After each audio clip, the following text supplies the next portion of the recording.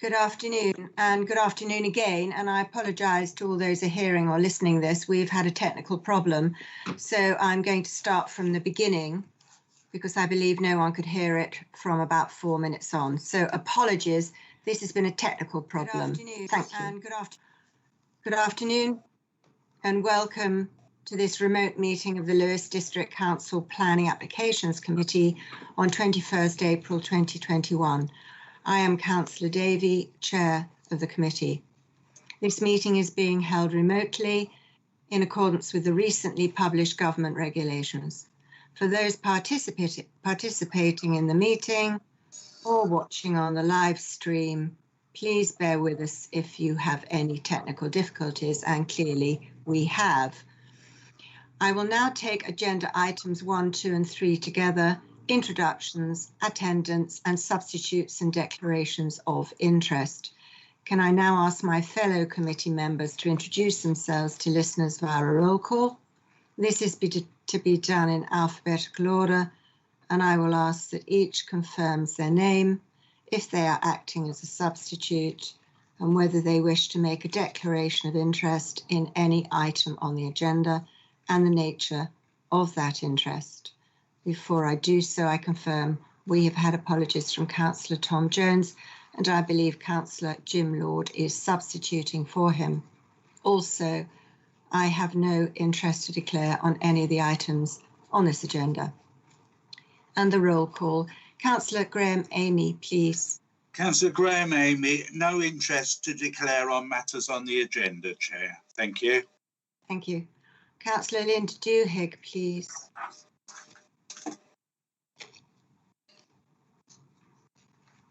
Councillor Duhigg, please.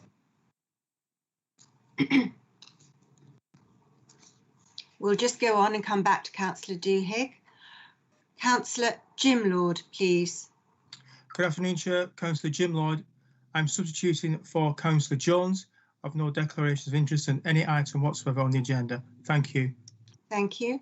Councillor Sylvia Lord, please. Councillor Sylvia Lord, I have no declarations of interest to declare on this agenda. Thank you, Chair. Thank you. Councillor Millie Manley, please. Councillor Millie Manley, no declaration of interest, and for the committee and the public, I may need to leave the meeting at 7:30 p.m. Thank you very much, Councillor Manley. Councillor Imogen Makepeace, please. Councillor Imogen Makepeace, thank you, Chair. I have no declarations of interest to declare. Thank you. Councillor Lawrence O'Connor, please. Thank you, Chair. Councillor Lawrence O'Connor. I have nothing to declare in respect of items on the agenda. Thank you. Thank you. Councillor Papanikolaou, please. Councillor Papanikolaou, Chair. No declarations of interest on the agenda. Thank you. Thank you. Councillor Steve Saunders, please.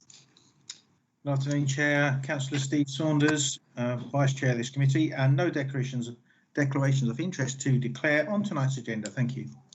Thank you. Councillor Christoph von Kirche, please. Councillor Christoph von Kirche here. I have no interest to declare, and as Councillor Millie Manley, I might have to leave when the school alarm will be set if I cannot set it myself. Thank you very much. So we have had those declarations from Councillor Manley and Councillor von Kirche, and they will make it obvious when they leave the meeting. Thank you. Also joining us are officers Mr. Andrew Hill, Senior Planning Advisor, and Mrs. Joanne Stone, Solicitor, who are in attendance to present reports and respond to any questions from members. Democratic Services Officer Mrs. Jennifer Norman is also in attendance, and other Democratic Services officers are assisting in the background on this meeting. Please can I ask all participants ensure their microphones have been muted when not speaking. If you have connection issues, you may find it will help if you turn off your camera when not speaking. Agenda item 4 minutes, and before I go to the committee for their permission to sign off the minutes, I would just like to say that this has been amended, and perhaps I can ask Mrs. Norman to read out the amendment, please. Councillor Saunders. Thank you, Chair. Just one quick thing. Could we just get confirmation that if Councillor Duhigg isn't here, hasn't managed to rejoin, and Councillor Manley and Councillor Von Kerthy are unable to be at a certain point at the meeting, that we remain quorate? Just confirmation from the officers on the number that we need for that. Thank you.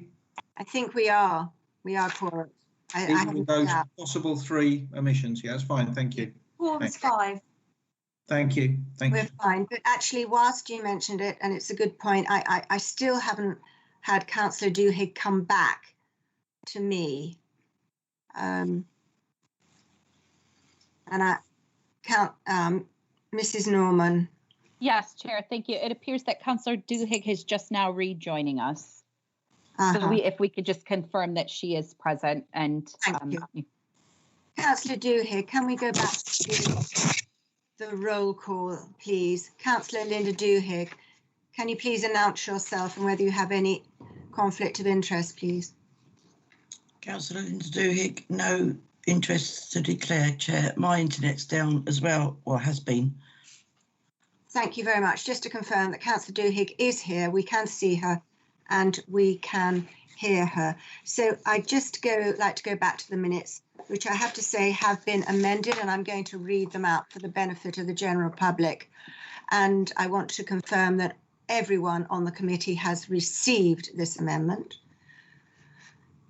Note, prior to the consideration of agenda item 9, the committee adjourned for a 5-minute break so that the council's solicitor could advise the senior specialist advisor planning on a late representation received in respect of planning application LW/20/0565 and provided the advice to the committee in public during the discussion of the next item. That is what happened at that meeting. Other matters will be discussed within the present meeting. Councillors, do you wish me to sign the minutes having heard that amendment of the last meeting on 31st March 2020 as a correct record? I will take it that all are in agreement unless someone speaks now to disagree with the amendment. Thank you. The minutes have now been approved. Agenda item 5, urgent items. There are no items to be considered as a matter of urgency. There is an officer's update, which is a supplementary report, which has been sent out to members on an email, and members would know that I have formally asked that a particular entry was sent to all of you. I'd like to hope that all of you have received this. And I do not see any hand that says you have not. So the committee has all the information. Thank you. There is no indication that any of the committee have not received all this information. Agenda item 6, petitions. There are no petitions. Agenda item 7, written questions. There are no written questions from members pursuant to Council Procedure Rule 12.3. Now, to ensure that all parties are clear as to the Council's constitution, the committee is not in a position to accept any new additional documentation sent to us electronically today, although previously submitted documents will be referred to as part of the officer's presentation where appropriate. We now come to the planning applications. For those unfamiliar with the procedure of planning applications, first there is a presentation by planning officers. Then we would normally hear public speakers. However, live public speaking has temporarily been suspended during remote meetings. Instead, public speakers have been invited to send in speeches which will be read out by officers. Any received will be heard in this order. A representation from town or parish council, maximum of 5 minutes. up to 3 speeches from objectors, a maximum of 3 minutes each, up to 3 speeches from supporters, a maximum of 3 minutes each, a speech from a ward member, a maximum of 5 minutes. Members are then invited to discuss the application and put forward a recommendation. I will ask members to raise their hands electronically if they wish. If their electronic hand is not working, please kindly put up your hand. To vote, I will call the name of each committee member present in alphabetical order. Please clearly state whether you are for, against, or are abstaining from voting, or if you have missed part of the debate and are unable to vote. It is essential that members are present for the entire presentation and discussion of the application to be able to vote on that item. If a member very briefly loses their internet connection, this may not disqualify them from voting on the item, provided they seek clarification as to anything they may have missed as soon as possible after they have reconnected.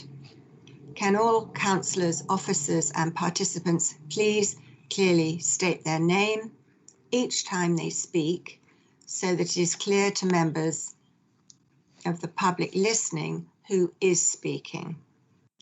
Can I please now move to planning applications not within the South Downs National Park? And the first item is application LW/20/0565, 3 Chennington Way, Seaford, BN 254JA, demolition of existing property and erection of 2 4-bedroom detached houses. Applicant, Mr. C. Bryans, Ward, Seaford East. Recommendation, grant planning permission subject to conditions. Mr. Hill, please. Thank you. Thank you, Chairman. Thank you, committee.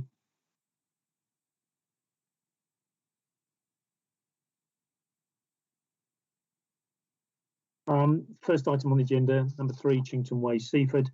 Members will probably recall that this item was presented to them at the last meeting on the 31st of March. The supplemental report, which you all have, and indeed the paragraph 1.2 of the main report on page 10 sets out why this application has come back. It transpired that a letter was sent to the council and was received in the council offices on the 29th of March. But that letter was not seen by the case officer, presenting officer, myself, nor the committee, and therefore was not raised or discussed at the committee meeting.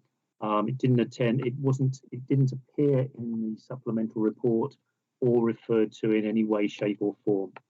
Having had sight of that letter, it was decided that before a decision was issued, that we would bring this matter back to the committee because that letter contained pertinent information concerning issues of rights to light, which I'll come on to in the presentation.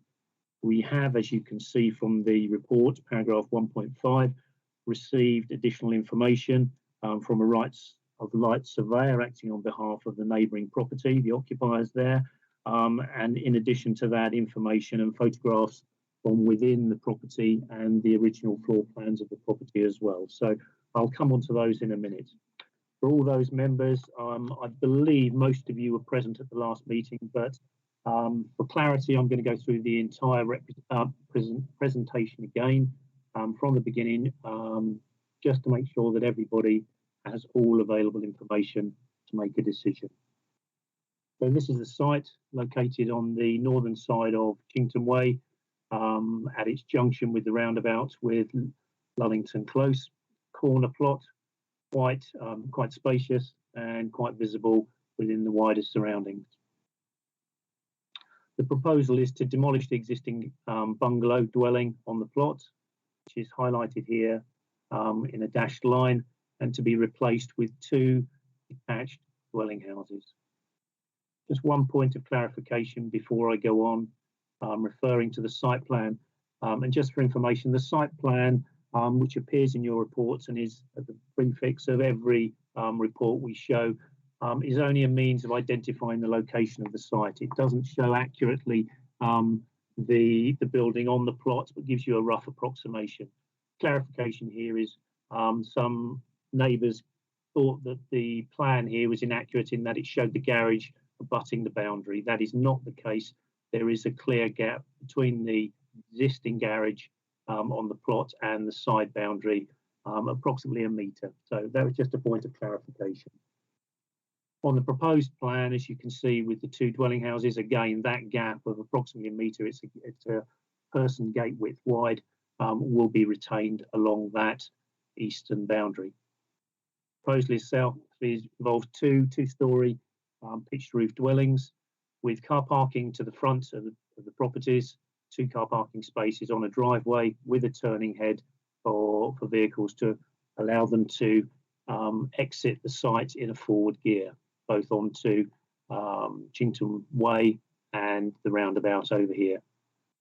One point of clarification again, and again, it was an issue that was raised last time, and members asked a question, was the size of the garage, and I can confirm that the garage itself doesn't comply with the parking standards required by East Sussex County Council. Garages should measure at least 6 metres by 3 metres. But notwithstanding that, the car parking requirement for this site is 4.6 spaces. So that 0.6 space could easily be accommodated on street and isn't considered to be a justification for refusal of the planning application itself. These are the floor plans of the dwelling. This is the dwelling on the eastern side, adjacent to the neighbouring property at number 5. You can see with its garage on the ground floor, just to give you an idea, it has a sloping roof up which slopes back up towards the eaves, and then the pyramidal roof of the dwelling itself.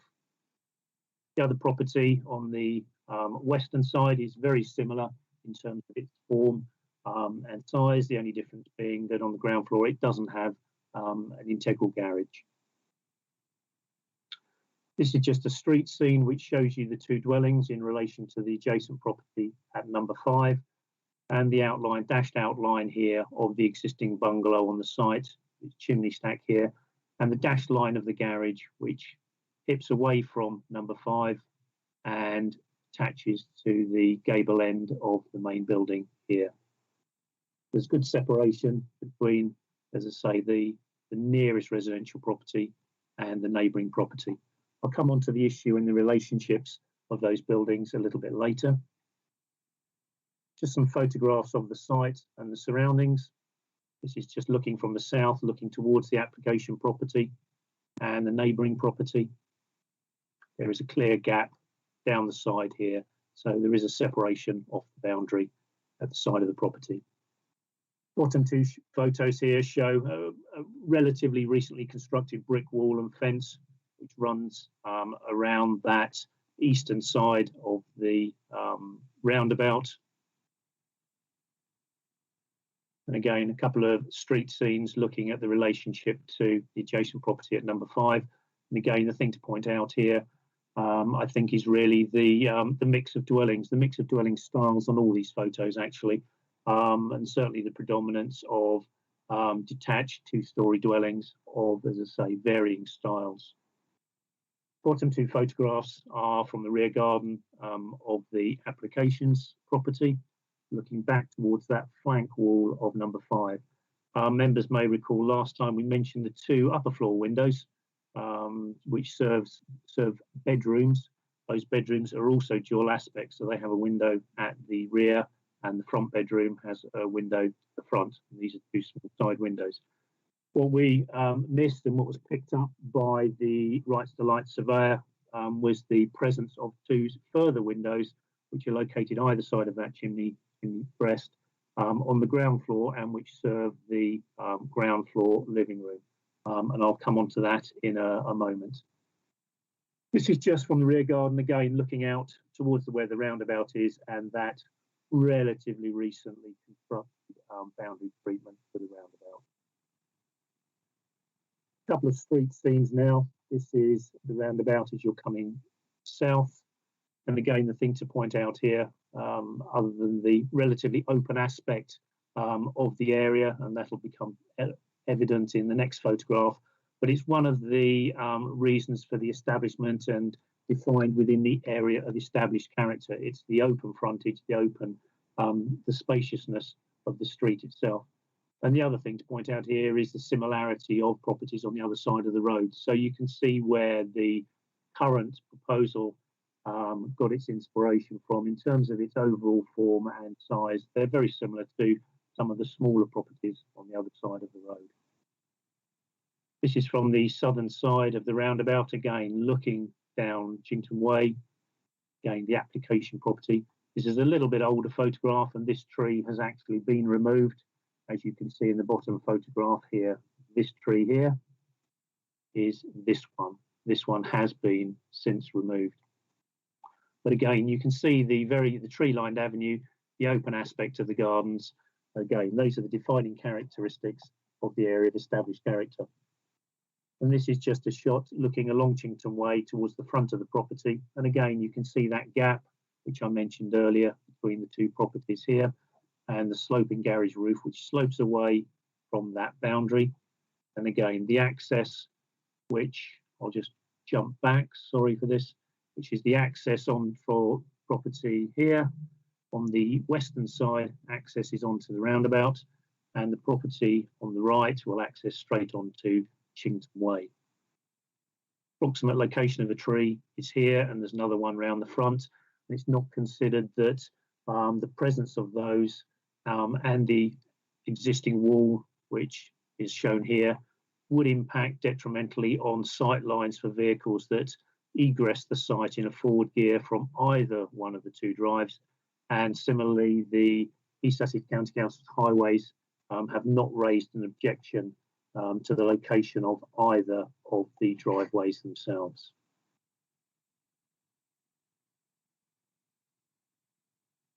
And again, this is just another view of the site looking across from the southern part of the roundabout. And again, you can see that tree, which I pointed out, which was in this location, which has since been removed. And again, an older photograph, but the boundary wall is currently located here along this area. Coming on to the issue of the rights to light that were raised, officers have been able to obtain copies of the marketing floor plans for the property, and I thought these were quite useful to give you an idea of the layout of the property. So Chennington Way to the bottom of the screen here, and you can see certainly in the bed, this is the first floor, so the bedrooms, they're both dual aspect rooms with windows on both sides. And these aren't to scale. The windows are more like a slot window as opposed to a standard casement, and you'll see those from the photographs we've got for you. And the bedroom windows, again, I'll come on to those, but we don't consider those to be detrimentally impacted on by the proposed development. On the ground floor, however, you have on the western side of the dwelling, nearest the boundary, the new dwellings are going on this location here. Again, you have a sitting room which runs from front to back. This is the front of the property, the rear. Again, windows in the north elevation, and again, they're not dissimilar to those shown here, albeit that they are 4-paned French doors. And again, on the front, you have a projecting bay window. That is enclosed by a covered canopy, which also is glazed to the front, has a sloping roof, which I'll show you on some photographs in a moment, and again has a window on that western side. And again, that sitting room has 2 windows either side of that chimney breast, which certainly aren't, they're slot windows. They're not deemed to be the main source of light to that room, but they do provide some enjoyment and some lighting to the occupants of that room. The main sources being both the northern and the southern windows. But because those windows are within 90 degrees of due south, they have to be taken into account in terms of the overall impact. This is a front elevation of the front photograph of the property. And again, you can see that projecting bay window here, and it is partially enclosed by this loggia at the front, but that is also glazed fully, and this is a south-facing window. And we've got some internal photos which we will show you in a moment. The bottom 2 diagrams here just a brief explanation, and these have been taken from the submission by the Rights to Light surveyor who was acting on behalf of the occupiers of this property. First one just shows you the BRE guidelines. That's British Research Establishment Guidelines, which are a standard set of guidelines to deal with issues of daylighting and sunlighting. And they state that if an angle which tends an angle of 25 degrees from the midpoint of any window, if that line is broken by a structure, then there is likely to be some reduction in daylight and sunlight, and that needs to be considered and taken into account. The diagram on the right-hand side here shows you in red the 25-degree outlook angles, and you can see from the first floor, the bedroom window, the secondary bedroom window, that 25-degree outlook angle isn't broken at all, and therefore we're comfortable in saying that those windows would not be adversely affected by the proposed development. The ground floor, however, as you can see, this red line is the 25-degree outlook angle from those two side windows. And again, that is cut by the development at approximately its eaves height. The one thing I would point out on this, and even with that garage with a sloping roof, you can see the dashed line here of the existing garage. And the point to make here is that that 25-degree outlook angle is already compromised by the existing structure. Albeit, and we accept that this building is higher, the point to make is really here is that the roof pitches away in a similar form to the existing garage. In fact, if you laid a ruler on that line, you would see that the garage actually pitches further away and downwards and doesn't follow the same alignment of that garage. So in terms of this, and I think it's something to bear in mind, is that that outlook angle is already compromised by the existing garage roof, and it's whether or not the development itself that is proposed would exacerbate that loss of light. Now, I said we had some photos internally. Now, this is the internal, this is that sitting room which runs from front to back. This is the rear elevation, and you can see on the rear, which is north facing, a significant amount of light comes into that room from these windows, and they're four-paned, full height, floor to ceiling in effect, French doors. On the southern side, which is the front of the property, there's a 4-bay window. Again, and you can make out the glazing of the loggia behind, but again, that gets a fair amount of light, and again, being south facing, quite hot as well. What this does also show you is the two windows on either side. You can just make it out here, but that window just off that screen is here. So two identical windows facing out onto the boundary with the application property. And here's another photo, again, taken from inside. Quite useful because it does show you that outlook, and it does show you the existing garage. So you can see the flank wall of that garage, and you can see the roof pitching away. So the issue for officers is whether or not, with a room that was in your officer's opinion, well lit from both the north and the south elevations, whether those smaller slot windows and the building going located to the other side of where this garage is located would actually significantly reduce and detrimentally impact on the light and sunlight enjoyed by the occupants of that dwelling. And again, this is a west facing room. Apologies for that. So in terms of orientation and where the sun goes down and how high and low it rises in the sky at winter and in summertime, that needs to be a factor which needs to be taken into account in terms of deciding whether or not a building located just on the other side here would have such an adverse impact that it makes the enjoyment of that room untenable and would justify a reason for refusal. Just jumping upstairs, again, we showed you the 25-degree outlook angle. These are the two bedrooms, and you can see the side windows here and here. And this is the outlook from those windows from the front bedroom and the rear bedroom. And again, you can see you're viewing across. So while you will view the new building, if it is permitted, it wouldn't have an adverse impact on the lighting to those rooms, which are well lit from the existing main casement windows to the north and to the south. And again, final photograph here is just to show you that gap and the relationship. And you can see some of the windows here. That's the bedroom window. You can just make out the sill of the other side. And again, on the ground floor, this is a window to the side of the loggia here, but the window itself is here and just on the other side of the chimney breast. In terms of the report itself, I don't think there's anything else to add to that which was said previously.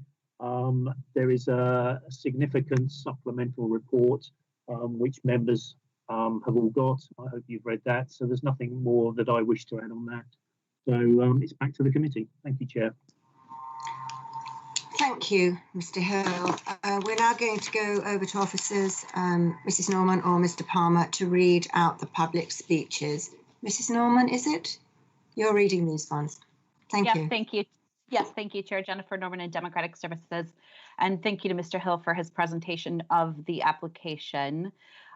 In respect of planning application LW/20/0565, we have a total of 5 written representations. And I will begin with the first one. And this is a statement received from Mr. Jeff Johnson, planning officer, to be read on behalf of Seaford Town Council in respect of planning application LW/20/0565. The Town Council statement of objection to this application was read out at the meeting on the 31st of March, 2021. The full grounds of the objection are set out on pages 15 and 16 of this agenda. I was surprised when observing the last meeting that the meeting was paused for a late letter to be considered, as the chairman always makes a point of stating at the start of each meeting that representations received on the day of the meeting will not be considered. The mystery has now been clarified in that the letter in question was the Rights of Way letter dated the 26th of March, which has been posted on the District Council's website on the 29th of March. It is unfortunate that this letter was not picked up earlier and dealt with in a supplementary report, as the application now has to be determined in 2 uneven parts. Also, this begs the question as to why the officers did not recommend deferral of the application once they had seen the letter only a few minutes prior to the last meeting, thus allowing the full debate to take place at this meeting. They clearly thought the subject matter was significant enough to be treated as a material consideration, and there was a specific request in the consultant's letter for the application to be deferred pending full consideration of the light issue. It is acknowledged that the site visit requested may not have been practicable, but a deferral for a full appraisal of the letter was the obvious way forward. The comments on the rights of light issue in the current report are noted but not accepted. From the additional plan submitted by the applicant on the 7th of April, it appears that while the 25-degree angle clips the garage roof of the existing bungalow at 3 meters, the fact that the same angle meets the blank wall of the proposed property at 5 meters will lead to a significant loss of light to the windows in question at number 5, and a significant detriment to the amenity of the occupiers of that property. Without a full appraisal of the impact of the proposed new dwelling at number 5 as called for in the letter, it is not possible for the committee to make a properly informed decision on this application. The members of the committee have been left with the difficult task of concentrating on this one issue, but they should be aware that it is an issue which is vital to the proper determination of the application. The decision has not been issued, and that is still open to the committee to refuse the application or alternatively to defer consideration until a full appraisal of the rights of light issue has been provided. And that is signed from Mr. Jeff Johnson, Planning Officer at Seaford Town Council. And I will move on to the second written representation received in respect of this application. And this is an objection received from Jackie and Bill Frost, neighbors, in objection, Planning officers are presenting members with a daylight sunlight plan and using this as evidence supporting the development. The plan shows the development fails the initial test. The reports from the Rights of Light surveyor, which was uploaded to the planning portal on the 29th of March, very clearly shows that the plan being used as evidence is the preliminary test for BRE guidelines. The report goes on to say if the scheme fails the preliminary test, the BRE guidelines state more detailed tests need to be carried out. Your officers are implying, as the existing property at 3 Chennington Way was close to the window of the neighboring property, the owners of number 5 will not be worse off.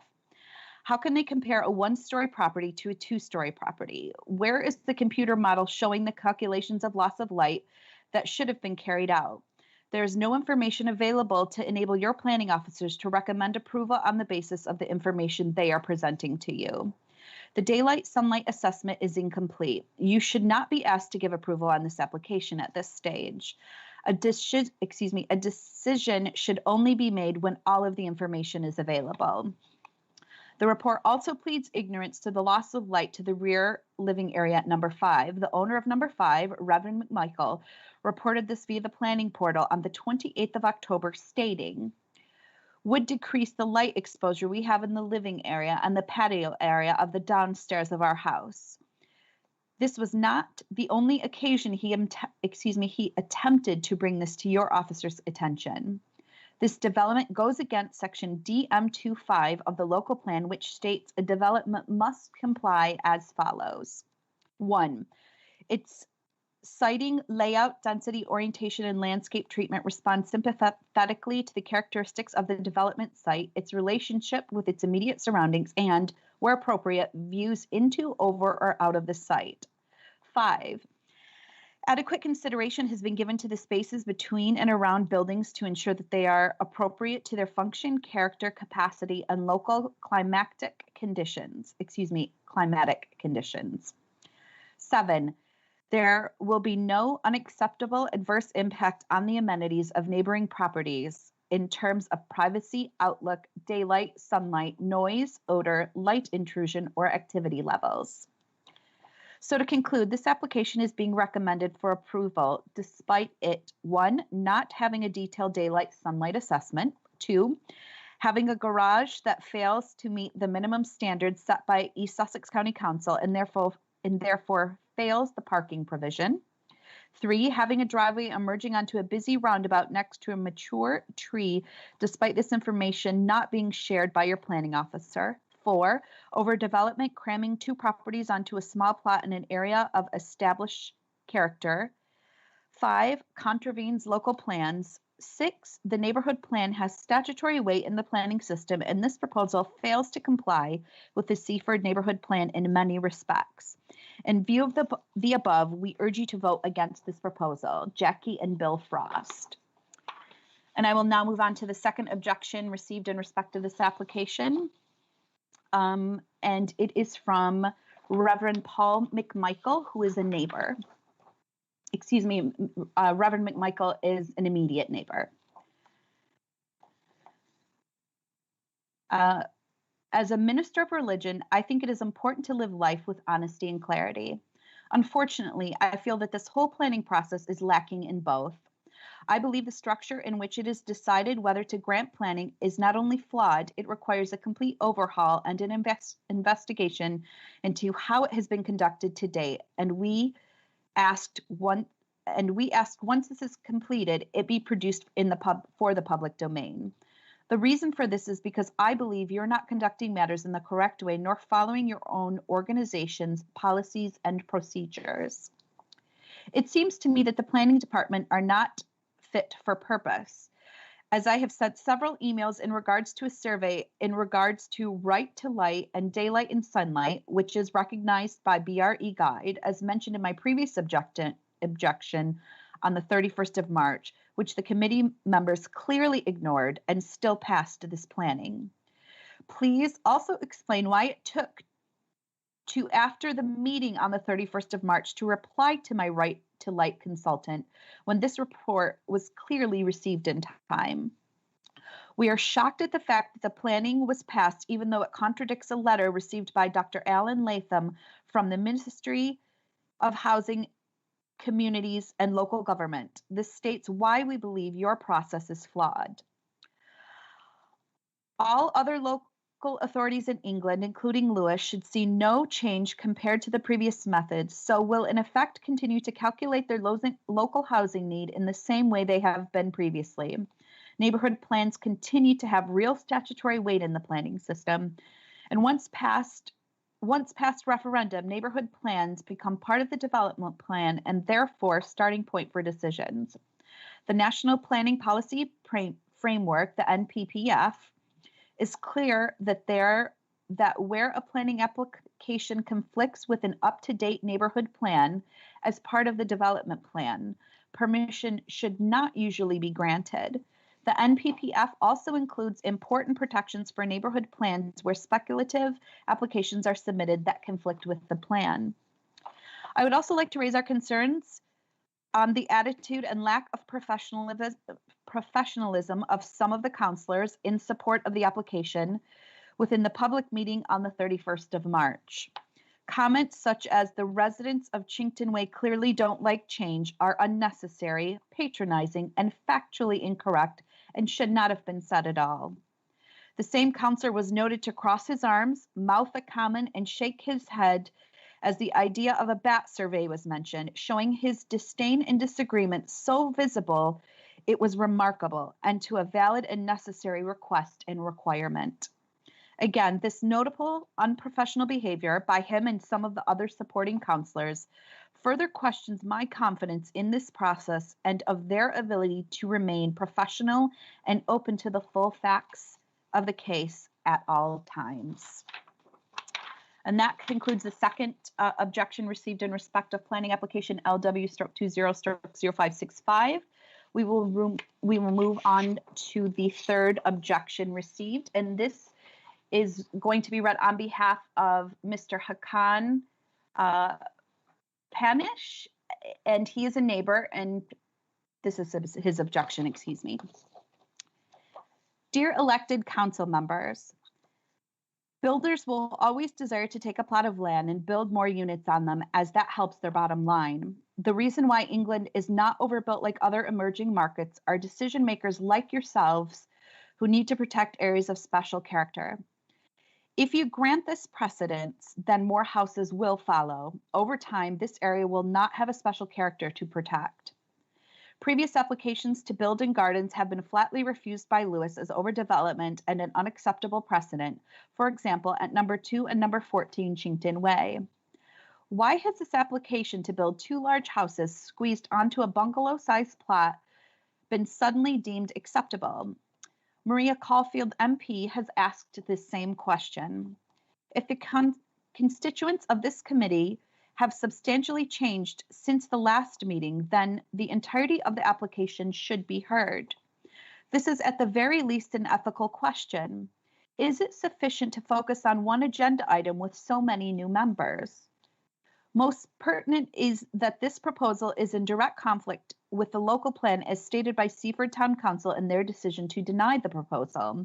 DM 25 of the Lewis Local Plan, as well as DM 34 and SEA 5 of the Seaford Neighborhood Plan are not adhered to. Since the Ministry of Housing letter dated the 18th of April clearly states that the neighborhood plans have real statutory weight, and that, I quote, where a planning application conflicts with an up-to-date neighborhood plan, permission should not usually be granted. This in itself should be enough to deny this project legally, ethically, and procedurally. To this day, a daylight/sunlight study has not been commissioned, although other planning applications in the area and some quite recently were denied for this sole reason. For example, planning application LW/20/0659. The Rights of Light surveyor clearly states that this application fails the preliminary daylight sunlight study and a more detailed study should be commissioned. This panel is adamant in denying this need. Your officer during today's meeting will, no doubt, point to 2 red lines drawn by the Bryan family and say something along the lines of the standard daylight sunlight test is passed as the impact is not to the extent that would support a reason for refusal. Such a statement would then not only be erroneous, but blatantly false, according to daylight experts. The distance between number 3 and number 5 measures house to wall, 1.3 meters versus a neighborhood average of more than 5.5 meters. How can we reasonably assume that two two-story buildings with a distance that is far that is by far the closest to any other house in the area will not affect both sunlight and privacy.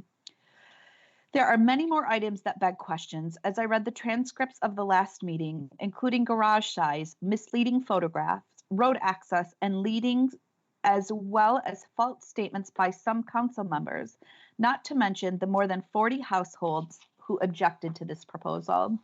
And that concludes the final objection in respect of this application. And we will now move on to a written representation received.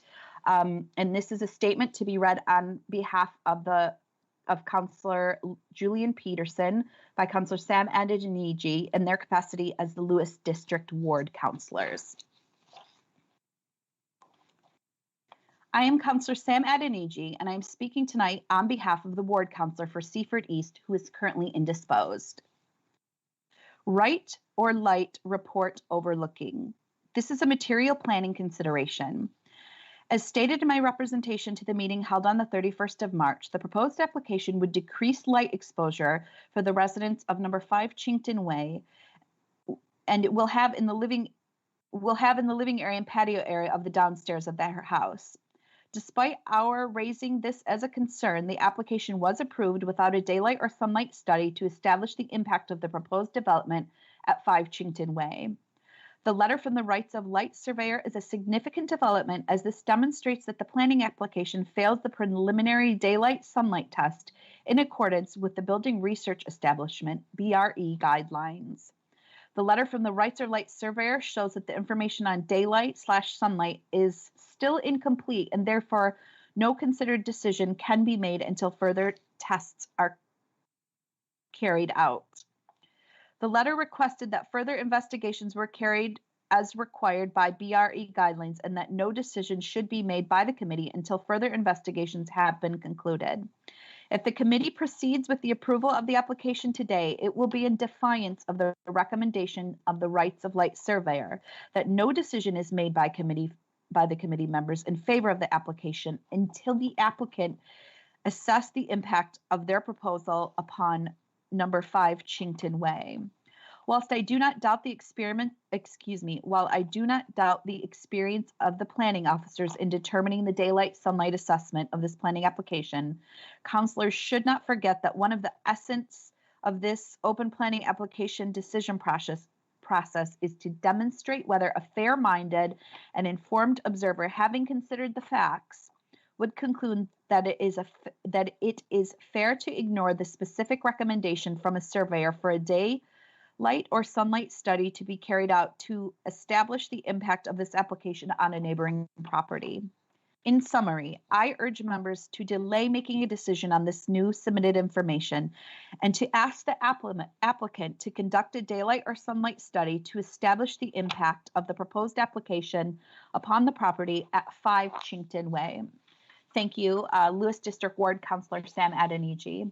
And I can confirm that that is the last written representation received in respect of planning application LW/20/0565. Thank you, Chair. Thank you, Mrs. Norman. So we're now going to turn to the Planning Committee for their comments.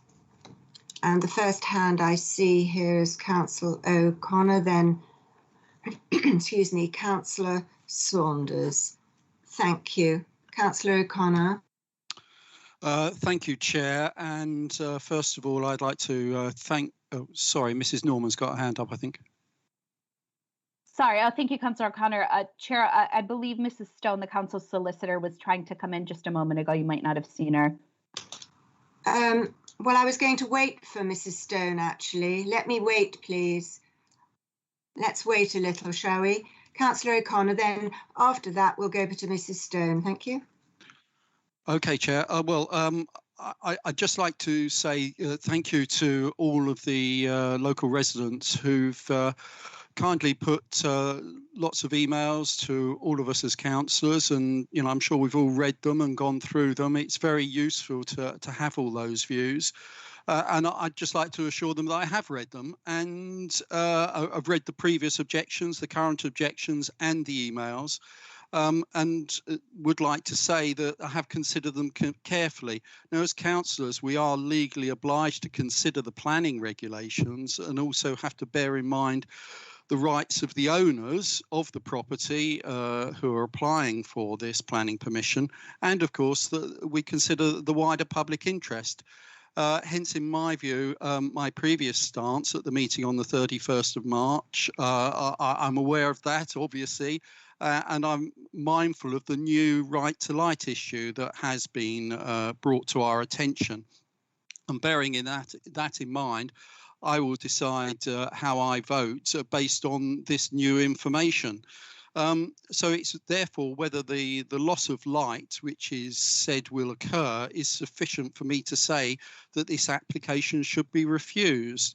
And, you know, based on the information, and I'm not an expert, I fully accept that, but the loss of light it does exist, but is it sufficient to say that this application should be refused? So I would like to ask a few questions. My first question really is probably for Mrs. Stone, and she probably was going to come in on this. Would she or Mr. Hill like to comment upon the assertion by Mr. Johnson that the pausing of the meeting on the 31st of March was due to discussion regarding the rights of light letter? My second question is, do we need a daylight or sunlight assessment, which I know some of the objectors have focused upon and mentioned, and I'm also mindful yet again of the parking space issue, that we're sort of down about 0.6 of a parking space, and that together with the other issues may be something other councillors might want to consider in whether they change their stance or whatever. Anyway, that was all I had to say, Chair, and I'm grateful to you. So there were 2 or 3 questions there, which you may or may not wish to ask, let the officers answer. Thank you. Thank you. I'm going to go over to Councillor Saunders, then we'll go back to Mrs. Stone. Thank you. Councillor Saunders. Thank you, Chair. Councillor Saunders here. I thank Councillor O'Connor for his comments, and I'd like to echo all of those. I, like him, have read all of the objections that have come in, and for all those people that have written in, you'll probably see that I have responded to all of you just to say, yes, I have received them. That's as far as I can go, obviously. I don't want to predetermine any application, but just to echo what Councillor O'Connor has said, that like him, and I'm sure everybody else, I have read them. Those who were present at the last meeting know that myself and at least one other councillor voted against the proposal to grant permission for this particular application, and my views have not changed. In fact, they've been probably strengthened by this additional information that has come to light because of the loss of light into the living room. I'd also like to just express a little bit of disappointment in the photos that have been put forward as part of the officer's report. A lot of them come from Google, and as has been noted, a lot of them are historical photos and don't show the new fence and wall along the side, which has already changed the established character of the road and the openness of the front gardens in particular. I would suggest that whilst I've got no problem with the actual design of the buildings themselves, I think they look quite nice. I do recognise that the fact that they are squeezed on the site, that's probably not a fair comment. That does again exacerbate the change in established character along the road. But I'd also like to refer back to the reason that I objected in the first place, or another of the reasons that, other than the loss of light, overshadowing, etc., into particularly number 5, that I still don't think enough consideration has been given to the problems of the exiting of one property onto that roundabout. And whilst I understand that ESCC highways have not really suggested there's too much of a problem, again, it doesn't meet the criteria that they would normally state, as in sight lines when you exit. And I note that there is a sort of a turning circle within that driveway. If you actually look at that, and if Mr. Hill is able to bring that view in onto the screen, I think it's very difficult to reverse round into that turning space. You can see those two vehicles there side by side, and they're obviously only shown as standard family cars. To actually reverse round and then get out again into that turning space would be very difficult. So I suggest that probably what will happen most of the time will people just reverse out, unless they've reversed in, of course, which again is another problem. So I am still concerned, and if asked, I will be this time proposing that this application is refused on those two main items, which is the loss of light, particularly with this new information that's come forward. I'm still concerned about the traffic and the highways issue, even though the highways don't seem to be.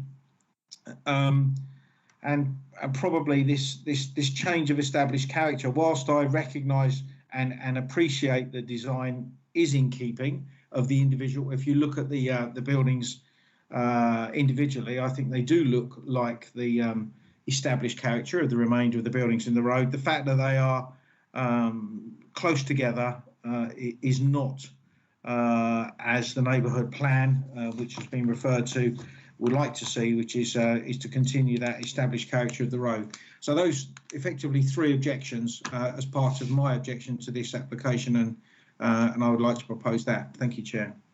Thank you, Councillor Saunders. We'll be coming back to you.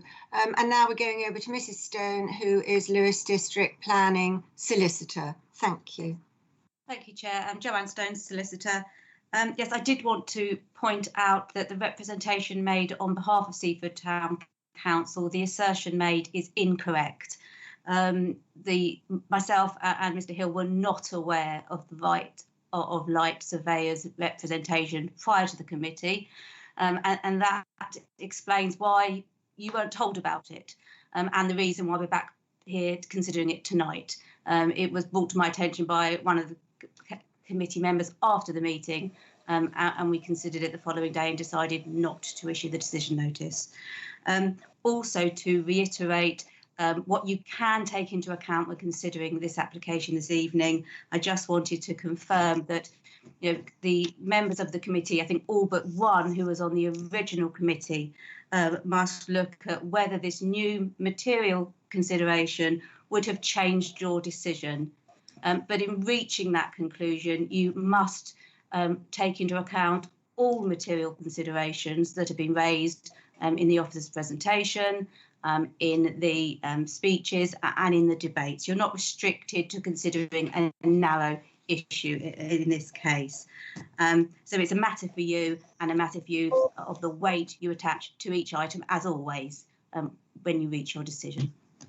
Thank you, Chair. And some other questions, but I think they're more relevant for Mr. Hill to answer regarding the need for a specialist survey. Thank you. Thank you, Mrs. Stone. We're going to go back to the questions that were asked. We're going to go back to Mr. Andrew Hill for those questions and answers from the planning officer. Thank you, Mr. Hill. Thank you, Chair. I think there were two questions there. One about the parking space. And yes, it's, as I made clear in the presentation, it is 0.6 short of the East Sussex County Council standard. But your officer's view is that to resist it and to recommend a refusal based on that, I think you'd be very lucky to get that through on an appeal. 0.6, the roads are relatively empty and there is no on-street parking controls, so there is ample space to accommodate that one extra space for a visitor. Do we need an assessment? Going back to the rights to light issue, that's a judgment call for officers, and officers will make based on their findings. It isn't a requirement. It isn't enshrined in law that you have to have these assessments. It is a tool to help you make those assessments where you find that new development could have an impact and you need something to quantify that to allow you to come to a conclusion.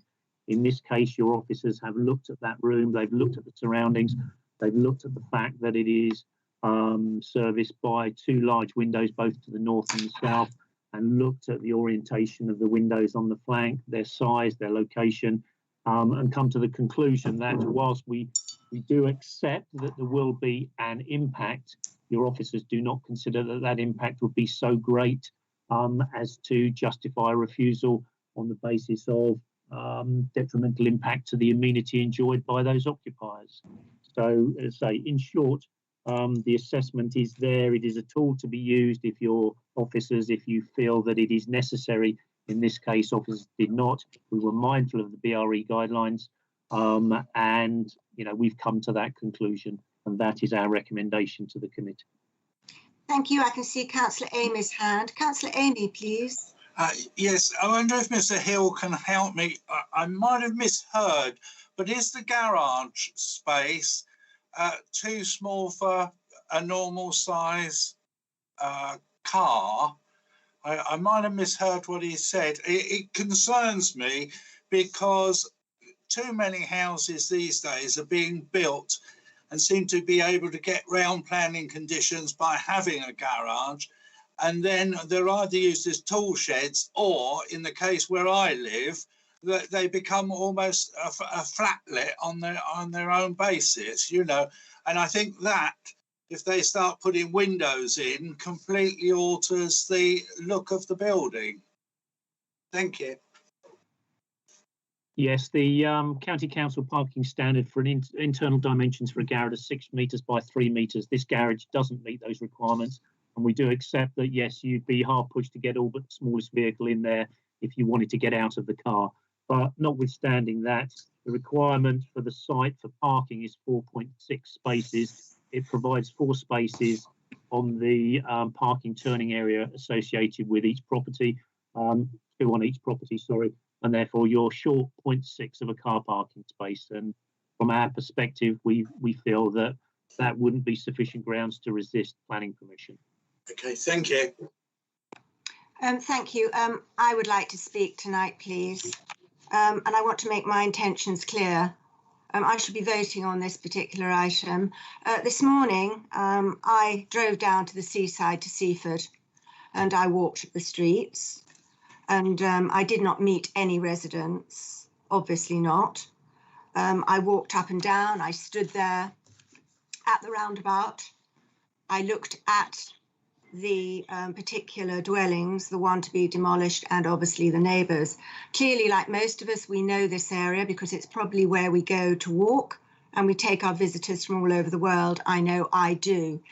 I think what really struck me on this very beautiful day in Seaford was the area of established character.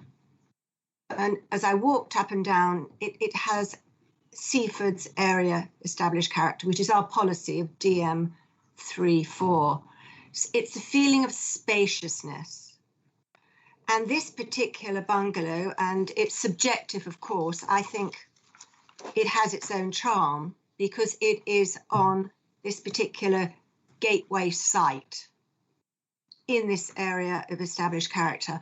I looked very carefully, and I stood there for a long time, at the space between the existing building, which is the one that is stating that their light will be compromised. And the key point to me was that the existing bungalow adjoining the building, it of course is 1 story. It's not 2 story. And this to me was quite key. I think, having not voted on the last time that this came before us, this particular daylight and sunlight assessment has made me re-look at this application. Clearly, I have read, like my colleagues, every single objection and, of course, those in support of this particular proposal. I think it is an important gateway for Seaford, and therefore we refer to the Seaford Neighbourhood Plan. And I think also that the right of light is an important facet of it. Other points that have been brought up by colleagues are, of course, the impact on the established area, that there are not houses close together in this very spacious area.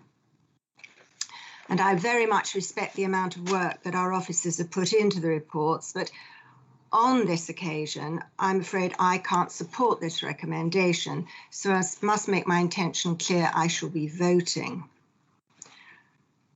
I think that the boundary to number 5 is a key point.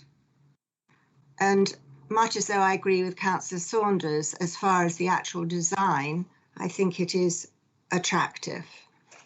Those are my thoughts on the matter. Do I see any more hands, please? I do not. Councillor Saunders, may I come back to you, please? Thank you, Chair. Pressed the wrong button. I raised my hand instead of turning my microphone back on. I apologise for that. Before I do go on, I'd just like to say in support of Mrs. Stone that, and to agree with everything she said, and a few instances like this have happened before, where we have had some information come in at a late point, but we've also always been asked to defer the application that we're hearing, and that's what's happened. In this instance, we didn't have the information at the time, so I acknowledge exactly what Mrs. Stone has said and agree with what she said, and thank officers like you do for all of the information that they've now given as part of this application as it comes for us again. But yes, to go on, I would like in this instance to recommend refusal and propose refusal of this application on effectively the 3 points which I've raised, which is the loss of light and overshadowing caused by this, particularly with this new information that's come in since the last meeting. I'm also still concerned about the access onto the roundabout, and the third one is the change in street scene that is going to be a result of the 2 properties going on this one plot. Despite the fact, as I've said, I do like the design of the houses individually. It's two properties on one plot, so it's the change in street scene which I'm not happy with either. Thank you, Chair. Thank you, Councillor Saunders. Do I see a seconder for that? Councillor Manley, can you confirm, please? Yes, I would like to second Councillor Saunders' rejection of this application. Thank you. Okay, so we have on the table a proposal from Councillor Saunders. Chair, sorry to interrupt, but Mr. Hill is wishing to speak. I don't know if you want to let him speak there. Yes, of course. Mr. Hill, thank you. Yeah, just before we go to the vote, Chair, it was just with Councillor Saunders. First reason for refusal: loss of light and overshadowing and resulting detrimental impact on the amenity of the occupiers. Just wanted to know if you'd be happy with that. You mentioned access on the second reason for refusal. I can happily build a reason for refusal based on the potential hazards that would be caused to pedestrians and other road users, if you're happy with that. And finally, sorry, Mr. Hill. Yeah, basically that it doesn't meet the regulations set by the highways. I think, although they haven't got any issues with it. I think it's sight lines. So if you include that, if you're all right, if that's okay. Yeah, I think turning it round to the hazards that would result would probably be better than just it doesn't meet the standards in terms of parking and what have you. Thank you, Mr. Hill. The access. Yeah. And the final one, impact on the street scene, and I would add in there detrimental impact on the street scene and on the area of established character. Yeah, established character, yes. Thank you. Okay. Thank you. Thank you. Happy Chair, thank you. Councillor Saunders, yes, and Councillor Manley, are you content? Yes, okay. So to be very clear, there's a proposal on the table, and that is to refuse this application based on the aforementioned reasons. And that is proposed by Councillor Saunders. That is seconded by Councillor Manley. That is to vote against. The proposal is to vote against the recommendation. Are we all clear, please? Thank you. So we will now go to each councillor in turn. I will vote last. So as long as you're clear what we're voting for, we have a proposal on the table, and that is to vote against the officer's recommendation and to refuse this planning application. Councillor Graham Amy. Against, Chair. Sorry, I should have said against. Okay. Councillor Doohig, are you for, against, abstain? Councillor Doohig, against, Chair, thank you. Thank you. Councillor Jim Lord, are you for, against, abstain, please? Councillor Jim Lord, are you for, against, abstain, please? Against. Thank you. Councillor Sylvia Lord, are you for, against, abstain, please? Against. Thank you.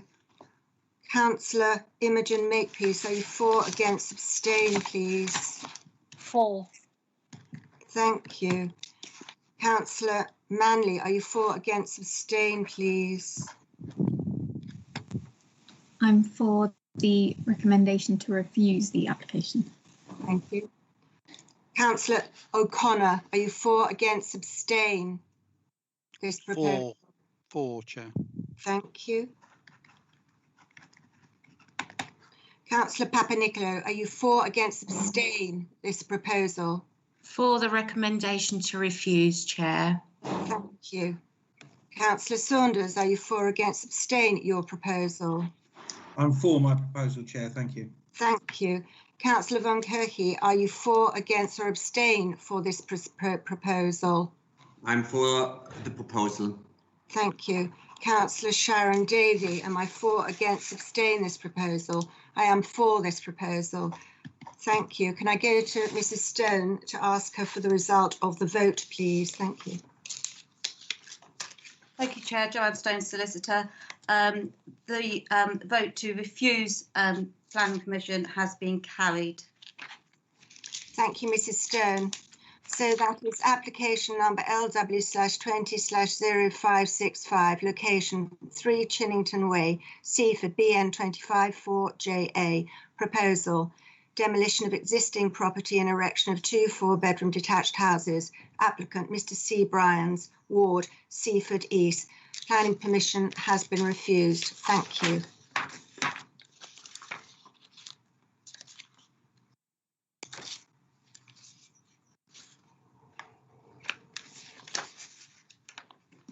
We now turn to agenda item 9, and that is LW/20/0633.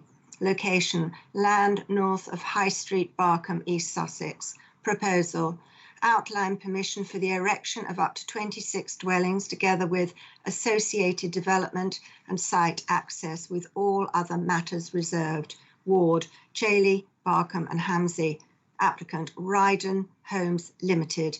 Recommendation: approved subject to conditions under 106 agreement to secure affordable housing. Thank you. Mr. Hill.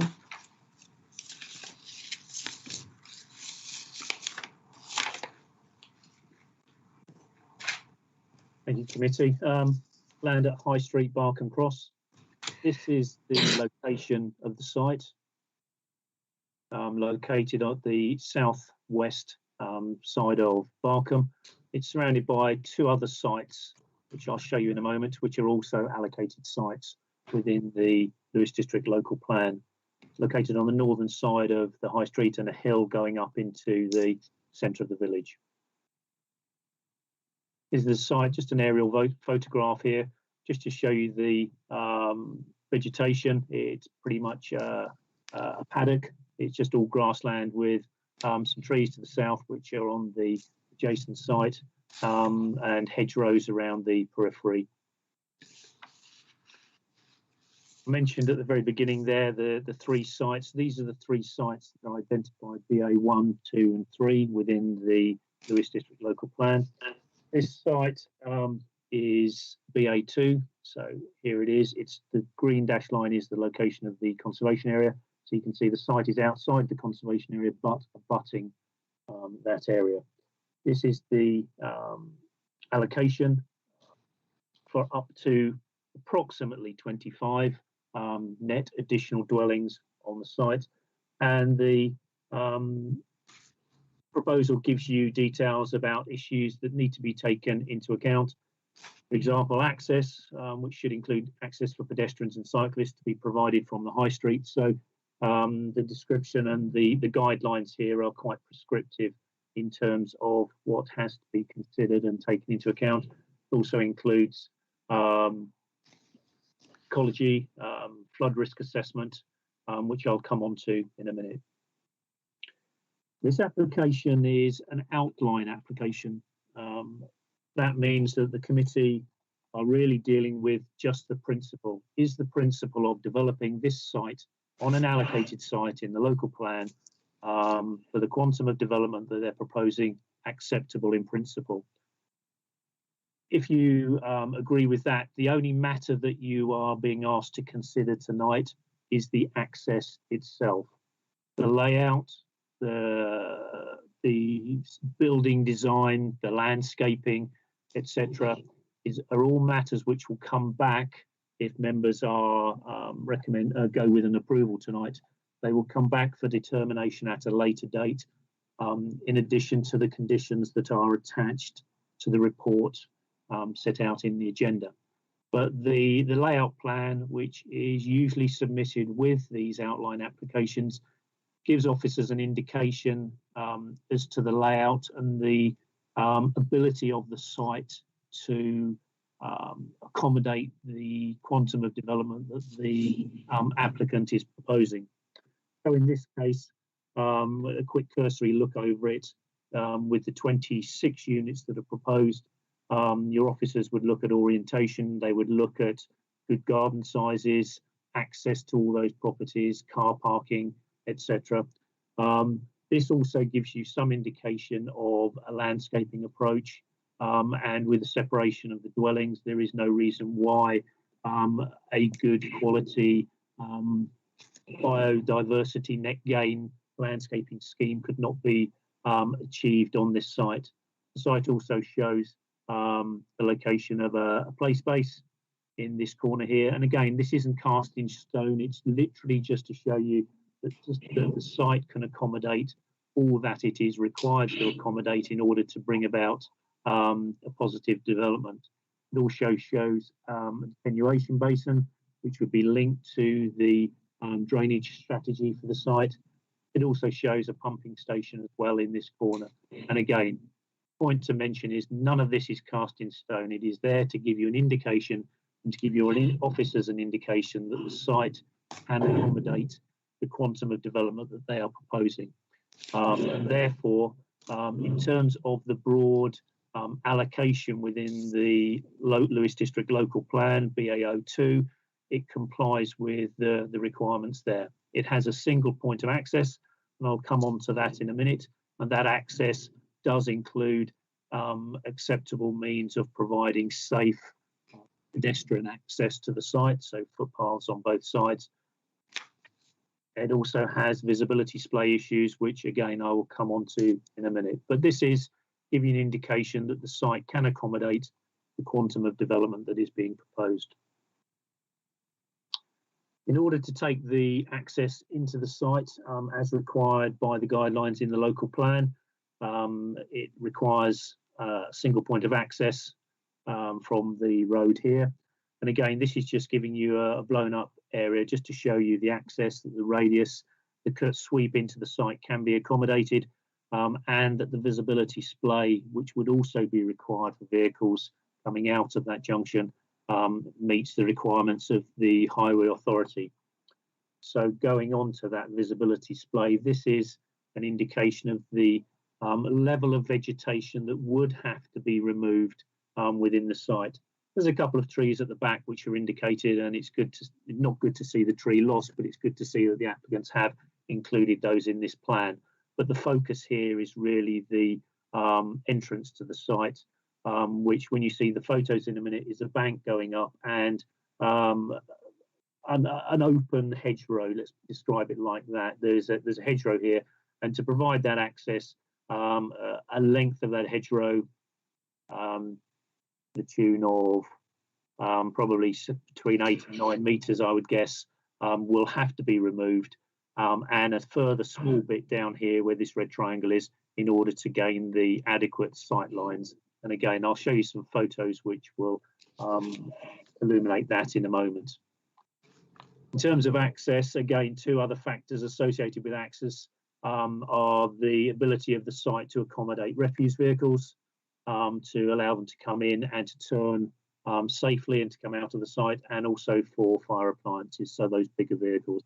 And again, the sweep path analysis that have been submitted are considered satisfactory, and from a Highways Authority point of view, they have no objections to raise in terms of the access or the general accessibility. Now just some photographs of the site. So this is looking from the village side, from the northeast looking down, and the access will be located approximately here on the apex of this bend. And again, from the bottom of that hill looking up, with the site behind this hedgerow, the access is just on that apex and round the corner, just on the other side of the telegraph pole. So it's in this location. You can see the hedgerow. So whilst regretted, you know, the loss of any hedgerow is always regretted. It's required in order to bring about this site and to meet the requirements of the local plan in terms of that housing allocation. Notwithstanding that and its loss, the ecologist has also looked at the scheme, and there's a range of remediation measures that can be secured and put in place should permission be granted. So your officers consider that greater biodiversity net gain will be achieved, and notwithstanding, and unfortunately, the loss of the hedgerow to provide that access to the site. And again, from that point of access, just in terms of visibility, this is the site looking up. So from that point of access, you get reasonably good visibility and no more vegetation would need to be removed. However, coming down the site, and I pointed out that small triangle area, so some of this will have to go as well, but greater planting will be provided on the site itself. But even by losing that amount, even before that loss, you still get reasonably good views back down to the former railway bridge over here. Just some views of the site now. This is looking towards the southeast corner and the property on the other side of the road, and we'll have a photograph from the other footpath on the other side in a minute. And again, looking down to that southwestern corner and Willow Cottage down here. So as you can see from the photos, there's not a lot of green vegetation to be lost.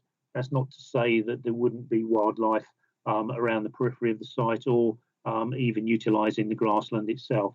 But again, as I say, the ecologist has had a comprehensive look at this and is satisfied that greater benefit will be gained through enhanced landscaping of the site post-construction than you currently have on there at the present time. And again, looking towards the western site, Willow Cottage down here, and this is the site known as Bridgelands, which is also an allocated site within the local plan, so that one abuts. And again, this is looking back to the north now, and with the third allocated site off to the right of that photo, which is up over the back here. This is the eastern boundary. This is the property known as Vine Sleed, and again, stock fencing around that northern boundary and vegetation and boundary treatment, which is outside of the applicant's control on this site. And again, just a couple of photos to show you from outside the site, looking across, it's this whole green area here, which is the allocation behind Willow Cottage. And this is a photo from the south on the other side of the road, and the access will be in here. You can't see it too well. The public footpath comes out, but there's an access there, and that would provide the access into the site. I'll just briefly go through a couple of points on the in the report now. Yeah, a couple of things that have come up. Some of the more major issues in terms of drainage of the site. I mentioned that it's about talking about the principle of the development, and specifically the access in terms of this application and this proposal in front of you. But that's not to say that other issues cannot be considered at the time by officers, and you have to ensure that the site itself can accommodate that development. And one of the issues associated with that assessment is the ability of the site to be properly drained without detriment to creating flooding or to create flooding for neighbouring properties. Southern Water, as you can see on page 27, have indicated that they're satisfied that foul sewage runoff disposal can be provided on this site, and they're happy with that. The LLFA have determined that the proposed development is capable of managing flood risk effectively from the documentation and the reports that they've seen and that they have assessed from data on their own databases. And although they have stated there was a need for standard conditions, and those conditions are contained within the report. In terms of highways, again, highways have properly and comprehensively assessed the access and are satisfied in terms of safety of other road users and pedestrians that access can be achieved. So in terms of that aspect, that's been satisfactorily or would be complied with, subject to the conditions contained in the report.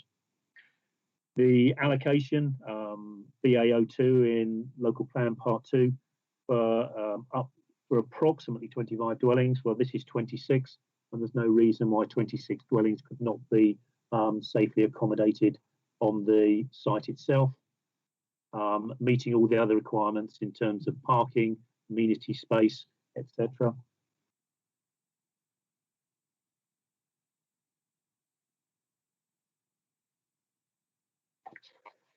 And just finally, the again, going back to that lead local flood authority comment, they've stated that they're satisfied that it's capable of managing flood risk effectively. That's set out on page 39 of the report. They're also satisfied that surface water runoff generated by the development can be adequately managed without unacceptable risk, flooding within the development site or on neighbouring land. So I think that's, again, an important consideration.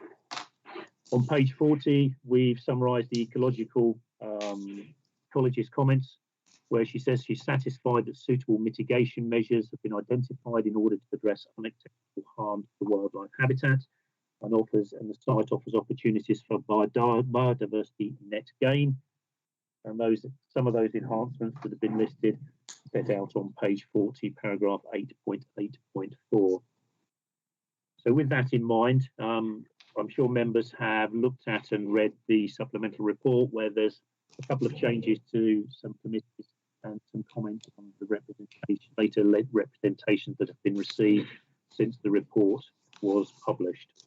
So therefore, your officers are recommending approval, Chairman, as set out in the report, subject to those conditions, subject to any amended conditions on the supplemental report, and subject to a Section 106 agreement to secure affordable housing at a level of 40%.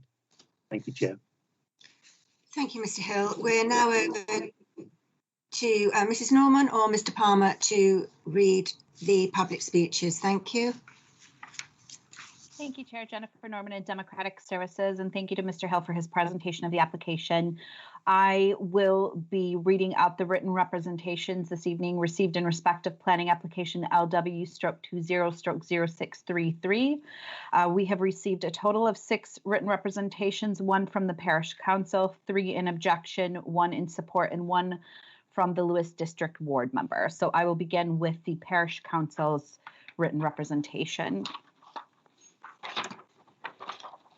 And this is a statement received from the Parish Clerk, Julia Shelley, to be read on behalf of Barcombe Parish Council in reference to planning application LW/20/0633. And these, we are reiterating the Parish Council comments from the original planning meeting. During the meeting,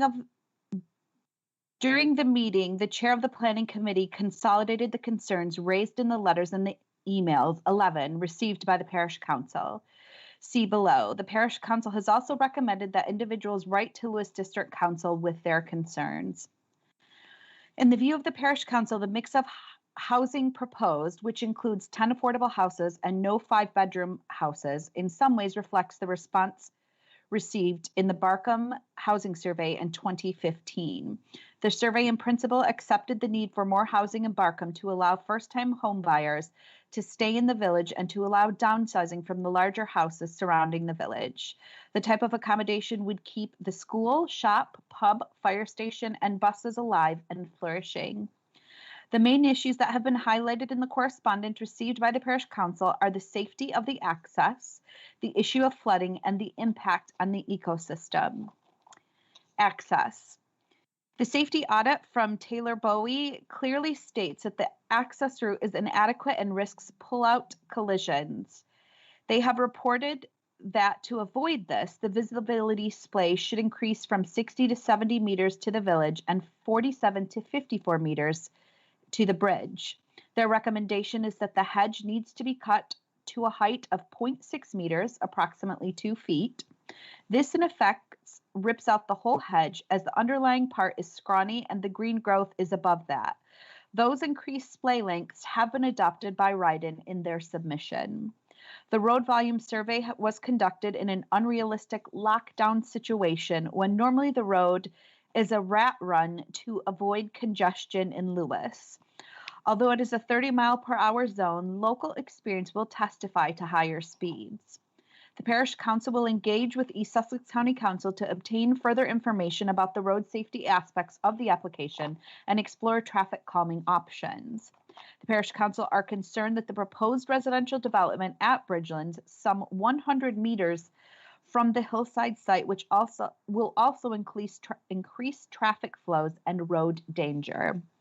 The Parish Council will continue to request that Lewis District Council look at the 3 planning application as a whole, which impact one another. Villagers need to be able to enter and exit the village without risk of a car crash. Flooding. Rydens have produced an 89-page document on the flooding risk with their application. Parish councillors are the volunteers without any experience of flooding and flood prevention, so they have no idea if this is a competent report or not. Unless someone can come up with a professional reasoned argument about the suitability of the retaining pond or runoff risks, the danger is that their report will be taken as appropriate for the development. Conditions. For any development on the site, the Parish Council would want the following conditions to be met: that any development plan is suitable in sympathy of design, visual appearance, and landscape design as detailed in 1. The National Planning Policy Framework, specifically Section 12 and Section 15 of the 2019 version. 2, that Lewis District Council Local Plan Part 1 in the Joint Core Strategy 2010 to 2030, specifically Policy DM25 and DM27. And 3, Ryden Landscape and Visual Appraisal Report by RSK/ADAS.6.9, Build Design Policy 11, 0.6.10, Design Policy 12, 0.6.21, Conservation Area, and 8.11, excuse me. That any development should not to change from the proposed designs. The final build at Cooksbridge does not resemble the original plan. That the dark village at Barcombe is maintained. No one wishes to see streetlights and excessive security lighting. That any subsequent flooding generated by or from the site remain the responsibility of the developer. Both the responsibility for the clear up and the installation of a solution should rest with the developer. And the Parish Council will want to see the commitment to affordable housing as outlined in the planning application maintained. And that concludes the written representation received from the Parish Council. And we will now move on to the objections. And the first one is from, it's a statement to be read on behalf of Dr. Ann Livesey, neighbor, in objection to planning application LW/20/0633. Excuse me. From my reading of all of the available documents, it seems that a crucial highways condition relating to access and safety has been excluded from the outline permission that you are considering. This condition that houses are placed close to the road and are highly visible is contrary to the site. Specific wording in the local plan in the unrevised design and access statement and layout. Highways rejected the initial access proposal and their subsequent acceptance requires this condition for highway safety reasons. Local plan part 2 states the BA02 site is visually sensitive and new property should be set back from the high street. Ride and home statements concur with this. In addition to the background report for BA02 local plan stated, boundary trees and hedges should be retained to help mitigate potential visual impacts. The revised access proposal and the required visual displays involve the effective destruction of the whole of a long ancient boundary hedge that the preliminary ecological appraisal described as priority habitat and will provide focus for ecological enhancement measures.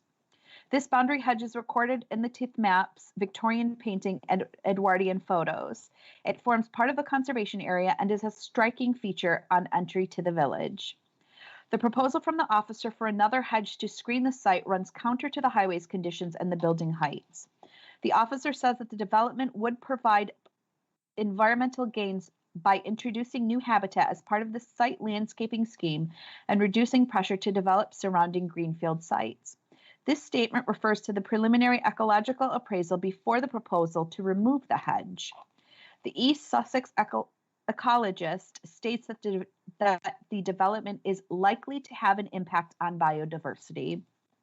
This site is immediately beside a wildlife-rich network, and the impact of domestic lighting, noise, etc. on certain vulnerable wildlife is well established. Ecological mitigation plus biodiversity gain, as in the NPPF, are hard to envisage. The officer states that access will facilitate an additional greenfield development site. The design and access statement has sketchy schematic elevations. A much better visual representation is in the objection letter from Mr. St. Clair Jones, dated the 28th of October 2021. I believe that must be 2020, excuse me. One of the 61 objections, not 51, as reported to you. In this major visual impact of the development on the sensitive site is clear, even before putting housing on the roadside. There are other important questions, including flooding and drainage immediately below the site and beyond, but I know that these are not included in the OPP. The planning officer's recommendation refers to responses from consultees which are not publicly accessible. The officer states that this is only outline planning permission, belying the implications of this decision and the problems of providing safe access while complying with other planning obligations. I understand the pressure on planners and housing needs. There are other available sites with safe access and less ecological and visual impact, strongly preferred in our local 2015 housing survey. Thank you, Dr. Ann Livesey. And we'll now move on to the second objection in respect of this application. And this is a statement to be read on behalf of Terry Lawhood, an immediate neighbor to the site. I have lived with my family at Bridge Cottage for over 20 years. This is my experience of the real world conditions in the area immediately around the proposed development and opposite my home. Much has been made of the fact that this is an outline planning application and the serious issues raised will be resolved later. My experience is that if outline planning permission is granted, even where issues cannot be resolved, the outline planning permission is never withdrawn. Please consider this when you make your decision. So far, there have been over 50 objections to the initial application, and the vast majority of the village voted against the site in the neighborhood plan consultation, as there are more suitable sites available in the village. The road outside my home is fast and busy. There is poor visibility along the stretch in both directions, and it has no safe parking for residents, so we have to park on the road. The road has a narrow footpath along one side only. If pedestrians want to pass each other, one must step onto the road. A recent diversion of a public footpath that crossed the road was 100% supported by residents because it was felt to be so dangerous. Properties in this area require large vehicles to park adjacent to them on the road to deliver heating oil, Keller gas, empty septic tanks, and make deliveries, including food and online shopping. Barcombe is an agricultural area. Large farm machinery often uses the road, as do horses, buses, the village fire engine, not to mention pedestrians and cyclists. The road is also used as a rat run for drivers traveling from the A26 to the A275. The traffic survey, which was conducted over 2 days at the beginning of lockdown, is woefully inadequate and does not capture the reality. This is an important factor in the assessment of safety and needs to be done properly. My concern is there is no safe, viable access to the site. The proposed access is not consistent with the local plan and would add significant safety risk to an already difficult area, which cannot be mitigated. In addition, regular unresolved flooding in the area of the High Street has damaged our properties in the past and will be made significantly worse by this development. The proposed junction on the High Street would be both dangerous and cause a bottleneck on one of the only 2 access routes into the village, which the Barcombe fire engine uses routinely. And that concludes the second of 3 objections received in respect of this application. And we will move on to the third objection. And this is from, this is a statement to be read on behalf of Angela Murphy, a neighbor to the site. Dear councillors, we are concerned about the following matters in relation to this application. 1, access and safety of the road and footway. The High Street is a narrow, busy road, approximately 14 feet wide in places. The footway is approximately 3 feet wide, with an average car width being 6 to 6.5 feet. This does not create much space for passing vehicles such as tractors and buses. It is hazardous trying to walk to the village as cars come close to pedestrians, particularly the large wing mirrors. The path is also elevated in places and almost precipitous, with risk of young children falling into the road.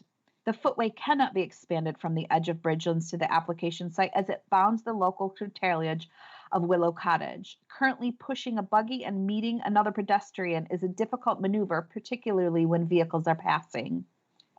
With 8 properties in Bridgelands, if the 6 houses with OPP are built in Bridgelands, including adjacent properties on the High Street, this will increase to 15. With 26 residences proposed on Hillside site equals 41 properties plus a potential 10 to 11 on the Hillside nursery site, makes 51 residences using the footway, coinciding with possibly 40 residences using the same ride-in site access. There will be 5 access roads within a 400-meter stretch of the road. We fail to see how the proposed visibility display is possible, particularly if mini hedging as proposed has to be maintained. 2, visual impact. The site has always refused being outside the planning boundary. In 1995, the Hillside site was refused inclusion in Lewis local plan, and then the Lewis District Council Director of Planning was adamant that no development should take place on this site. He stated that Barcombe was one of the few remaining hilltop villages in Sussex and was emphatic that this important landscape should be preserved. Now, write-ins are not only planning to obliterate this vista, but also to remove the ancient hedgerow. 3, drainage. Validation issues, type of application. The application raises significant drainage and flooding issues, one of the principles of developments of this site, which requires to be resolved. The application only specifies access as at the outline stage. Self-evidently, flooding and drainage should be considered at the outline stage. The sustainable drainage diagram indicates this development draining via boggy land between the proposed site and a Bridgeland access road and then into land covered by planning application LW/20/0245 for 6 houses in Bridgeland, currently being considered by Lewis District Council. More likely, the development site will also naturally drain towards the 6 existing properties of Bridgelands and continue a flooding risk.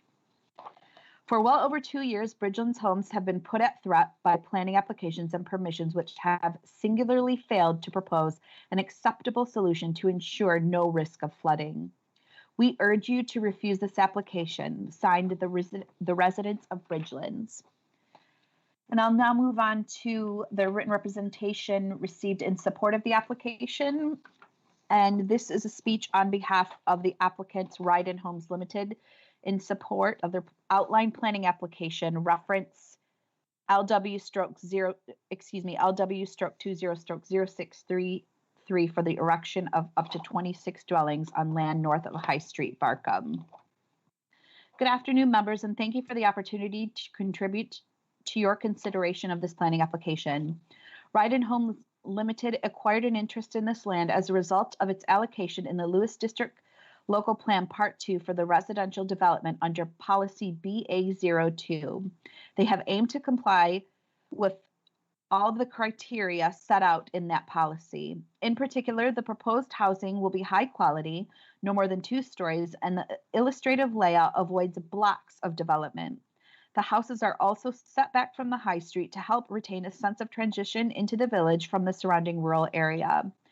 The proposal has been prepared with the benefit of a considerable number of specialist consultant reports on ecology, highways, landscape, trees, drainage, archaeology, and heritage. No overriding issues have been identified, and the relevant consultee bodies in each case have been satisfied that the development will address all of these matters.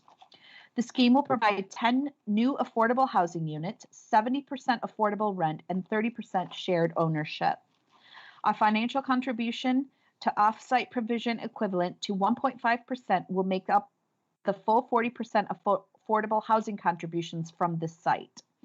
It is important to have affordable housing for local residents and the opportunity for younger residents to remain in Barcombe. The majority of the dwellings will be smaller, 1, 2, or 3 bed units with only 5 4-bed dwellings. This means that the market housing will be lower cost and more affordable, also recognizing local housing needs.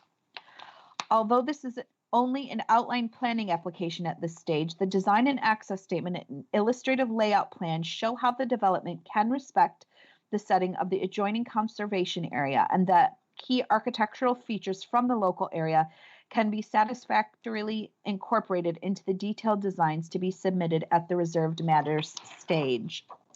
The illustrative layout plan also shows that there is an extensive scope for new landscaping along the southern and western site boundaries, to soften visual impact and enhance biodiversity.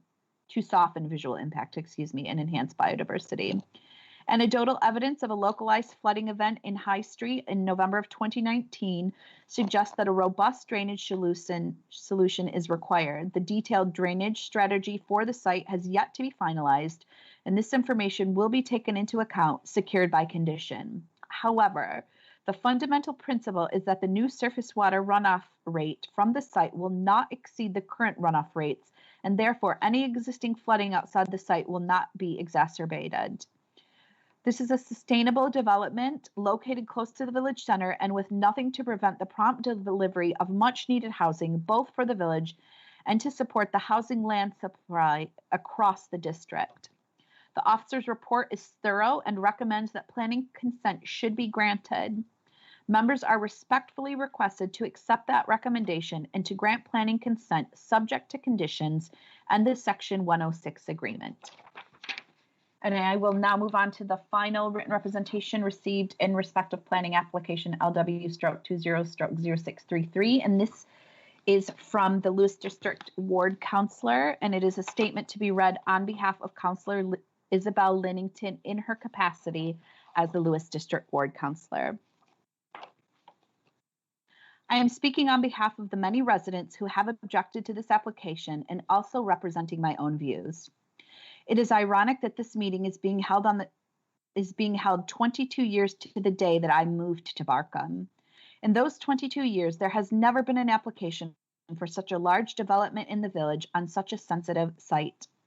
Your decision today could not be more important for the future of the village in terms of its status as a hilltop village and the approach to the village, the visual impact of the development and its effect on the conservation area, the safety of road users and pedestrians, and the biodiversity of the site. You have heard the objections from the 3 previous speakers representing the views of many residents. I hope you have also read the information sent directly to you by other residents and the 2 independent consultant reports. The objections can be summarized as 1, site context. The site is surrounded by the conservation area and is visually sensitive. The site has not previously been included in the local plan because of the sensitivity of the site and to protect the approach of the village. It was included in the current local plan after cursory assessment. It has an assumption that access could be gained from the track that leads from the High Street to Hillside Nurseries. 2, access. When it became obvious that the original planned access would be too dangerous, when the Hillside Nurseries application LW/20/0288 was refused, another access had to be found, and the one proposed is further down the hill. It is still in a dangerous position.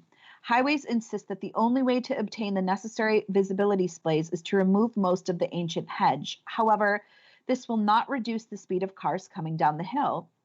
Highways also wanted a condition that houses should be built up against the road boundary to make it obvious to road users that it was a residential area, and so to modify their behavior.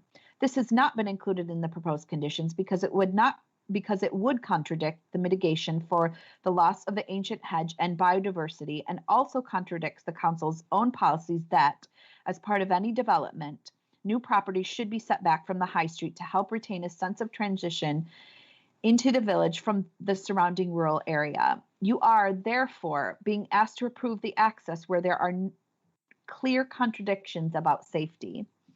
Another issue with the access at this position is that it will create another road which pedestrians will have to cross to reach the village center and return. The pavement from this point to the village is narrow, and I personally have had many near misses with wing mirrors on vans and lorries just missing my head as they go past. For road users, this will make another junction to negotiate in a short length of road. 3, flooding and drainage.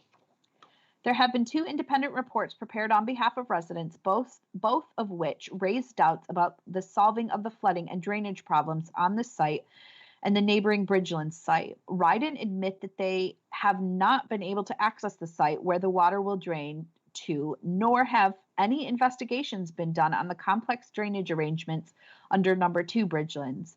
Both of these will be crucial to the drainage plans. The High Street regularly floods after heavy rain, and any new development at this site will only make this worse, with more runoff onto the High Street. It is premature to agree the access arrangements without knowing the effect of the development and the new road on flooding and drainage issues. This is an application for outline planning permission with only the access being decided. I submit that the access cannot be approved while there are still uncertainties about the safety of the site access and the effect on road users and pedestrians. The matters which will be affected by the access, such as the flooding and drainage of the site, the visual impact on the approach to the Hilltop Village, and the effect on biodiversity and visual impact of the site by the removal of the ancient hedge, should be investigated further before access arrangements are approved. I urge you to refuse this application, or at least defer until further information can be obtained. Councillor Isabel Linnington, Lewis District Ward Councillor. And thank you, Chair. I can confirm that was the last written representation received in respect of planning application LW/20/0633. Thank you. Thank you, Mrs. Norman. And I see Councillor Makepeace's hand up. Then I see Councillor Saunders. Councillor Makepeace, please. Thank you, Chair. Councillor Makepeace speaking. I do know this bit of the road. I do know Barcombe quite well, having lived there for 3 years, about 25 years ago. All I want to endorse is what I've heard the residents speak about in terms of narrowness of the road, narrowness of the pavement. I know that there is a lot more traffic going through there now than there was when I was living there, and that it speeds up.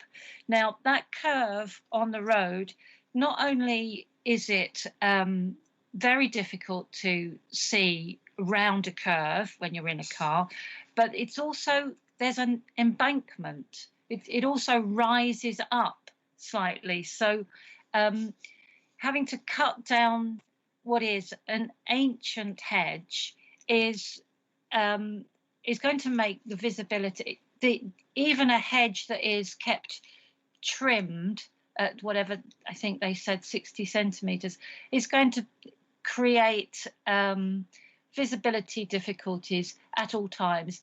And sometimes the road may be icy and slippery.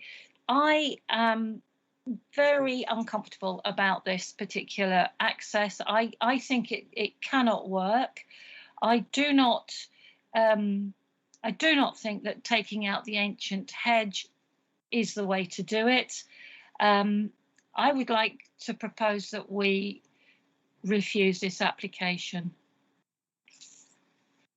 Thank you. Councillor Makepeace will be coming back to you. It was Councillor Saunders, then it was Councillor Manley. Thank you. Thank you, Chair. Councillor Saunders. Yeah, I mean, I've listened to all the objections. I've read through all of the objections that are coming personally to me and other councillors. But there's a few points which came from Mr. Hill's presentation. This is an allocated site in the local plan for approximately 25 houses. It also states that access should be from the high street. Therefore, ipso facto, it will have to go through this hedgerow, which has been described as an ancient hedgerow.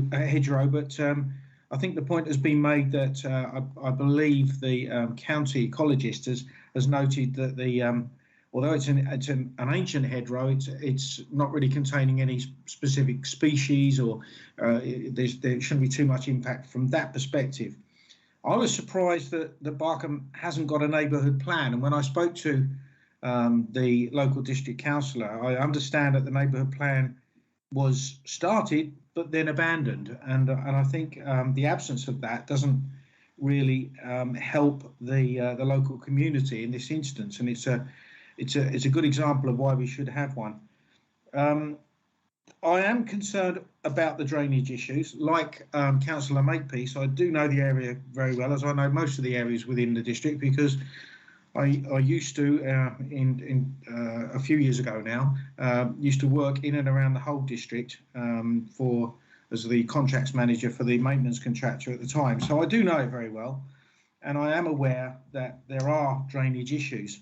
I would like to see whether we can add these as any conditions, if we were minded to approve it, that it would be possible to include for the inclusion of permeable highways, as in roads and footpaths into and around the site. Although I do note that it's recommended that it's an adoptable highway, and I'm not sure if one cancels out the other, but Mr. Hill may be able to answer that one. Ryden states in their supportive present letter that Jennifer Norman read out, and I would like to actually pause to thank Jennifer for reading out all of these letters of support and objection tonight. She's doing a marvellous job, and there are a number, and there are still more to come, of course.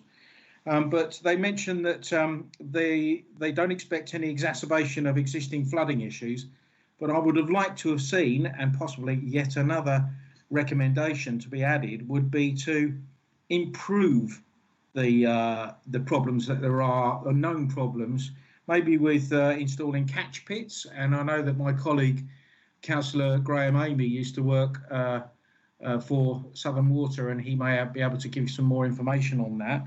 But that may lessen the problems of water runoff at that point.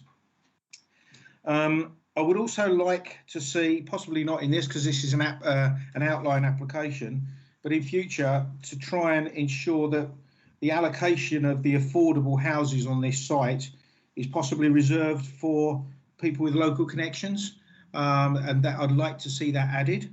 And also, I wonder if it's possible. There's been a lot of mention about the danger posed by this access, and I would like to see a proper traffic survey done before any construction goes on, to look at average speeds and to possibly properly appraise whether further traffic calming measures need to be introduced by way of recommendations when this comes back for full permission, as I say, if we decide to grant yes or no tonight. So that's it for now. There's a few questions there. If Mr. Hill could possibly answer those, you may decide to do that at the end, Chair. Thank you very much. Okay, I'm going to first of all go to Councillor Manley, please. Then we'll go back to Mr. Hill. I can see your hand, Councillor Amy. Thank you, Councillor Manley. Thank you, Councillor Manley. I'd like to take this opportunity to speak up for nature, and you all know I'm a fan of hedgerows as habitat and don't like to see them removed where possible. So regarding a hedgerow of this type in Sussex, I asked Professor of Environmental Biology, Fiona at the University of Sussex, who has a special interest in mammals and more specifically on bats. I asked her what hedgerow of this type, what the value of it is. And she said bats are critical components of our ecosystem as top predators of insects. Of England's 44 terrestrial mammal species, 18 are bats, and Sussex is a stronghold for many species that are rare elsewhere, such as the Seriton and Barberstill bats, both of which are classed as vulnerable and on the red list for British mammals. Hedgerows provide vital resources for bats, allowing them to move through the landscape and connecting up otherwise fragmented habitat patches. So back to my own thoughts. Although I mentioned bats, and habitat fragmentation is relevant to many other wildlife species, such as pollinating insects, small mammals and birds. And referring to the landscape design advice by the Bat Conservation Trust, they state that a landscape design that attracts bats will support other wildlife and create biodiverse infrastructure, which will provide a wide range of ecosystem services. So further to that, I would just like to add that volunteers in Barcombe, we've been informed as a committee, counted 24 species of woody and herbaceous plant species in this hedgerow.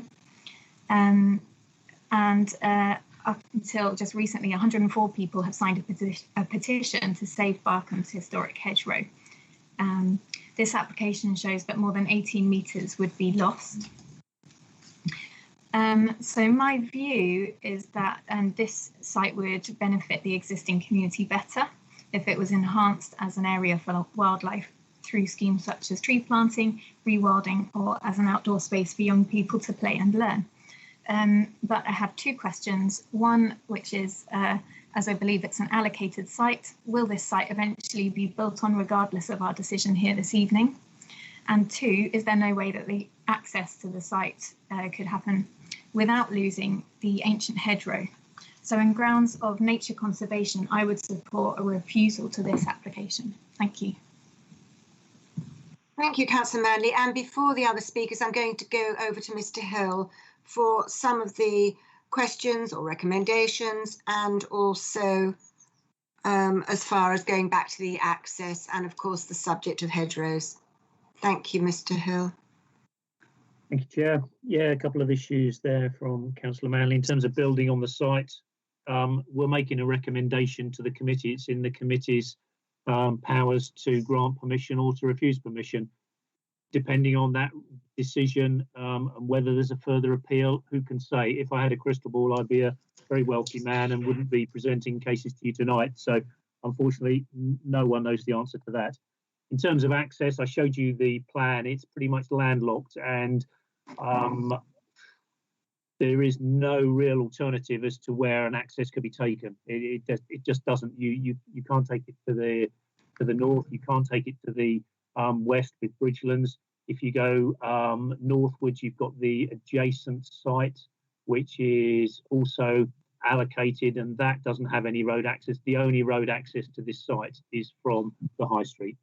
So, and I'm sure that is why, in terms of its allocation, it was very clearly defined at paragraph A, that access shall be provided from the high street, because there is no other means of providing vehicle access to that. Councillor Saunders asked a couple of questions there in terms of permeable materials. Yes, the site may be, the highways may be adopted, but we could certainly word a condition along the details of where permeable surfaces, both in parking and roadways and footways can be utilised on the site, and ask the developers to submit that for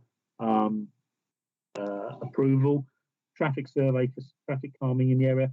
The access itself is fine, and obviously the Highway Authority, notwithstanding the representation you've heard this evening, the Highway Authority have looked at this, and believe me, if they felt there was an issue in terms of pedestrian or vehicle safety, they wouldn't be supporting an access at all. It's one of the things that neither they nor your planning officers budge on. If there's any doubt in terms of safety, then it wouldn't be supported. If the members feel there are other mechanisms for getting a traffic speed survey, and you saw from the photograph there that you'd like the 30-mile-an-hour zone as well, and if that were to be extended, that's something that the local community could take up with the Highway County Council and the Highway Authority. It's certainly not something that the Highway Authority have asked or sought in terms of this application. You mentioned about drainage measures, and just draw your attention really, and yes, drainage is still in its infancy. It has been supported with a flood risk assessment and a detailed report from HSB Consulting. Those have been looked at by the LLFA in terms of how that could be achieved. The LLFA will ultimately say that yes, they're satisfied that satisfactory drainage can be achieved on this site, subject to particular measures. Those measures will now be forthcoming at the next stage when they look at the active mapping and hydronic calculations for the site itself. And the measures you mentioned may be something that the developer will have to incorporate. There is they've indicated that attenuation tanks would be required anyway on the site to restrict runoff, and those were located indicatively behind Willow Cottage, and a pumping station as well for the change in levels on the site. But all indications are from the LLFA that satisfactory drainage and water runoff can be achieved on the land itself. You mentioned finally allocation of affordable housing units for local people. We have done that in the past and at other sites, and maybe Mrs. Stone can come in and if she feels she can add anything to it. But if it's the wish of the committee, then certainly that's something that we could put forward within the Section 106 agreement, in my opinion. Thank you, Mr. Hill. It's Councillor Amy, and then it's Mrs. Stone, please. Councillor Amy. You're on mute, Councillor Amy. Thank you. Sorry about that. I've got mixed feelings on this. I wonder if Andrew could tell us whether the attenuation will be a tank or a pond. I've got mixed feelings if it's a pond, although that adds greatly to the diversity, and 50% of all ponds in Britain have disappeared since the Second World War. But of course, you know, drowning is one of the things. It's the third biggest accidental death in this country, I'm sad to say. So, you know, with families on there, in some ways I'd prefer a tank, although, you know, I'm a great lover of ponds, as a lot of people know. I've looked at the hedge. The hedge looks as though it's trimmed from time to time anyway. I'm not saying that I'd like to see a hedge, say 2'6" or 3 foot compared with what it is now. But I think if this doesn't get approved tonight, we can insist that the biodiversity is increased greatly so that in 4 or 5 years' time, we have substantial hedging on this particular site, which, if you look at it now, is just a bare paddock with a hedge on one side. Also, Andrew actually talked in terms of the speed limits, etc., etc. And I just wrote down 20-mile-an-hour speed bump solves everything. You know, that might be something we have to look for, and the local council have to look for in the future. So that's all I wanted to say, Chair. Thank you, Councillor Amy. And Councillor Lord, please. And then after that, can I have Mrs. Stone, please? And I can see your hand again, Councillor Makepeace. Councillor Lord, please. Yes, thank you, Chair. Thank you, Mr. Hill. As part of one of my contracts, removed a large section of hedgerow. It wasn't too old, probably about 150, 200 years old. It cost us a fortune to replace it. And to be honest with you, it's a complete and utter disaster. So simply saying we can remove a hedgerow and construct a new one, or we have the best experts in the south of England for different types of plants and vegetation and shrubs and what have you. So simply saying we can take a hedgerow out and replace it is very much easier said than done. We spent a lot of money also trying to water it, and it didn't work. I'm ashamed to say that we did everything in accordance with every single statutory regulation that is known to man, and it didn't work. So simply taking an hedgerow out, it's not particularly good. With regard to ponding, acetation ponds, yeah, a pond is, it is excellent. A pond is excellent. Unfortunately, it's not rained for the last 5 years, so all the ponds are dry.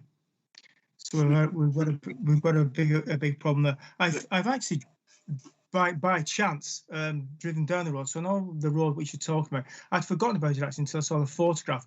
The road is quite narrow. I think all roads in Sussex are quite narrow. They're only fit for a horse and cart.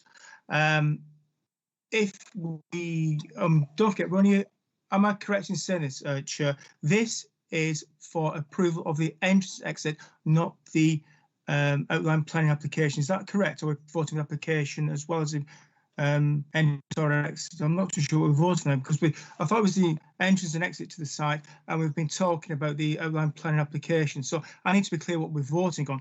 However, if we're just voting on the entrance and exit, it's quite a narrow road. I would be more comfortable if highways, East Sussex Highways, had another look at it with regards to a speed management programme, particularly on this where the junction comes out onto the road.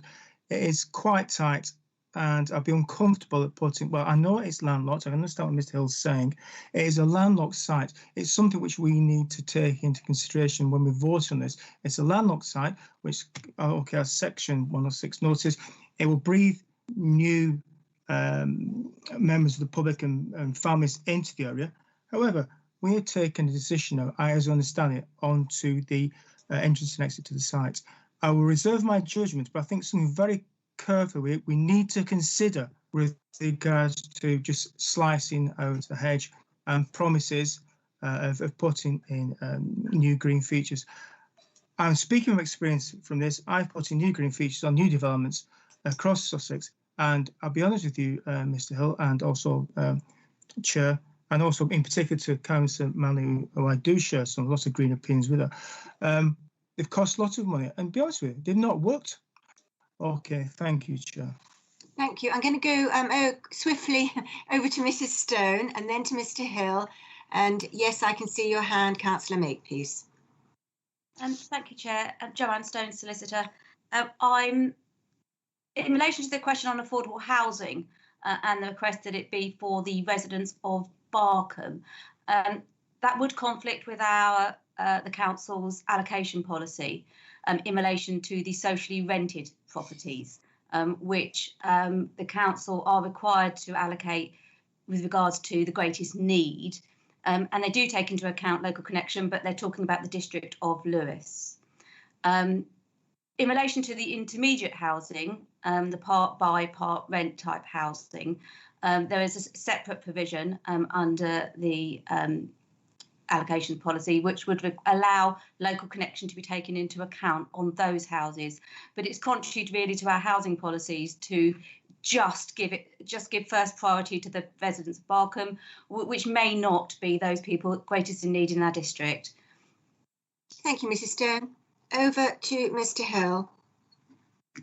Yeah, just very, very briefly, listening to the responses from Councillor Lord and Councillor Manley in terms of bats and the hedgerow. In terms of the bats, that their presence there within the area is acknowledged by the county ecologist. And again, looking at the measures that can be put in place to enhance those, and the foraging areas for bats is something that could be done through the condition and the mitigation measures. I totally agree that, you know, this isn't about replacing a hedge. This is an old hedge. It may be a couple of 100 years old. There may have been a hedge in that location for even longer. It isn't about replacing it. When it's like ancient woodland. When ancient woodland goes, it's gone. You can't replace it. You can replant, but it's not going to be ancient woodland. When you've lost this hedge, you've lost this hedge, and there is biodiversity attached to that hedge. What your officers have done in the parameters of the allocation, and the fact that it's clearly defined that this is an allocated site, it's the only point of providing access, accepts the fact that that hedge has to go. Now, if we can put in place mitigation measures, and I certainly appreciate what Councillor Lord has said, it is very hard to get quality mitigation back on a site. But but things have moved on a long way. We now have or have coming in biodiversity net gain, so there's going to be more of a stick in terms of forcing developers to provide quality environmental enhancement, not just your token tree planting next to car parking areas. So greater thought has to be put in, and greater scrutiny from us as the planning authority in terms of getting the ecologist and the naturalist's input into that submission to make sure that what we're getting, we're not having the wool pulled over our eyes. It is a quality scheme which will enhance biodiversity over and above what you've had there now. So any greenfield sites, you know, unfortunately, and I regret it, but this is an allocated site in the plan. It is there. In terms of your other comment, Councillor Lord, tonight you are determining the principle of the development, i.e. you're granting planning permission for the development of this site for up to 26 dwelling houses, of which 40% will be affordable, and the access point as shown on the plans. The other matters will all be covered by either reserve matters or conditions which are attached to this substantive permission if the committee go that way. Okay, Councillor Makepeace again, have you got something new to talk about, please? Yeah, thank you. I do want to just ask a question about the definition of what is an attenuation pond, because my understanding is that if it is an attenuation pond, then it won't have any water in it, so therefore it won't be a wildlife friendly pond unless it rains a lot, and in which case it's then just a reservoir to catch excess water and allow it to drain away slowly. So it was just Councillor Amy's comments brought that to my mind, and I just wanted clarification on attenuation ponds versus a wildlife pond. Thank you. If I may, actually, maybe Councillor Amy, who's clearly an expert in this field, would you like to? I've seen them dried out, and I've seen them where they, you know, especially on motorways and things like that, where they retain a certain amount of water, etc., so that frogs and tadpoles, you know, thrive for the number of you know months of the year, and then perhaps they dry out. I've got 2 ponds on Castle Hill. One dries out, one doesn't, but we still get the same kind of biodiversity existing in the area. But you know, the councillor is correct. They can dry out. You know, a lot depends. This year it's been dry this month, but my pond's gone down probably 60%, you know, or rather there's 60% of water now because of the rainfall during the winter time. So it's some and some. Thank you very much, Councillor Amy. I can see your hand, Councillor O'Connor, please. Thank you, Chair. Councillor Lawrence O'Connor here. I've got one question, and I've also got a sort of comment, overall comment. The question is, I mean, what legal protection does this hedgerow have, and are we contravening that? Is there some sort of protection? I noticed in some of the objectors' letters they mention about the hedgerow protection regulations, hedgerow regulations 1997, and I thought, you know, that will be covered or could be covered by Mrs. Stone or Mr. Hill to say what that was. My comment really is, as with many such applications, there's always a concern that there will be a lot of work to do here, whether it's a pond, attenuation tanks, ecology studies and improvement to the ecology, which is going to cost the developer a lot of money. And the cost of that could then eat into the requirement for affordable homes, and they could say it's not a viable development. So I always take all of this with a pinch of salt, really, what the developer says about, you know, what's going to happen, because they don't know, nobody knows until you actually get down to the nitty-gritty of the costings. And then they come back with a final, you know, if we gave this outline planning permission, and they come back and say, oh no, we can't really afford that. So it's a comment really, and it's a concern. So at the moment, I'm very concerned about the hedgerow aspects. The loss of the hilltop position is, you know, it's a real great loss to the village. So that is a concern for me, and I'm not particularly in favour of this application as it is because of the access problems. It just doesn't seem to be, and I use that phrase again, viable option, a viable site, regrettably. But thank you, Chair. Thank you. Let's just try and wind this up. First of all, we understand that this is an allocated site within our local plan. That's a fact. Today, we would be asking to vote of the principle of housing and the access. It's pretty clear, listening to all the councillors, access is a huge issue and it's landlocked. So it's catch-22, isn't it? You can't get to it unless you have an access. The ancient hedgerow is also a huge problem here. And dare I say, if you go to a place called Mark Stakes Lane, there is a gentleman there who knows a bit about indigenous hedging, and it's quite superb. It is possible, but you've got to have the will to do it. As far as reading some of the reports from the objectors, where they're talking about, which would be reserved matters, I have to say, is the the type of housing. This obviously comes under reserved. As far as the comment, as far as local connections do play a good, an important part in our rural villages. It doesn't ensure that you get a house in your local village, but it certainly helps you in your banding. The only way you can help the local villages is a rural exception site. This is not that, clearly. So I think we've exhausted everyone's comments.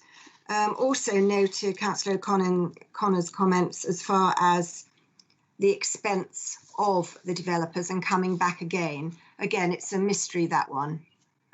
We don't know. We don't know. So let's just go back. So it's access, it's flooding, drainage. Just to go back, it was mentioned in one of the reports of an 89-page drainage and surface water report. And that is written into our report that the developer would have to come back with a more extensive risk assessment report on page 48. So presumably that's on point 21, actually. There's a lot of issues here that this committee doesn't like, and yet it's still an allocated site. So I think we have to ask officers where this leaves a planning authority. Here is the allocated site. There is no way into it. unless you go through the high street, and clearly this is within a joint ward of mine, and Barcombe is indeed a very beautiful village. All of us villages are being asked to take some housing so that we don't end up with hundreds and thousands of housing on our greenfield sites. So there's a lot of predicaments here.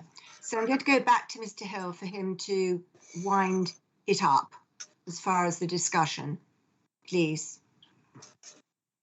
Thank you, Chair. I think you did a very good job in summarising the issues. It is as simple as that. It's an allocated site, and the allocation, which has gone through public consultation, it's been accepted by a planning inspector, allocates this site for housing, as already described, and it makes it very clear that access on this landlocked site can only be achieved by going off the high street on the access, as we have seen, and I've shown you today. Number of issues. The attenuation pond is there. It's indicative. An attenuation pond, just for clarification, really it's controlling water flows from the site. Some can be very, very well designed and can have biodiversity enhancements. Others are, as Councillor Amy said, dried up things that you wouldn't even know were there. So that all comes down to ultimately to the submission at a detailed stage in terms of those biodiversity enhancements. It's down to the committee to make that decision now. You've heard all the representations, you've heard comments from officers, you've heard from the other professionals, the ecologists, the LLFA in terms of flooding and drainage. You've got the comments from the Highway Authority. All those officers have said that, notwithstanding the submission, they can support the proposal, subject to conditions to deal with issues relating to those specific elements. So tonight you're being asked to grant permission for, in outline consent, for up to 26 dwellings and the access as shown. All right, so I have to go back to the committee now. You're very well aware, yes, it's an allocated site within our local plan, which went through an examination with an inspector. There are aspects here which the committee and many of our residents, which I agree with them as well, I don't disagree, of course not, as far as the drainage and such like, and the access is key. And the access takes away some of the hedgerow. This seems to be the issue that is mostly talked about. So I'm going to go back to Councillor Makepeace. Councillor Makepeace? Hello. You had a comment earlier on as far as a proposal, or did you not? Yes, I did. Thank you. And I would, just looking where it is now, I'd like to propose that this application is refused on the grounds of highway safety and nature conservation.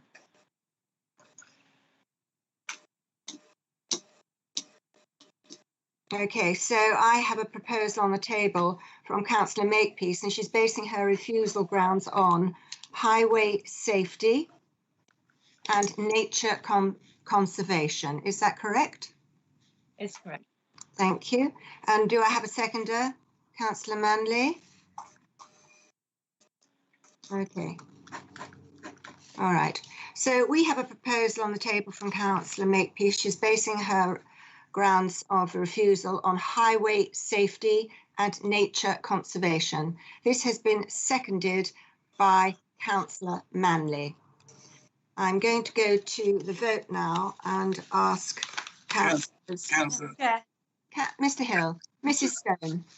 I was just going to invite you, please, before you go to the vote, because it's contrary to the local plan, to go to Mr. Hill for advice on those specific reasons, and maybe just before that, just to give the legal perspective to those reasons. Obviously, the committee has a duty to grant permission in accordance with the development plan, unless material considerations indicate otherwise. So this would be a case where you're thinking that the material considerations that you're raising outweigh the development plan allocation.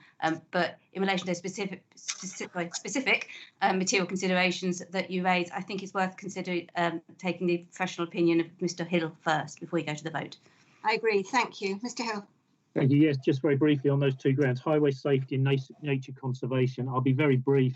All I was going to say was that those two reasons, and no disrespect to particular councillors, are on highway safety and nature conservation. They're both those aspects have been looked at and considered by professional officers. Both those professional officers have said there is no justification to refuse it on highway grounds or on nature conservation grounds. And I'm just reading between the lines in terms of, and again, it is entirely up to the committee to make that decision. But if this were to go to appeal, there are implications on that based on the fact that unqualified committee members are making a recommendation against the professional advice of officers. So I just thought I had to bring that to your attention. Thank you, that's very helpful. Over to Mrs. Stone now, please. Chair, Jonathan, I don't think I can add to that. I think that, I mean, if they're the reasons that have been put forward and they've been seconded, you can proceed to the vote, bearing in mind the planning and the legal advice that's been given. Thank you, Mrs. Stone. Okay, that's what we have in front of us. So just to reiterate, so we're very clear here. So that is Councillor Makepeace, she's put forward a proposal. Could I ask a question? Sorry, just to understand better. Thank you to Mr. Hill for explaining that. I'm just remembering that the site was approved for the local plan on the access going up the hillside nursery road. No, is that wrong? I understood that was the criterion on which the site was included in the local plan, but I'm wrong. Chair, maybe Mr. Hill could bring that page up. He did that at the start of his presentation. Thank you. Thank you.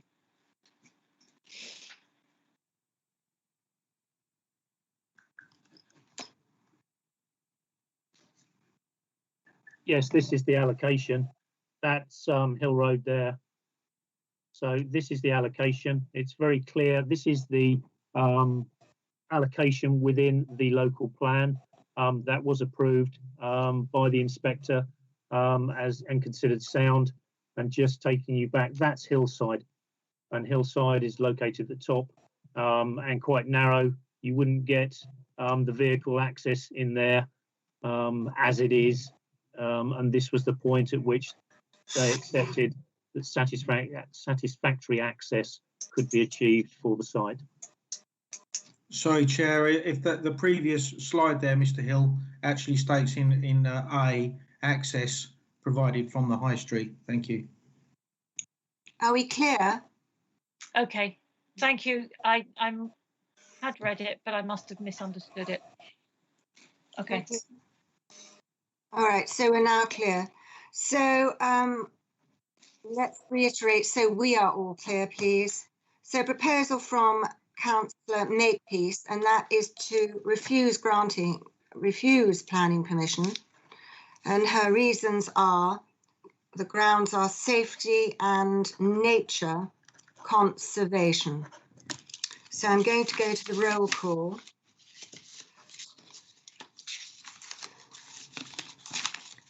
So, Councillor Amy, are you for, against, abstain, please? A proposal to refuse planning permission. I'm for the application, Chair.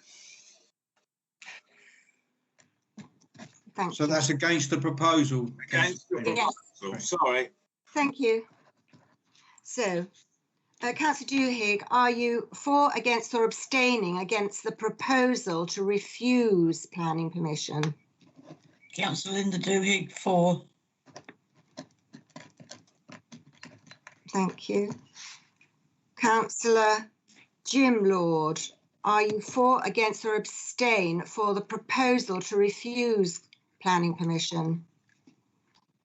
Chair, this is a very difficult one. My heart says yes, my reason says no. Yeah.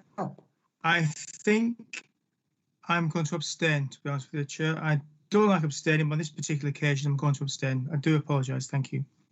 I understand. Councillor Sylvia Lord, please. Against. Thank you. Councillor Makepeace, for, against, abstain. For. Thank you. Councillor Manley, are you for, against, abstain this proposal for refusing planning permission? For. Thank you. Councillor O'Connor, are you for, against, or abstain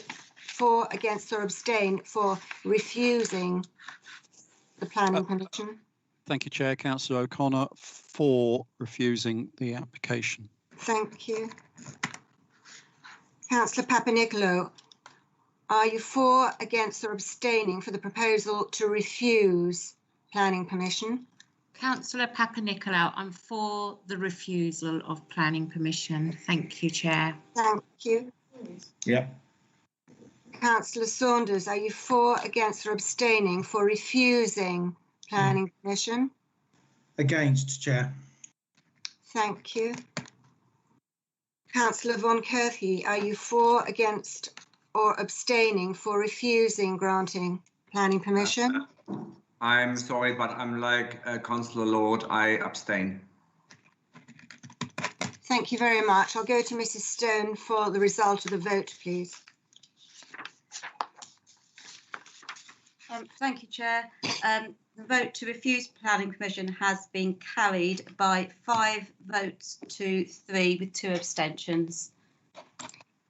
Thank you very much.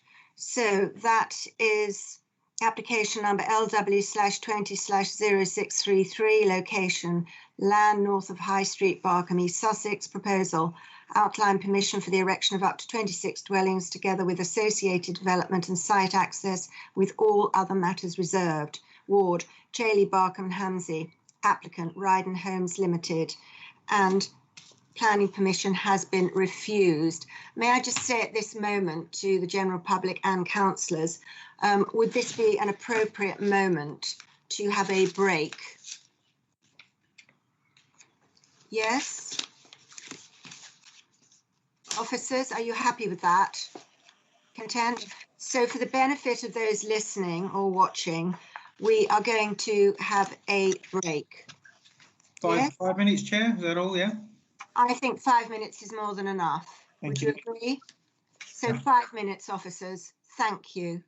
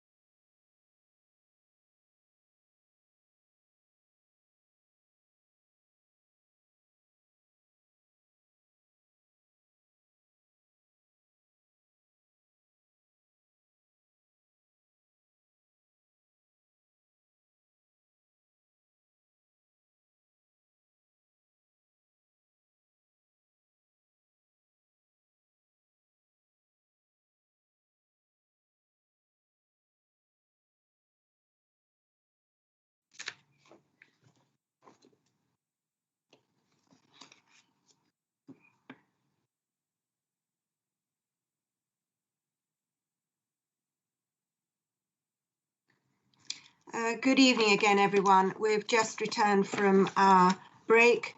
So to announce that Councillor Manley is no longer on the committee, she's left.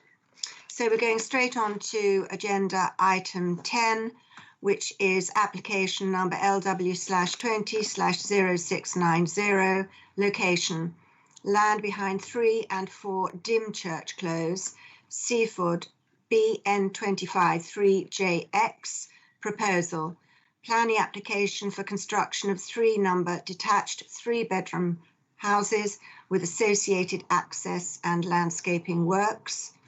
Applicant LH Property Investments Limited, Ward Seaford East. Recommendation grant planning permission. Mr. Hill, please.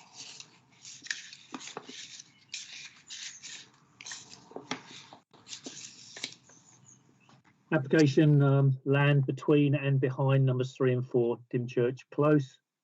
This is the site. This is Dymchurch Close.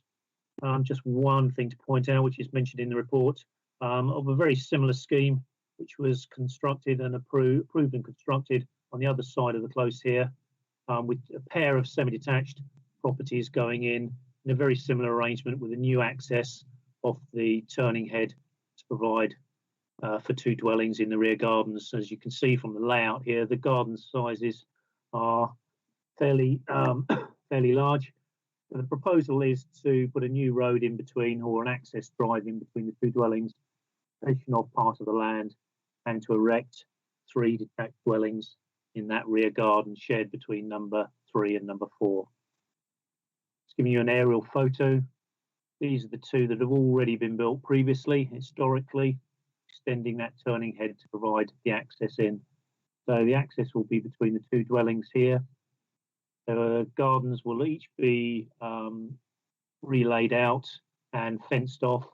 So number 4 will have a fairly good sized rectangular garden, and number 3 will extend theirs out slightly to the side and then cut back. So this square area in the middle here will be the area in question. Trees around the periphery of the site, as you can see, school playground and school buildings to the west, and a number of outbuildings associated with each of the respective dwellings running down that common boundary, sheds, etc., just utility buildings. So in plan form, this is number 3 and this is number 4. This is the top end of that turning head, which you can see here. So the proposal would be to provide access for an off-street car parking for both the donor properties, 2 spaces for number 4, at least 3 probably for number 3, and then the shared access, which will go down to provide 3 modest but well-designed chalet bungalows, 2 car parking spaces each in the front, and an acceptable rear garden meeting their minimum standards. In terms of design, very much in terms of bulk and massing, which is in keeping with the surrounding bungalow properties. You can just make out the outline here of one of the neighbouring properties, and again, the properties in question from gable end on. So the roofs utilised to provide accommodation with the addition of front and rear dormer windows. This is the front elevation, which is the elevation fronting onto car parking slots here, with more modest dormer windows, and to the rear, slightly wider dormer windows overlooking the garden area. And this just gives you an indication of the existing vegetation which runs on the boundary of the site. Internally, the dwellings all comply with the National Space Standards. Each property has off-street safe cycle storage and refuse storage in the rear gardens.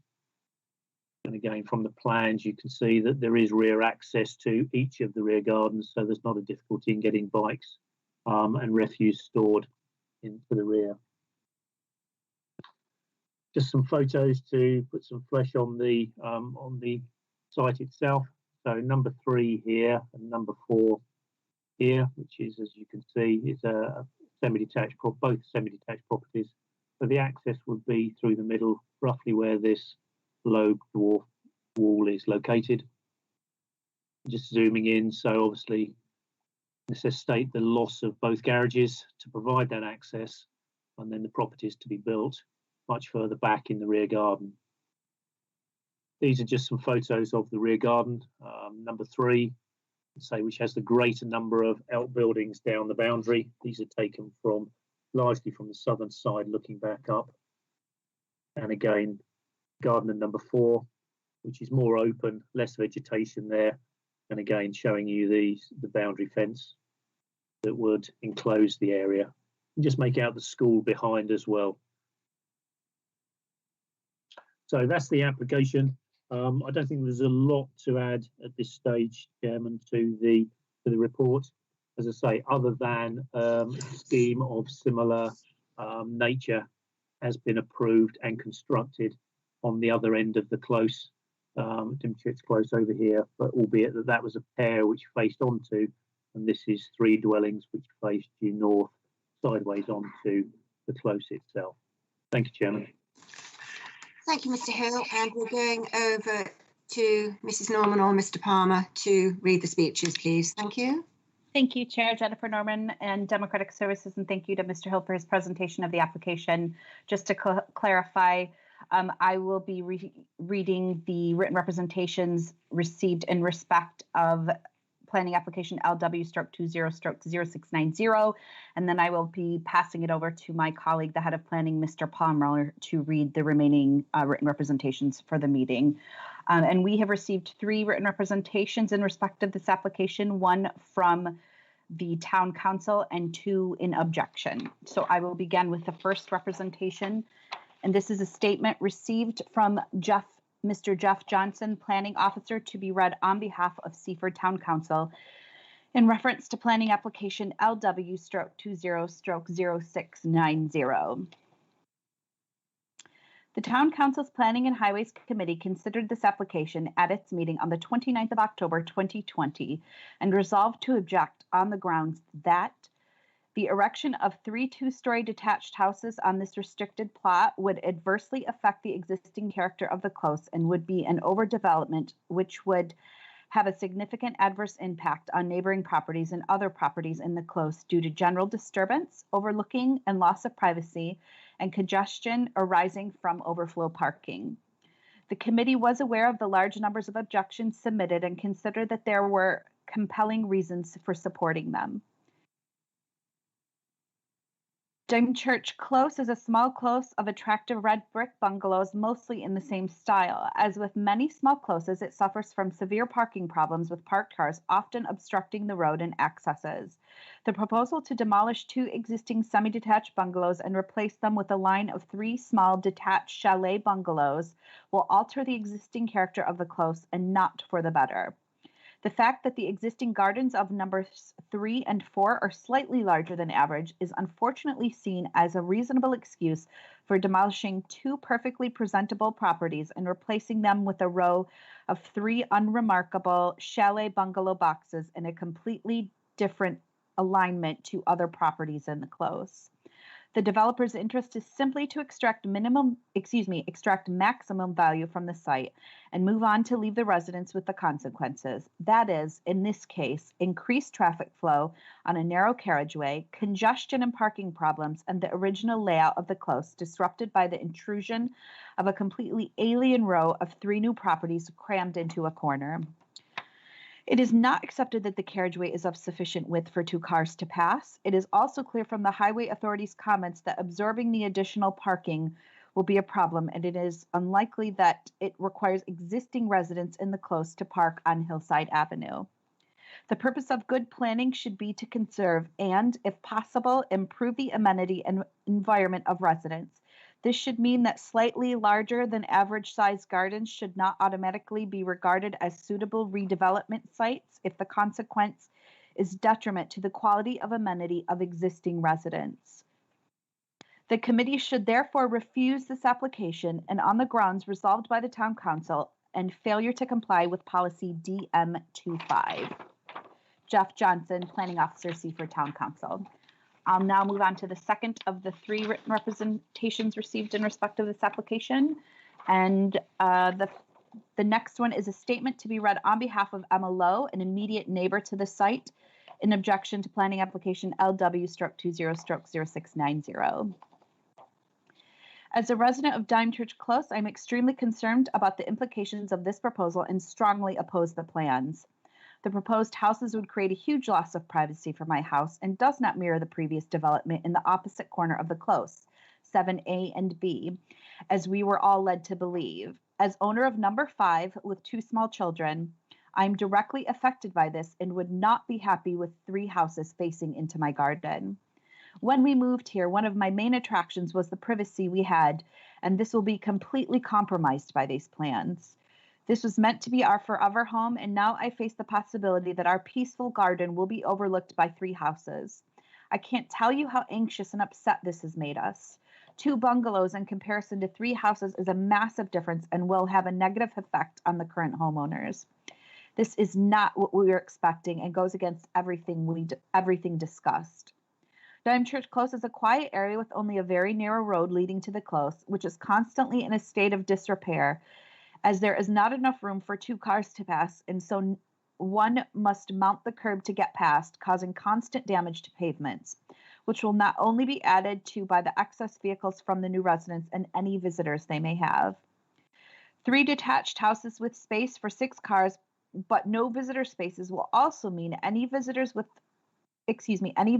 to the proposed plots will be parking on the curbs in the road leading down to the close, which already becomes completely congested at school drop-off times by parents on the school run.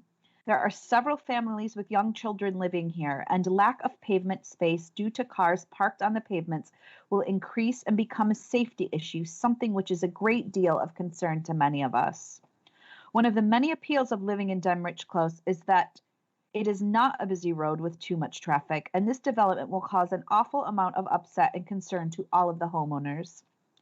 There is also the addition of 3 rubbish and 3 recycling bins to consider, as they will have to be brought down and left outside of my house on collection days, which is not fair and not something I want outside of my house. I really feel that you should seriously consider the effect this is going to have on the current homeowners. I would prefer no development at all, if I'm totally honest, but appreciate that this is not an option. A similar development to one in the opposite corner, i.e. facing up the close, would be a far more suitable proposal. I urge you not to let this pass, as it will be at a detriment to all residents. Excuse me. And I will now move on to the third and final written representation received in respect of this application. And this is a statement to be read on behalf of Sarah Reed, an immediate neighbor to the site, in objection to planning application LW/20/0690. And this is, again, I said Sarah Reed, owner and permanent resident at 1 Dymechurch Close.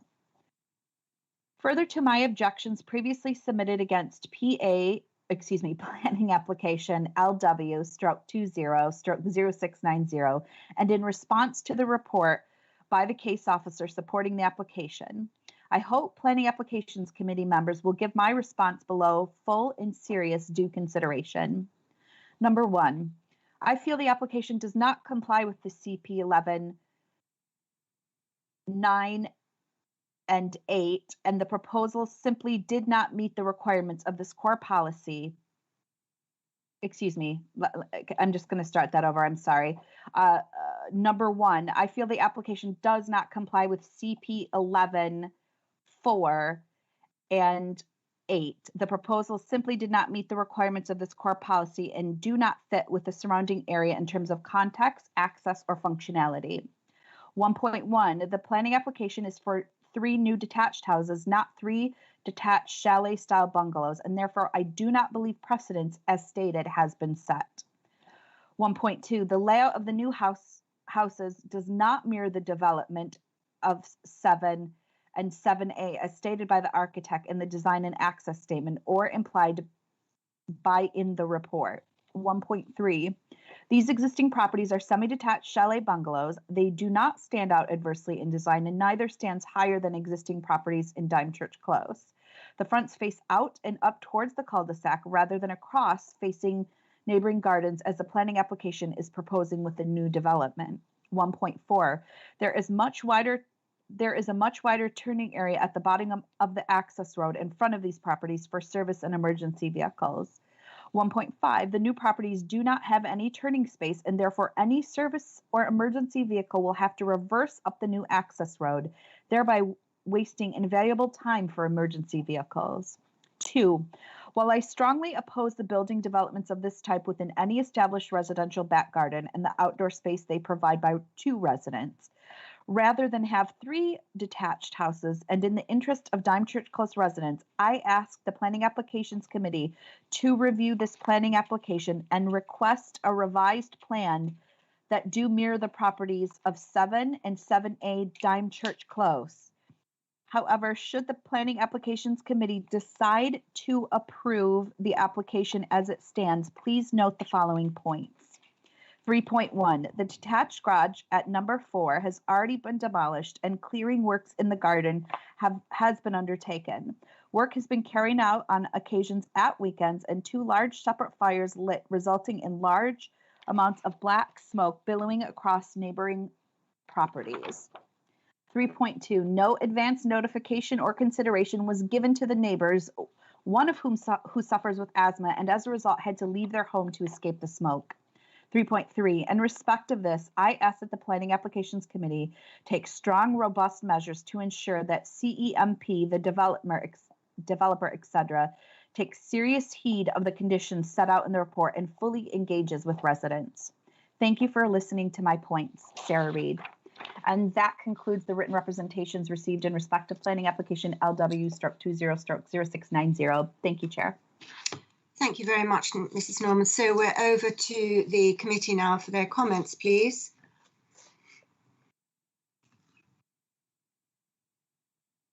I don't see anyone's hands at the moment. Councillor Lord, thank you. Then Councillor Saunders, thank you.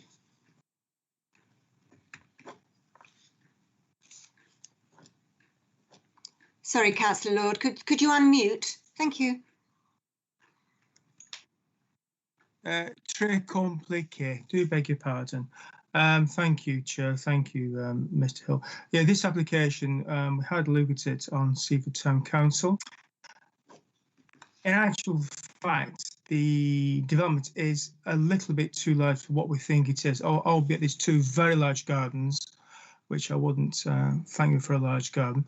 On the opposite side, number 7, we're putting some tasteful developments on the opposite side of the close, which I'm quite happy with. They've been developed, they're in character. The ones at number 3, I think between number 3 and 4, they are, in my honest opinion, a little bit overdeveloped. I'm not comfortable with them. If there were just say 2 properties rather than the 3, it would sit far more comfortably on my shoulders for approval. But at this present moment in time, I just feel, in all honesty, it's just too much in too small a place. Thank you, Chair. Thank you, Councillor Lord. And it's over to Councillor Saunders, please. Thank you, Chair. Councillor Saunders here. There's a couple of points. It keeps being referred to as demolition of 2 bungalows by some of the representations, and unless I'm missing something, that isn't happening. It's just constructing in the rear garden, and that includes the planning officer, I think, in their comments from Seaford Town Council. So it's rather strange that comment was made. However, I do tend to agree regarding the comments that Councillor Lord has made, that the development between 7 and 8 would have been, if I'd have been on the planning committee, I would have agreed with that one going forward. That is quite complementary.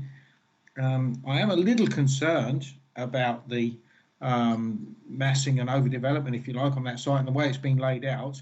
And I'm also wondering if there are any conditions that can be added around one of the issues, and it may look as though it's a minor issue, but the collection of household waste and recycling from these 3 proposed properties, and whether there are any conditions around that we could impose which would allay the fears of the neighbouring properties and the property owners.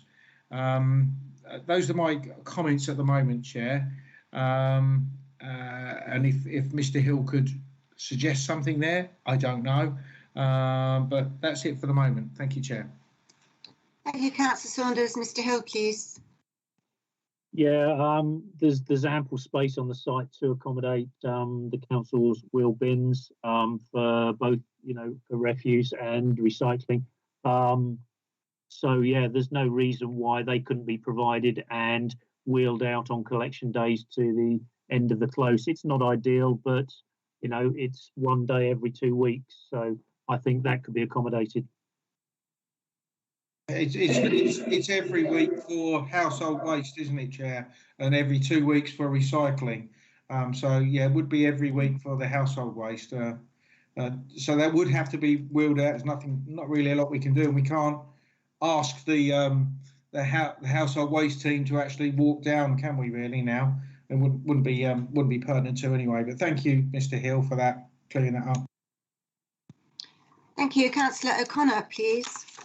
Thank you, Chair. Councillor O'Connor here. I'd just like Mr. Hill to sort of cover off for me the overlooking aspect, which was raised by one of the objectors there. If he could just show us the plans again, because this was an objection and it is a concern, clearly, because of the alignment of these houses is different from the other houses at number 7. I'd be interested in his comments on that. Thank you. Yes, bear with me.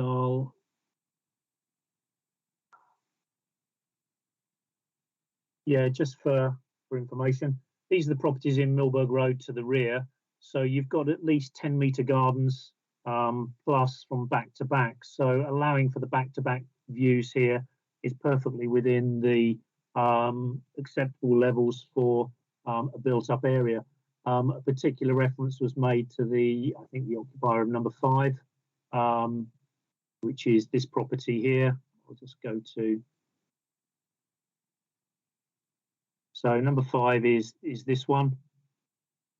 And looking at the plans, the front face of the bungalows will be level with the closest one here is level with the back elevation of the retained number 3. So on that basis, the front elevation would be level with this point, and so would be approximately here. So you've got the full garden width before you can view over there. And I think at that distance, and the fact that these are on the upper floors are bedrooms, this is the front elevation. So they're bedroom windows. Just get the plan up. Yeah, sorry, 1 bedroom window, 1 bathroom window. So at that separation distance, and again in a built-up area, it's I don't think that you could justify personally a reason for refusal based on overlooking. I think there's good separation and they're typical rooms. If it was reversed and you had living accommodation in the first floor, then that may be a different issue, but that would certainly be an overlooking issue for the donor property itself, and that in itself would be a reason to refuse the permission.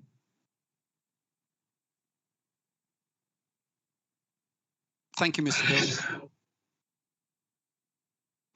Thank you, Councillor O'Connor. It seems that everyone's content with the answers they have received. I don't see any more hands up. So, councillors, do we have any proposals on the table, please? After you, Councillor Lord. Councillor Sylvia Lord. I propose to agree on the counts that it doesn't appear to be overlooked, and it should be good for the housing problem that we have. Thank you. So I have a proposal on the table, and that is to grant planning permission. Do I have a seconder, please? Councillor Saunders. I think you just got there before Councillor O'Connor.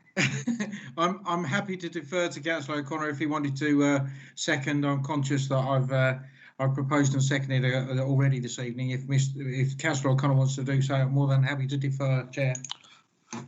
So very polite, Councillor Saunders. Thank you. Indeed, I will, Chair, second the proposal by Councillor Sylvia Lord.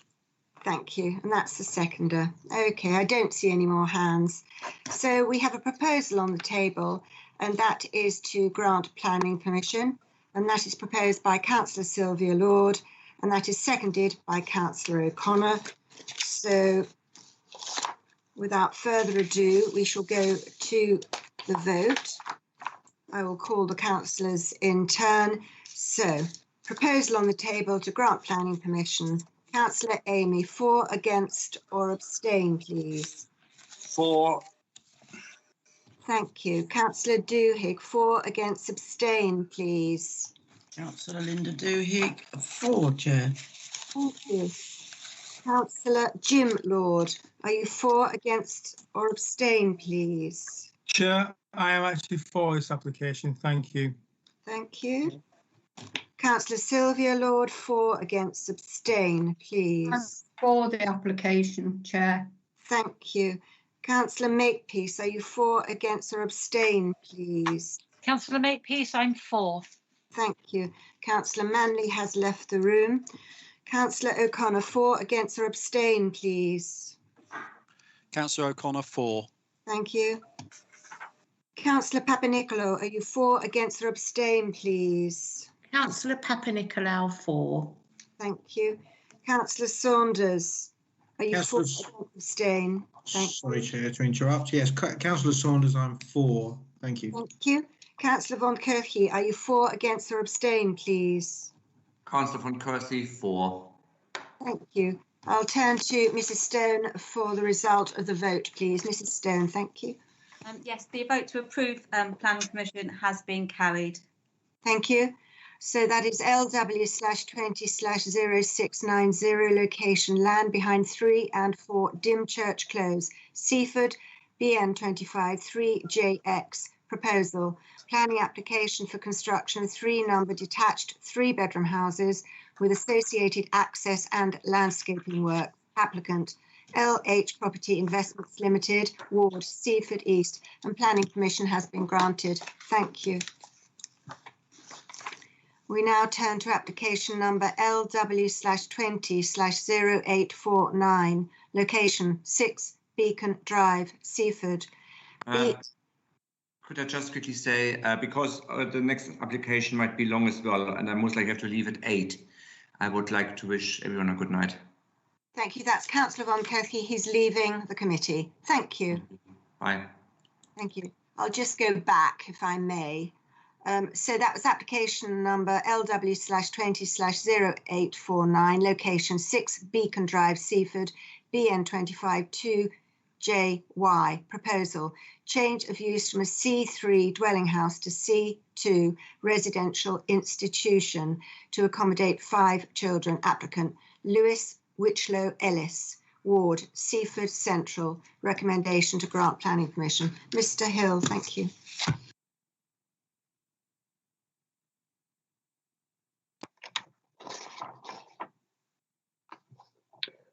Thank you, Chair. 6 Beacon Drive, Seaford. This is the location, a detached dwelling house located in a residential area. And as you described in the description of development, this is for a change of use of that dwelling house into a children's home to accommodate 5 children. It will also have carers present and staff coming into the property on a shift system to look after those children.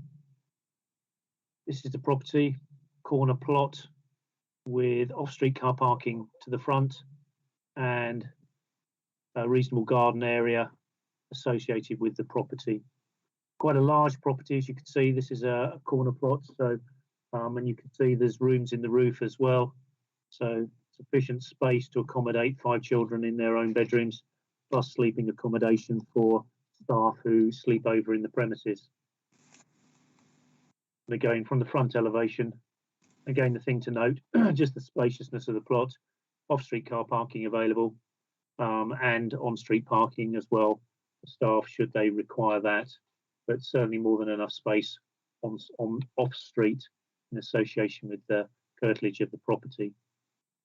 And again, just going down Kingsmead Road, again, this is the application property tucked in behind the hedge with its garden. I don't think there's a lot that I can add to the report. I think the report covers all the main issues associated with the development.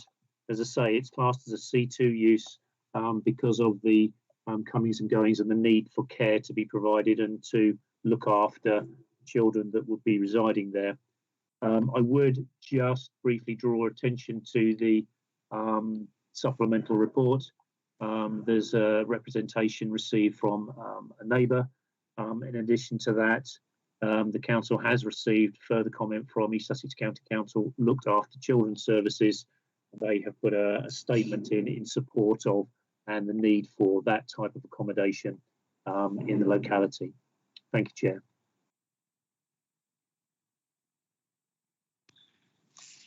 Thank you, Mr. Hill. And we're over to maybe Mr. Palmer, or is it Mrs. Norman, to read the speeches? Mr. Palmer, thank you.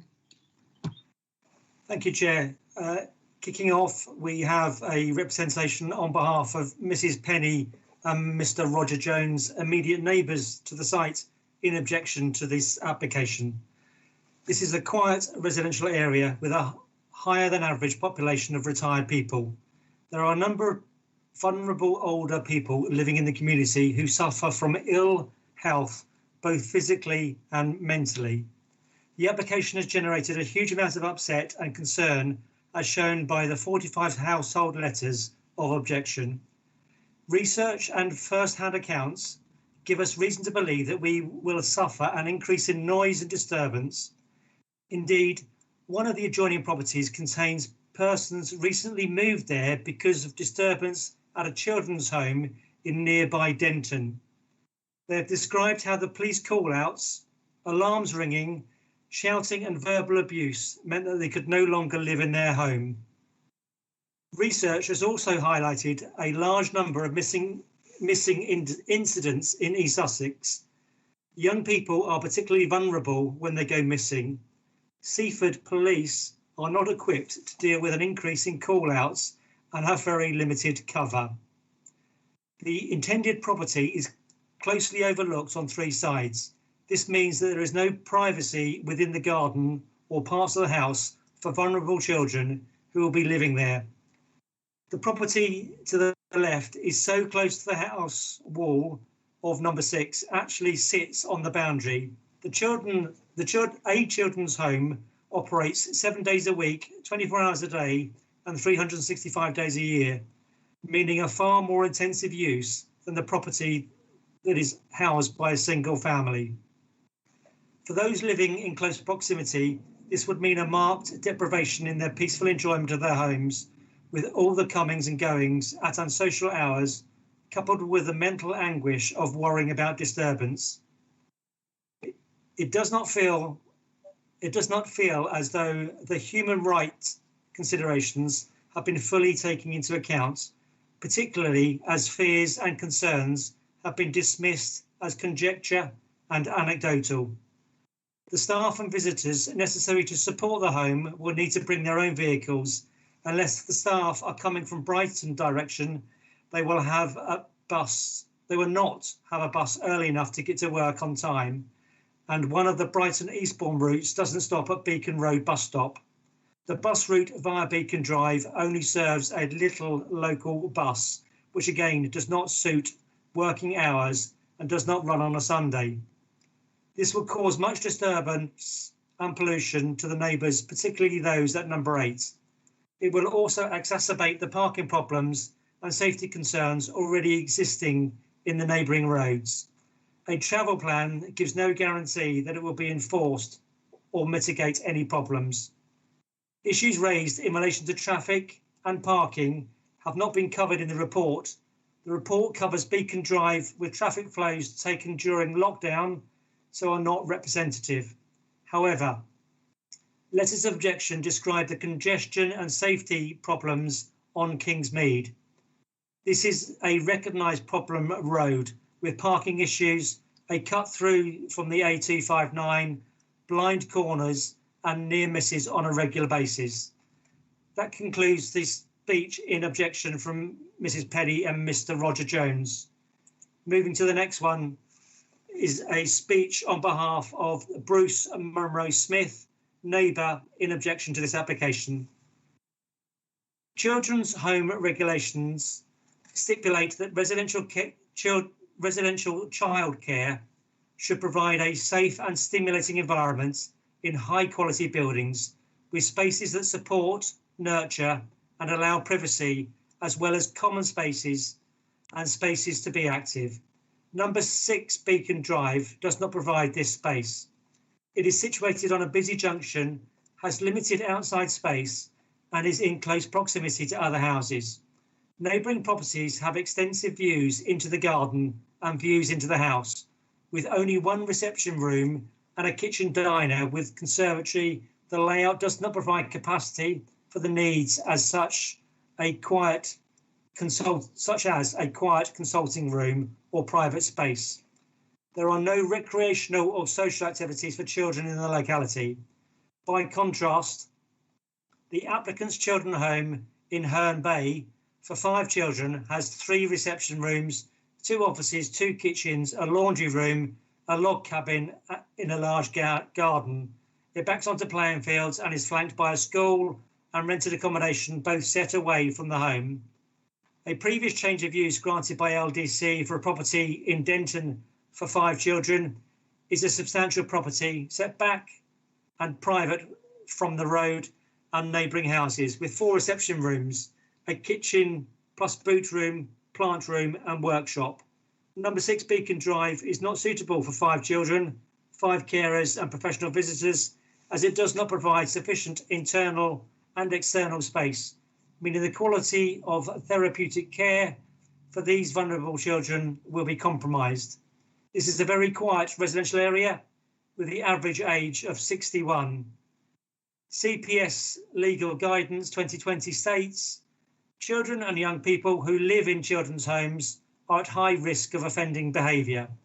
The police are more likely to be called to children's homes than a domestic setting to deal with an incident of offending behaviour. The East Sussex Police recorded more than 1,900 call-outs to children's homes obtained by a Freedom of Information request between 2018 and 2020.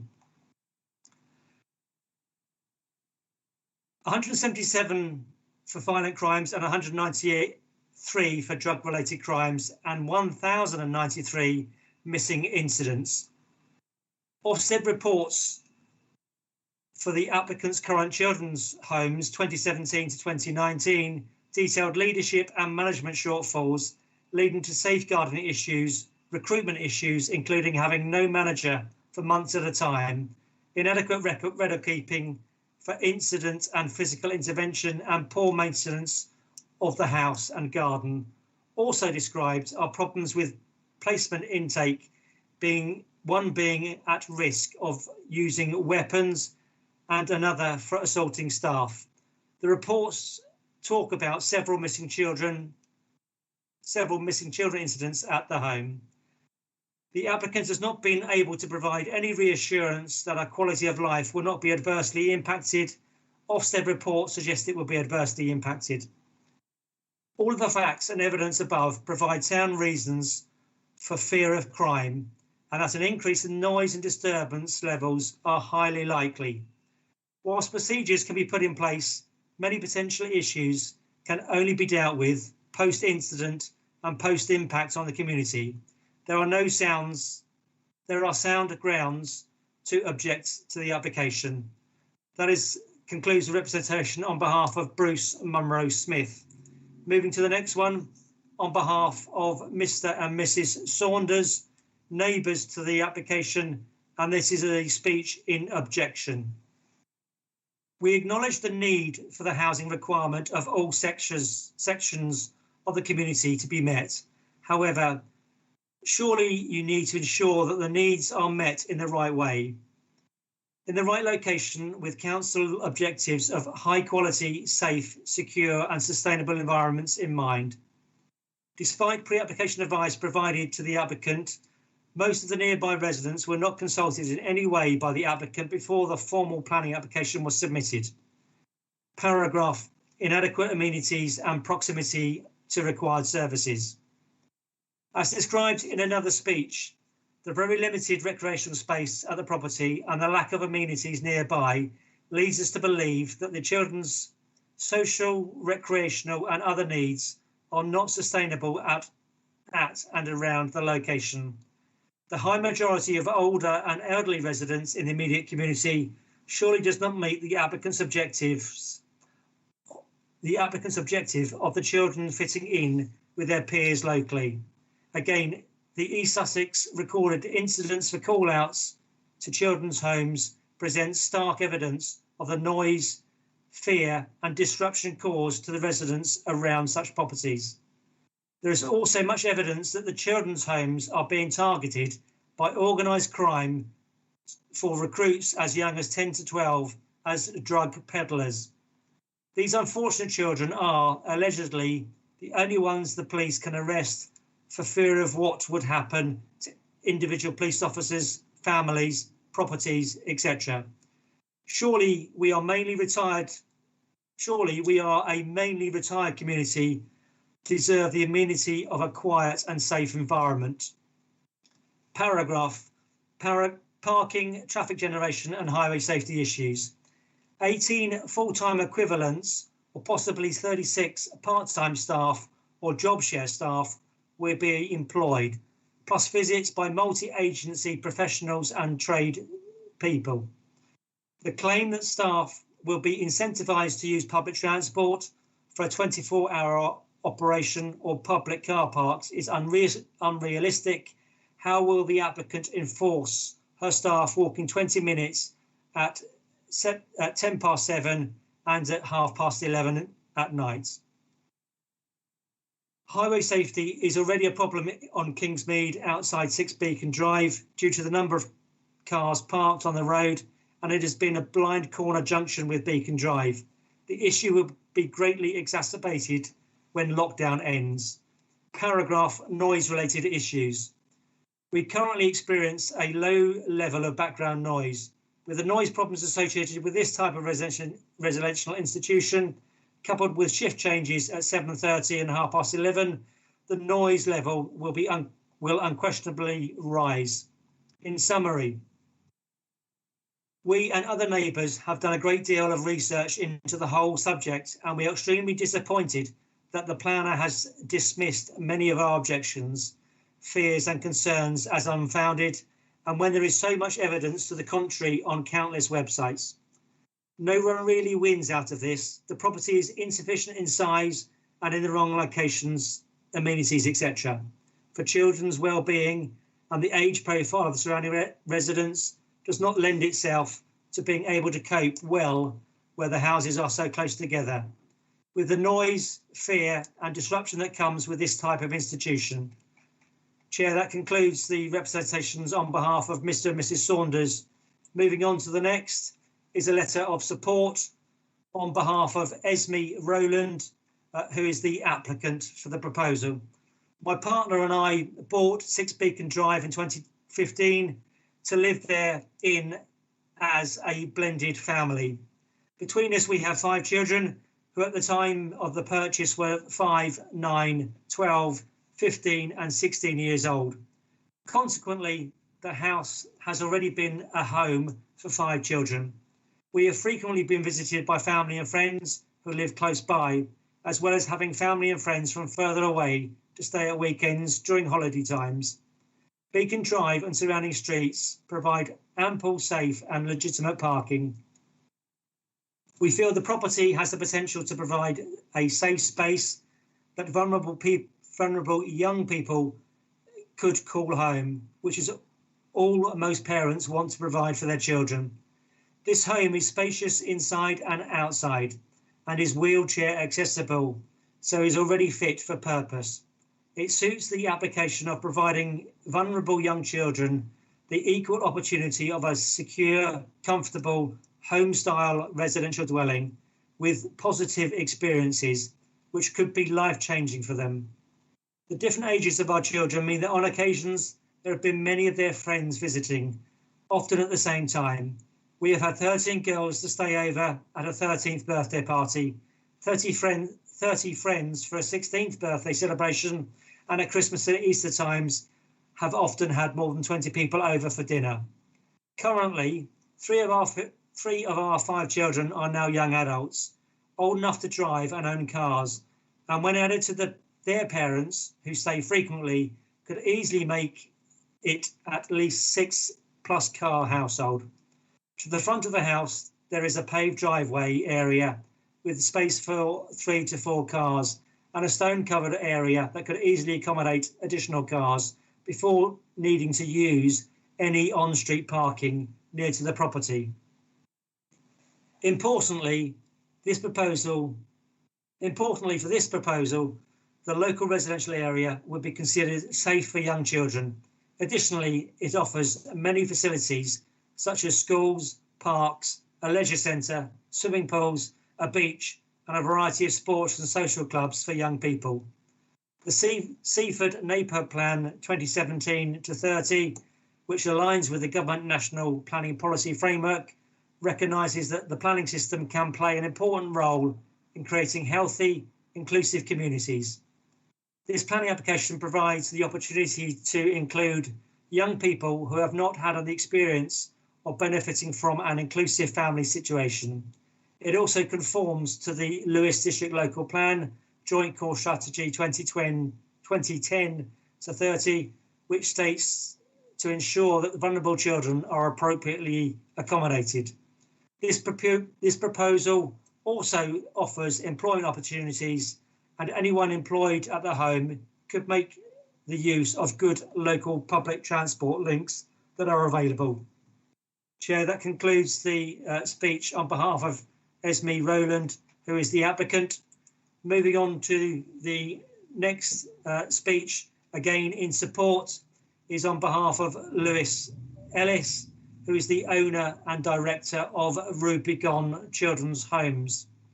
I'm writing in support of the application for change of use.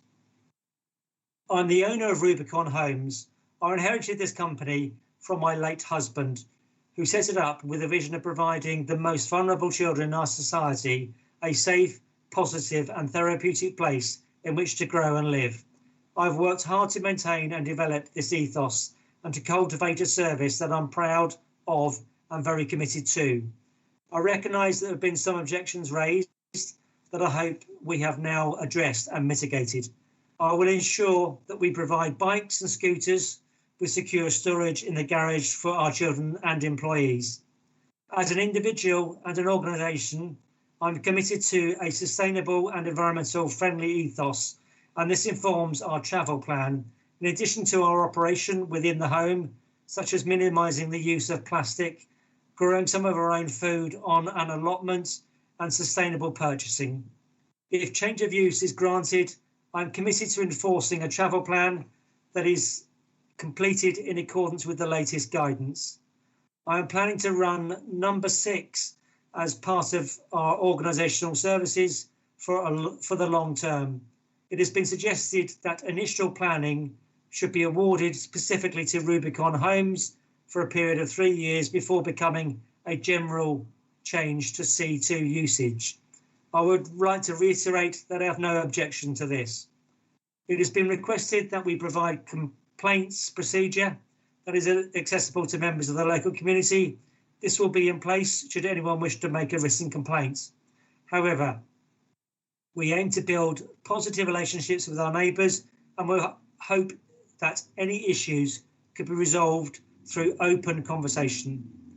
Children in the care system have experienced loss and have a variety of needs, and as a result of their early life experiences. I believe that all looked after children should expect to have the same opportunities as other children, to be able to grow up in a home where they are well cared for, in a safe community, enabling them to be the best that they can and move successfully into adulthood. This is our absolute priority. Should our application be successful, my objective for number 6 is that it will be a family-orientated home, providing both specialist care and ordinary life experiences for all of our children. I'm committed to working towards closing the gap in achievement and aspirations between children in care and their peers, ensuring they have equal chances to lead happy and fulfilling lives to those who are raised in their birth families. I believe care can be transformative. It can be the difference that makes the difference. I hope that in time we can alter the negative perceptions surrounding children's homes and become an asset to the local community. Thank you, Chair. That concludes the speech on behalf of Lewis Ellis, owner and director of Rubicon Homes. Moving on to the next one, again a letter of support on behalf of Susan Pascoe, director of Rubicon Children's Homes. I'm writing in support of the application for the change of use. I joined Rubicon Homes in 2017, having worked for numerous adult public services. Working for Rubicon has demonstrated to me that it is possible to deliver care in ways that are generally connected and focused on improving children's lives, over and above ticking boxes and achieving numbers. When children come to live at Rubicon Home, it becomes their home, and for adults that work with us, it is their second home. In the same way that anyone works to protect their home and to take responsibility within the community, we hold the same expectation for ourselves, our team, and our children. I am fiercely proud of the way that Rubicon Homes operates. I can understand the concerns that have been raised by local residents. Residential children's homes come with an unfortunately bleak history. The only way to support a change in perception of our work is to operate responsibly and with sensitivity. We hold our services in high esteem, and our team will work, often tirelessly, to ensure the safety and well-being of the children in our care, connecting them and ourselves with the local community and making a positive difference. My biggest fear in running children's services will always be how to keep vulnerable children safe from the myriad risks that they face. And in searching for a site for a new home, we chose this quiet residential area of Seaford with this in mind. This allows for our children to recover, thrive, and make a healthy connection in a place that provides them with genuine physical and psychological safety. Our team are very skilled at what they do, and I intend to ensure that we, as a service, provide this by being good neighbours and supporting the children who come to live with us into positive futures. That concludes the speech in support from Susanna Pascoe, Director of Rubicon Children's Homes. Moving on to the next statement on behalf of Councillor Jeff Rutland in his capacity as Lewis District Ward Councillor. Dear Planning Applications Committee, I would like to strenuously object to the change of use of this property. I understand that children's homes are needed to support the most vulnerable in our society, but it also must be well planned and an area that can accommodate it. The age demographic of the area should be taken into consideration. 39.5% of the area's population are age 60 and over. This is 16.2% higher when compared to the southeast. Also, under 18s make up 18.5%, of which 6.8% lower than the southeast. The average age for the area is 61 years of age, which is a lot higher than the rest of Seaford, which is 43 to 54 years. There is no immediate amenities for the youth in the area. There are no schools, there are no parks, there are no youth facilities. These are all provided in the town centre itself. This is the wrong area for this proposal. Given the more intensive use proposed for the property, this would be detrimental to the occupants as facilities are not in the immediate vicinity.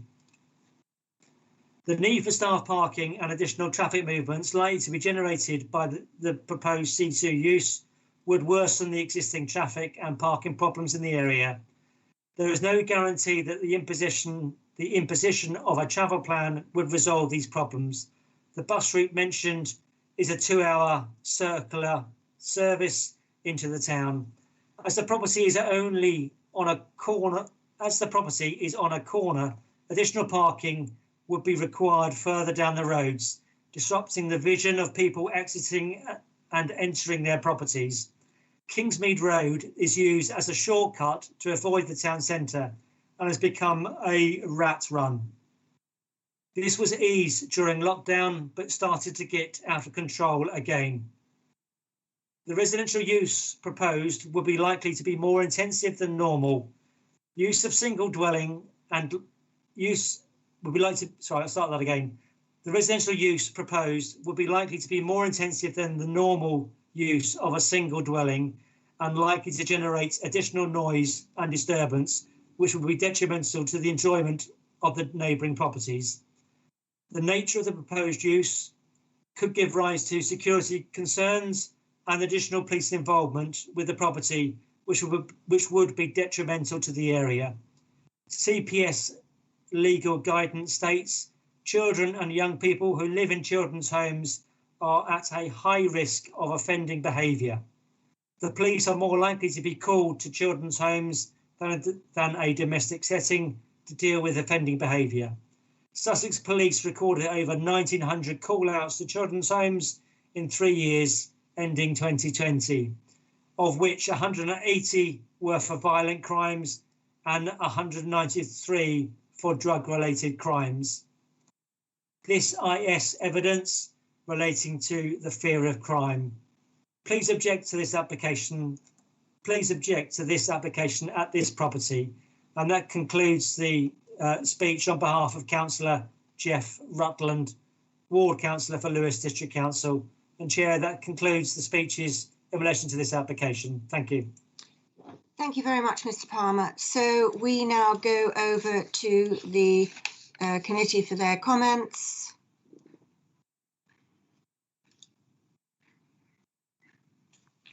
Councillor O'Connor, thank you. Thank you, Chair, and thank you to Mrs. Norman and Mr. Palmer for all that reading. Thank you. I'd just like to say that this is obviously a very, very tricky one because on the planning committee we've read all the objections, we've listened to all the what's happened this evening, we've heard the officers talk, and it is a tricky one.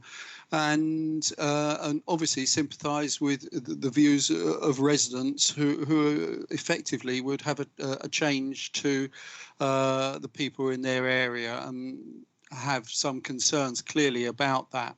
But I do note that social services have written and said that there is a need for this. And they've said that there is a national shortage for this type of therapeutic residential provision for children and very limited local resources. So this potentially could help with a need for this sort of provision in this area, which would be good news if this committee was minded to grant it. I also note, and I was particularly interested in the comments by Susanna Pascoe from the Rubicon Homes, that anyone who works to protect their home and take responsibility within their community holds the same expectation for themselves. In other words, she's saying that they will set a very high standard and they will look after those children and they will, they will protect them as best they can. So that is powerful stuff from professionals that we've heard, both from East Sussex County Council and for somebody who's working in this area. Obviously, they've got an interest. They want to provide more provision for children. But getting to my point, I'd like to ask a couple of questions of officers. What are the purely planning considerations which we're required to consider here? Purely the planning considerations. We can't decide upon, social services and children's care. We're not qualified. We're not that sort of committee. But there are planning considerations here, which I'd just like clarified for me, if I may. And the owner of Rubicon Homes, Louise Ellis, said that in her speech earlier that they'd be happy to accept a 3-year limitation on this application. So I just wanted clarification on what she meant by that. Is there some sort of provision to have this come back within 3 years? Thank you, Chair. Those are my questions. Thank you, O'Connor. Actually, I'm going to go straight to Mr. Hill on that because there's a few questions for you. Excuse me, planning consideration and the 3-year. Thank you. I can see the other hands. Thank you. Yeah, in terms of the temporary consent, you can grant, or anyone can ask for, or apply for, indeed for a temporary permission. I think if the committee wanted to grant permission for a temporary period, I think you'd have to be justified and have reason for granting or for limiting it to 3 years, bearing in mind the investment and the other implications of employment that would be linked to it. And there has to be ultimately a justification as to why that 3-year period. In terms of planning considerations, yes, it is difficult. It is still a dwelling house. It is still being used for residential purpose. 5 children who are looked after and cared for in there by people, professionals who also come into the premises, some of which stay overnight and live in the premises to look after them. So, you know, with the best will in the world, when it is properly functioning and operational, it shouldn't in itself have any greater impact than using that property, which is clearly a large property, as a dwelling house. If one of you with 5 children decided to buy it and living there, the implications of noise and using the garden and everything are likely to be the same. The one thing that probably does jump out and is probably different is the increased comings and going of professional staff. And that is something that we use to assess people working from home, whether they're working on their own or whether they have visiting members of the public. Now, depending on the times and the frequency of those visits to the property, that in itself could have an impact on amenity of neighbours. If you've got a high turnover of staff, every other hour in the middle of the night, then people are going to hear car doors slamming and the like. But that's probably the one thing that jumps out as in terms of the increased comings and goings. But otherwise, it is very difficult because it is still being used for residential purposes, albeit those residential purposes are slightly different to a traditional house in as much as they have staff coming into the property on a very regular basis. Thank you, Mr. Hill. I forgive me, Councillor Amy, Councillor Saunders. I didn't know which hand went up first. Should we do it alphabetically? Councillor Amy, thank you. You're still muted, Councillor Amy, still muted. You do a fine job in reminding me, Councillor Saunders. Councillor Saunders may remember that we had a similar request in Newhaven. It wasn't what I would call Denton, I would call it Mount Pleasant, but we had exactly the same kind of neighbour concerns. But I have to say, I haven't had one complaint, I don't think, since, that organisation went into that house. I don't know if you've had any complaints, but, I was expecting quite a few, but had very, very few. I think there was just a few about additional cars in what was an unmade road at the time. And we all know the work, or Steve will know the work of, let's say, Joan and Peter over the years, sharing their house and bringing up children, many of whom have gone on to be very successful in their life. So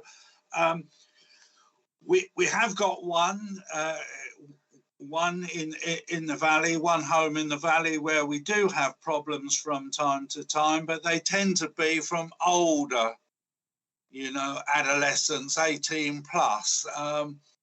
But given this, I'm tend to go in favour of approving this planning permission, Chair. Thank you. Thank you, Councillor Saunders, please. Thank you, Chair. Councillor Saunders here. Councillor Amy has referenced 2 points, which two examples that I was going to draw attention to. One was I think it's Palmerston Road in Mount Pleasant. Yeah. And like Councillor Amy, I'm unaware of any major concerns there. However, both that property and the property owned by Peter Rhodes and his wife up on the highway are on the periphery of the town. They're adjacent to open farmland, and both properties have got extensive gardens and lots of room for the young people to spread their wings, shall we say. I was going to go on to say that I do welcome the aims and the ethos of Rubicon Homes. I'm fully in favour of caring the community, which is effectively what this is, which really is about supporting people in their own homes, and this is slightly different. This is a residential facility which is being proposed within a residential area, and I note all the comments from the neighbours, and I can sort of quite understand that. Mr. Hill, in his opening remarks, said that this is an application within a residential area, and it should be noted it is a quiet residential area. Mr. Hill has also mentioned about the concerns that may be raised or taken into account of the comings and goings of staff members in particular. And if we're talking about shift patterns of staff members that are not staying on site, we're talking about presumably 3 8-hour shifts in a 24-hour period, comings and goings for that. And we've also got, as again has been mentioned, the potential for social workers, welfare officers coming and going to the property. There is going to be quite a lot of increased comings and goings in this property. So I do share the concerns, but not in an NIMBY way, and not at all, which it might be reflected as in the objections from the neighbours. I just am concerned that effectively this is a 24-hour facility, which is now being proposed within what was and still is at the moment a quiet residential area. It was mentioned by Councillor O'Connor about the recommendation for a 3-year temporary permission, and I couldn't see that. I was going to raise that. And I do note that the applicant is happy, if that's what we decide, to suggest as a recommendation for a 3-year temporary permission, which is interesting because I know, Mr. Hill, usually the applicants don't want that because they have got a lot of investment to make, financial investment. But the applicant has actually said they are quite happy if that's what we decide. I'm not in a position at the moment to propose refusal or acceptance of this application. I'd like to hear from everybody else, but I have got concerns about the fact that this is a 24-hour facility, a change of use from residential to I forget. Sorry, what's the hour? Residential institution. To C3, yes. To C2, yes. So I've got concerns, but I'd like to hear from everybody else and see if anybody else is willing to make a proposal one way or the other. Thank you, Chair. Thank you, Councillor Saunders. Councillor Papanikolaou, thank you. Thank you, Chair. I think Mr. Hill said that the latest shift that would be going in was 9 p.m, if that clarifies something for Councillor Saunders. So the last shift of the day would be 9 p.m. I'm sure we heard that the other day. You know, we've all got concerns, I'm sure, but I'm sure, you know, the overall management, you know, with the tick lists that have to be adhered to and the staff training and, you know, I'm sure it's going to be, you know, watched over by the correct services. So I think we've all got, you know, our concerns, but also, you know, these places have to be managed to a high standard and the staff have to be trained. And, you know, I think we'd all be worried if it was on our doorsteps as well. But, you know, these children need somewhere to live. And, you know, I'm sure if it's managed correctly, and they've got the right staff in there to manage correctly, but then, you know, it could become a real problem. I do know of a few that have been problems, and, you know, constant police there. It was my sister's job for many years. So, so I'm sure, you know, the residents are going to be concerned. So I think it all does come down to, you know, good management. And unfortunately, if you get the right people in there, and, you know, how do you judge that? But, you know, that's my say for now. Thank you. Thank you. Councillor Sylvia Lord, please. Thank you. The only concern I have is actually for the children. Yes. This property is quite small. That means they haven't got their own space, which they normally have. They haven't got a quiet room. They haven't got a playroom. And if you have, 5 children playing in a garden, one want to play one game, one want to play another game, and it causes conflict.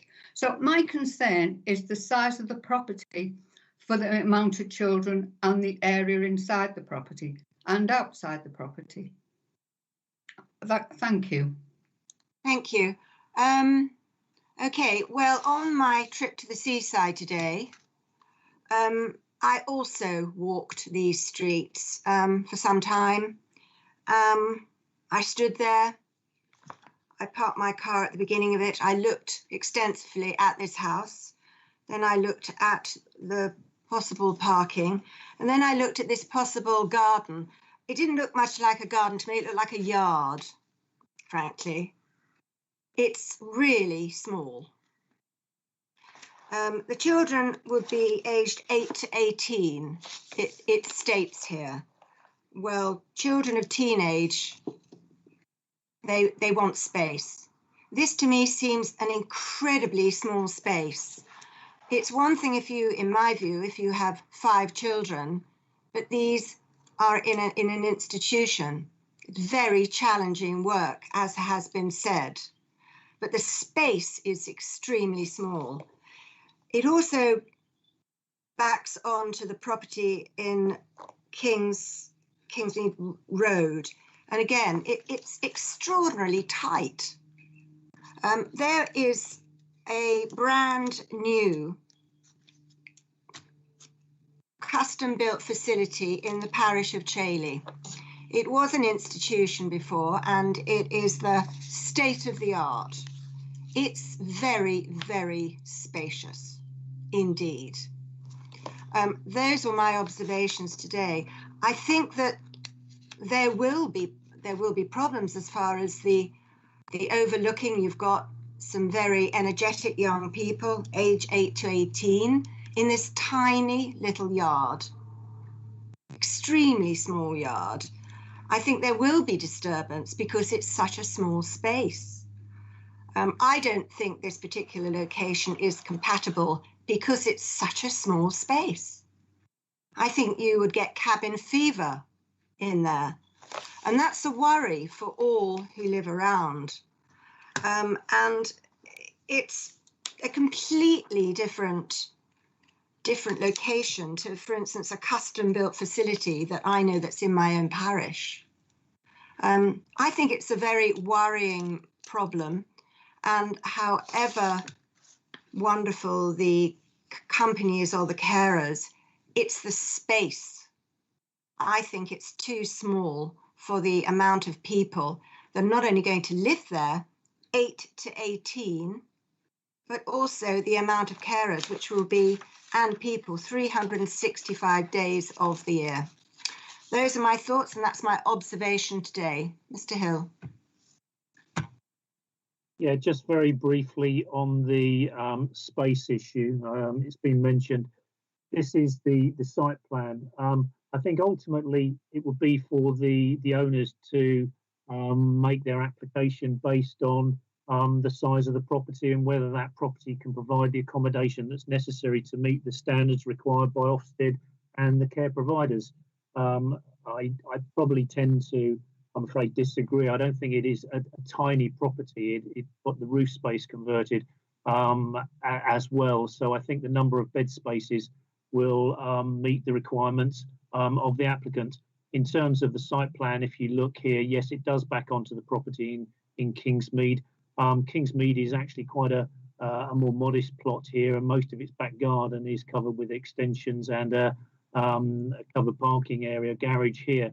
This property has a decked area, or had at some point an external seating area, an area here where clearly there was a trampoline at some point in the past. So I think that if the applicants felt that this property would not meet their needs, they wouldn't be applying for that number of children in the property itself. So I think in terms of space, that would be down to the applicant to make sure that it meets the needs, and it would then comply with the various registration documents.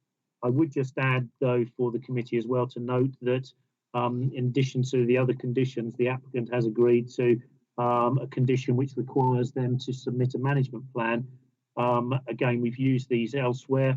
That's to include, but not limited to, social behaviour protocols, complaints process, staff contact details.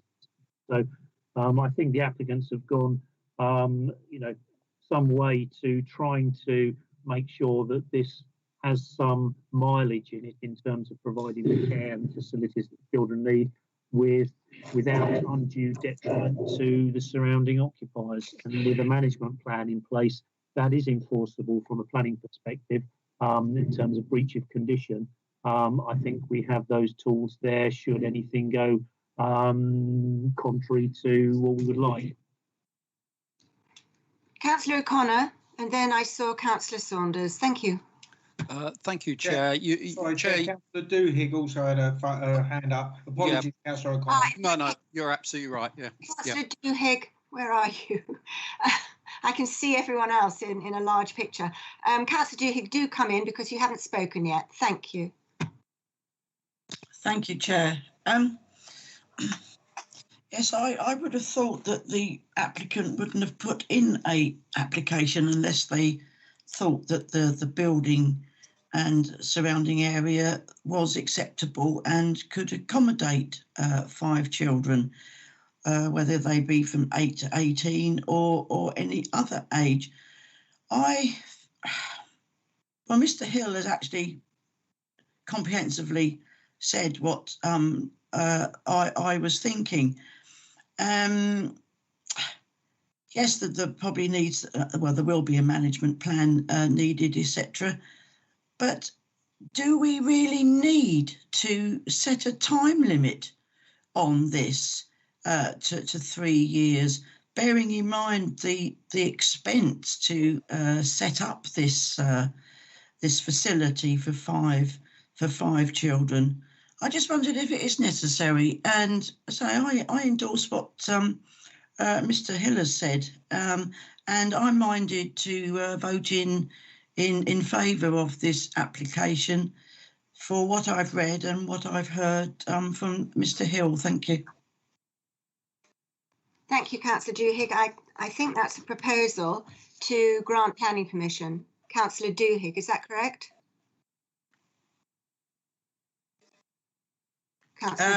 Yes, Chair. It's. I was saying I was minded to, but waiting to hear what Councillor O'Connor has to say. Thank you, Chair. All right then. So we're over to Councillor O'Connor, then Councillor Saunders, then Councillor Papanicolaou. Councillor O'Connor, and I could say to colleagues now, presumably you're coming back with something new to discuss, please. Thank you.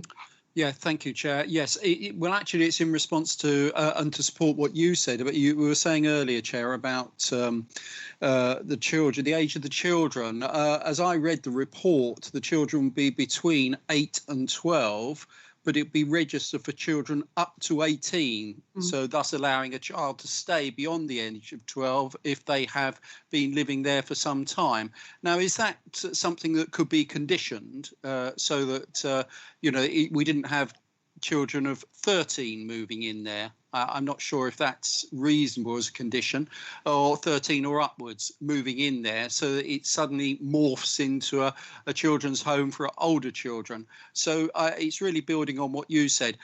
Subject to that, I think I would be happy to propose this, but depending on what Mr. Hill said. Thank you. Mr. Hill. Yeah, I don't think restricting it to that age would to a particular age group would meet the 5 tests of a condition.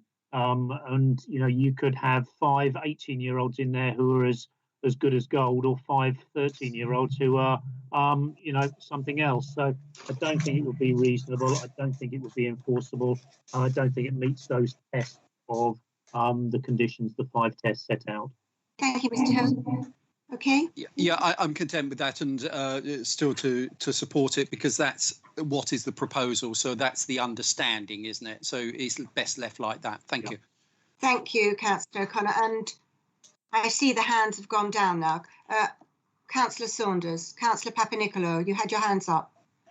Sorry, Chair. Yes, I took it down. It was by mistake. I was playing with my cursor. I do apologise. Oh, I'm terribly sorry. I was just no, it is up. I took it down by mistake. So yes, I just wanted to go over a couple of points. One that Councillor Sylvia Lord was talking about with regards to open space, etc. I believe, and I think I was alluding to that when I was referring to Palmerston House or Palmerston Road in Denton, or Mount Pleasant, as Councillor Amy quietly corrected me upon, and also the foster home that was provided by Mr. and Mrs. Rhodes in New Haven. They are facilities which are on the periphery of the towns, and they've got a lot of open space. And I know you were referring in your comments the fact that there is a garden. I know Mr. Hill said it's a reasonably extensive garden. Whether or not that's right or not, I don't know. But it's still, we're referring to the whole building. The living accommodation. Yes, there are enough bedrooms for staff and for the residents. But is there enough other space within that property? I'm not so sure. But I'm still concerned it's the right facility in the right place. That's my concern, really. I think there are other facilities within Seaford. I can think of Warwick House being one, which is nearer the town centre, nearer the local facilities, and that would be a better position, is nearest to the town centre. I'm still concerned at the position of this facility in what is at the moment a quiet residential area. So I'm afraid I won't be supporting this particular application, but for those reasons. I'm still waiting for a proposer for you, Chair, but not at the moment. I'm not ready to do that. Thank you. Okay, thank you. Actually, I do have a proposer here, and it's Councillor O'Connor. Do I have a seconder?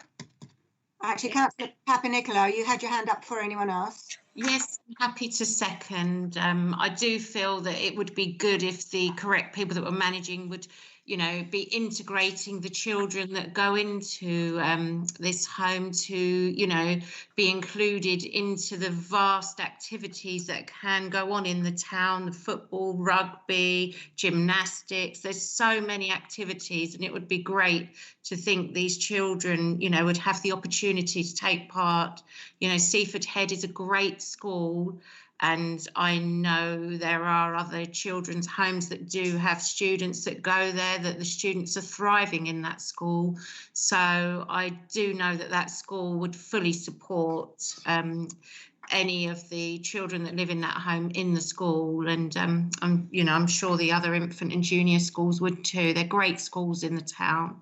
So I think, the children are very lucky to be going into those great schools.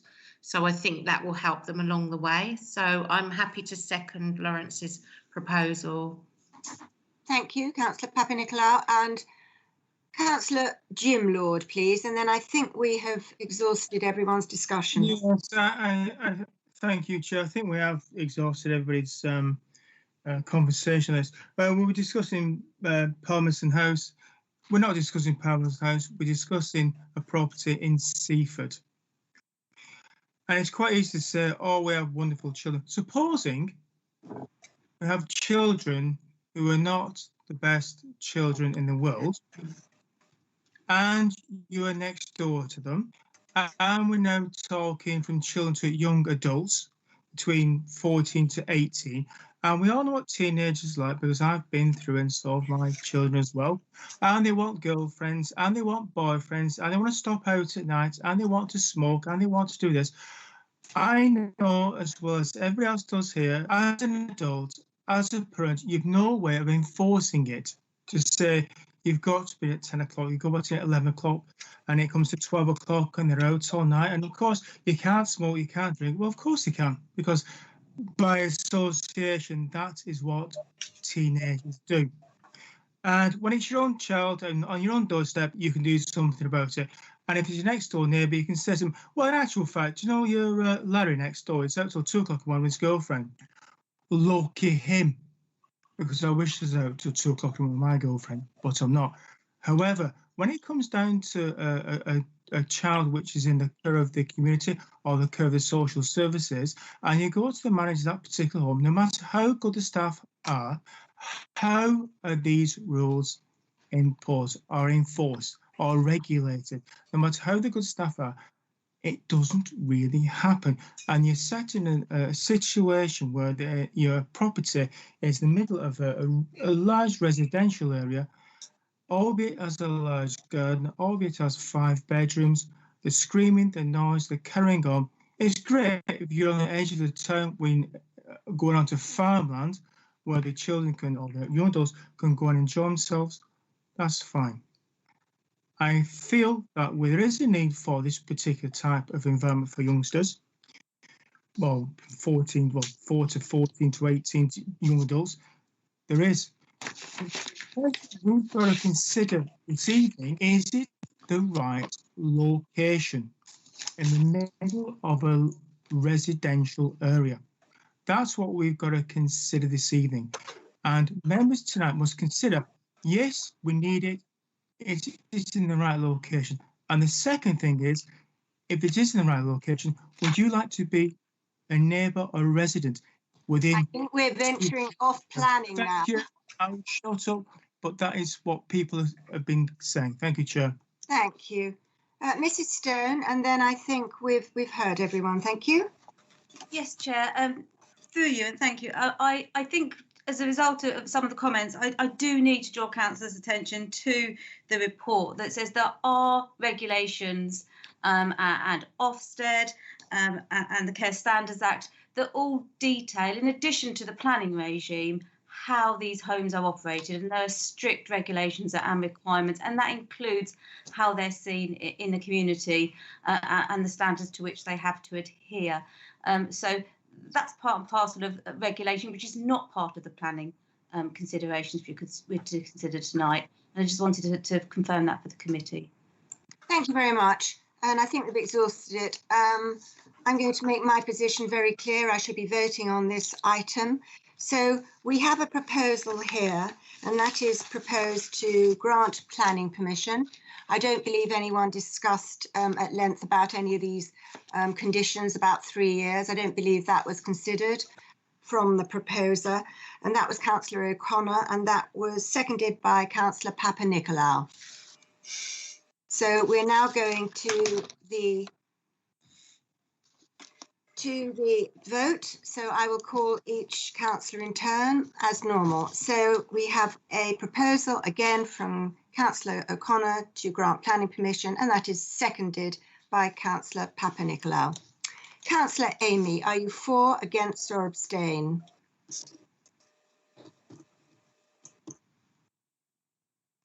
Sorry. Sorry, for, Chair. Ah, thank you. Okay. Councillor Duhigg, please. Are you for, against, abstain? Councillor Duhigg, for, Chair. Thank you.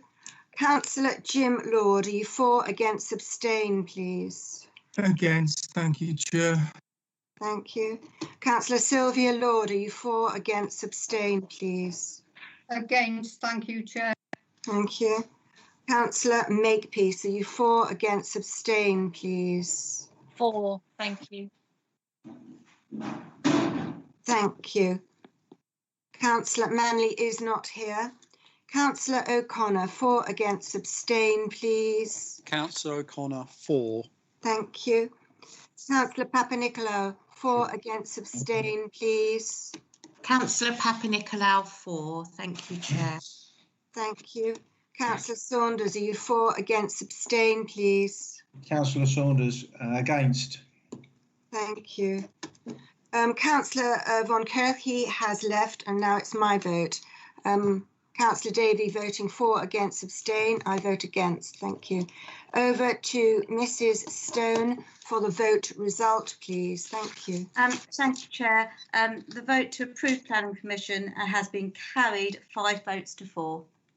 Thank you very much. So that is application number LW/20/0849. Location 6 Beacon Drive, Seaford, BN252JY. Proposal: change of use from C3 dwelling house to C2 residential institution to accommodate 5 children. Applicant Louise Witchlow Ellis, Ward Seaford Central, and planning permission has been granted. Thank you.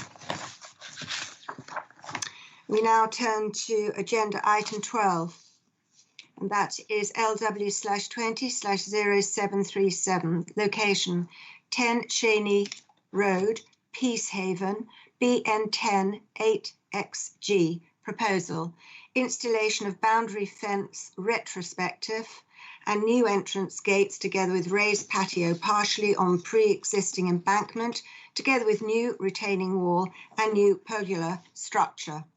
Applicant Mrs. T. Pryor, Ward Peacehaven East. Recommendation: grant planning permission. Mr. Hill, thank you. Sorry, Mrs. Stone. Forgive me.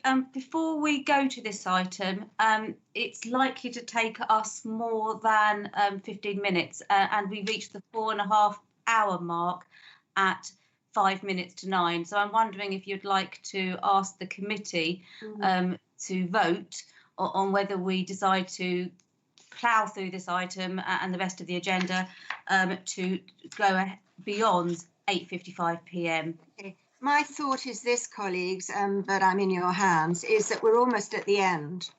It just seems practical to get to the end. But I'm in your hands. What would you like to do? I think there's an expression the consultant who interviewed us said it was called the guillotine. I found that rather unfortunate tone of phrase, so I didn't like that particularly. Shall we continue and finish our agenda, or would you like to stop? On the vote, please. Continue. If you're going, Chairman, yeah, if you're going alphabetically, continue. Yes. All right then. Sorry. Can I? Sorry, we've had 1 5-minute break, and I've had nothing to eat, and it's 9 o'clock, and we've been sitting here since 4. I cannot give the personally, I can't give my attention. All right. Well, in that case, you've made the decision, Councillor Makepeace. You can't continue, and that's a human right, I'm sure. So, Mrs. Norman, do you want to hold? Thank you, Chair. Just for clarity, we would need the majority of the members to agree to continue. Otherwise, the meeting would cease immediately, and the chair would either need to set an additional date to hear the remaining items, or they would be considered at the next meeting of the committee, which you know is not until the 9th of June 2021. So, okay. Thank you. Well, let's go to the vote. Isn't that the democratic way of doing it? Chair, may I just add that it's not just one agenda item, we've got 2 further to go, just to let you know. This is not the final one. There is a... No, I know. Sorry. I know. Sorry. I'm very well aware of that. But if we have one member who's about to faint, then, clearly this is not the way forward. Through you, Chair. Apologies. I don't want to speak over to Councillor Saunders. We could have a 5-minute break, for someone to get a refreshments or food. Yes. And then continue. It's a matter for the committee and yes, your direction. If Councillor Makepeace is going to faint, I don't want to be the one that makes her faint. Can we ask how long Councillor Makepeace needs if she's going to have something to eat, Chair? Well, I'd like to have 15 minutes. We've been sitting. Okay, that's too much. I will then give my apologies and allow you all to continue, if that's the way. I'm just worried.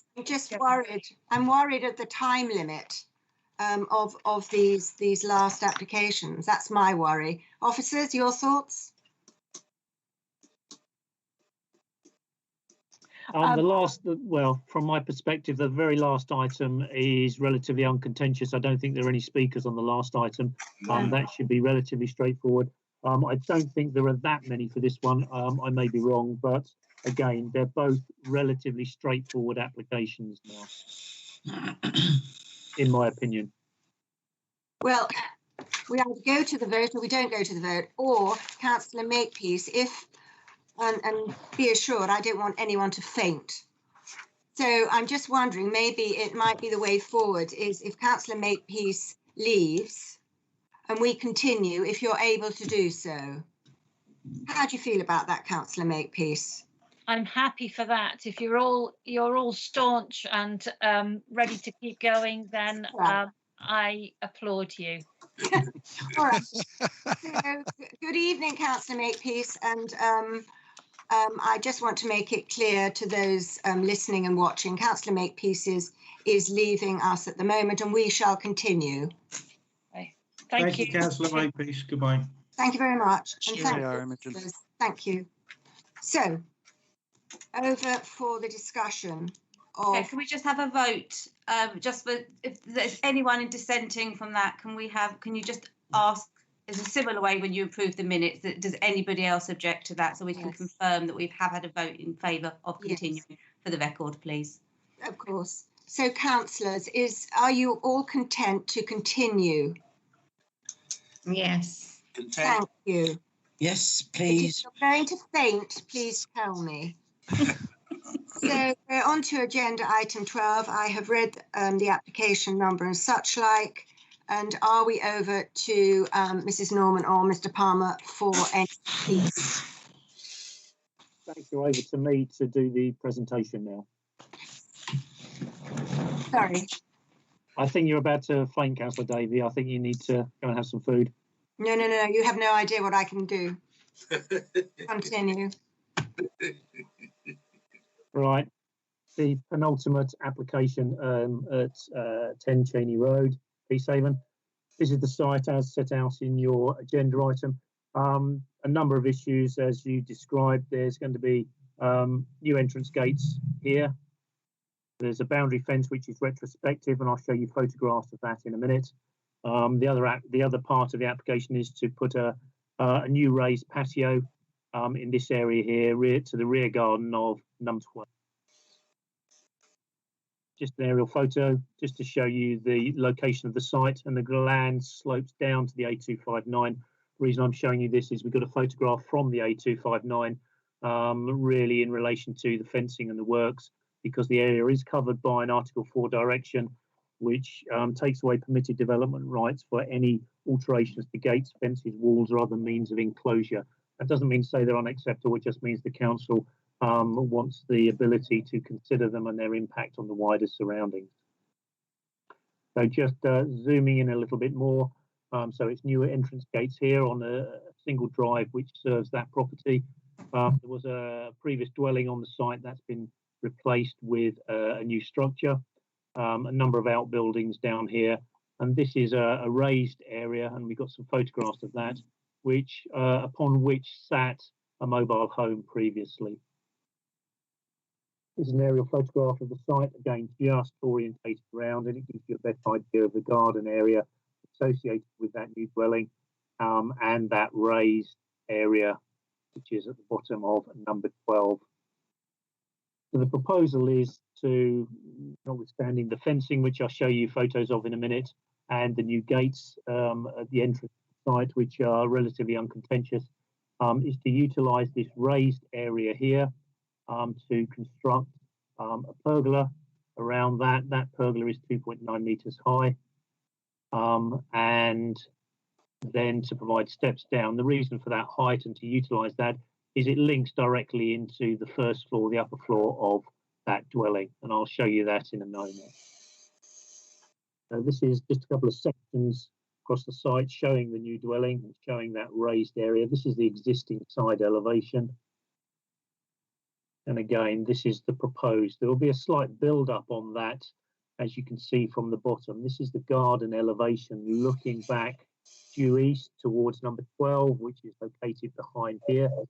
So the proposal is this is that raised bank, and it's to slightly raise the northern part of that to give you a level threshold, which ties in with the floor of the first floor, the upper floor of that dwelling, to construct this open frameworked pergola on the site, 2.9 metres high above that ground level, and that ground level in itself is 2.87 metres above the garden level.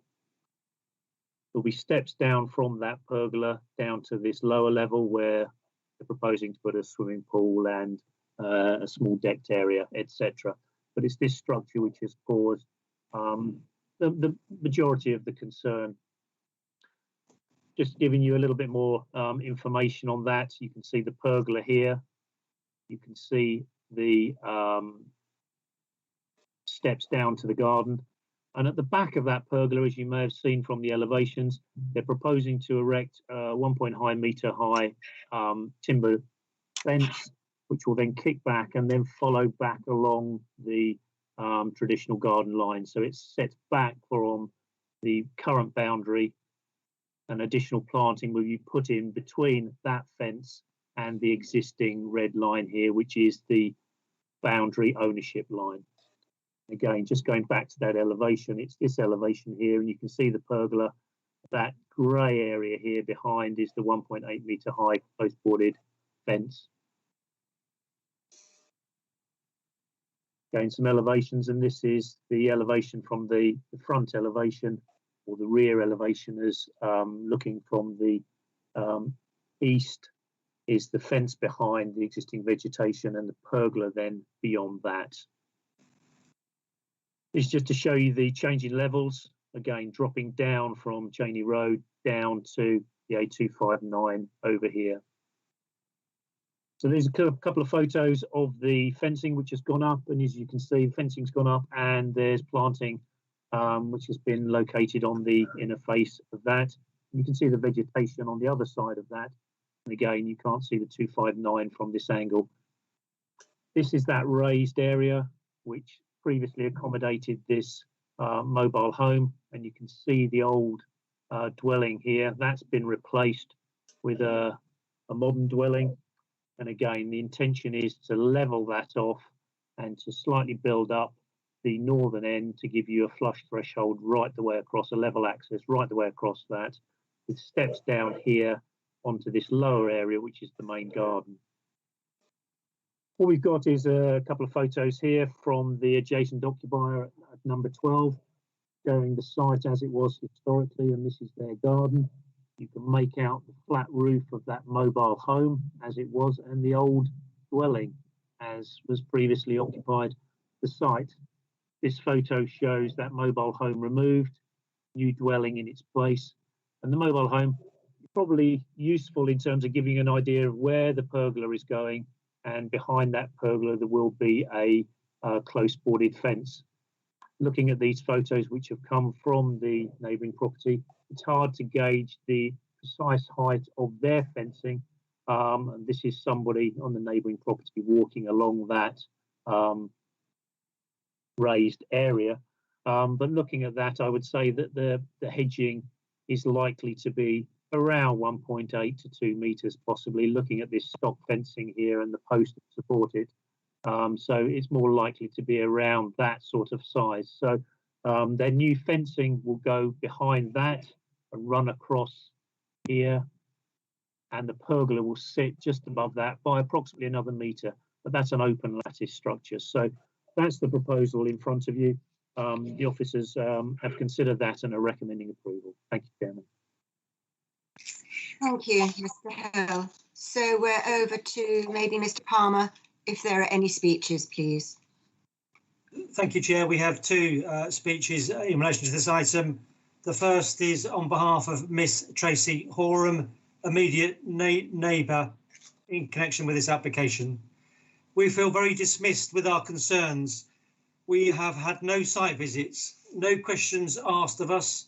We've had to do all the chasing as we were not contacted by the planning officer for consultations. So we are very frustrated and feel we have not been given a fair chance to have our say, as there is only so much that can be shown by pictures and words without physically seeing the impact. There were never any gates at the main entrance to the property. There has never been any fencing on the entire property. In their grounds was not raised there would be no privacy issues. The static mobile home was at a height of 2.5 metres from the original slab and the level with our hedge at the time. Our hedge, that is now 2.7 metres, would now be above the roof. So if the pergola is built on the original slab, it would only be 200 millimetres above my hedge. But this is not the case, as the ground has been raised.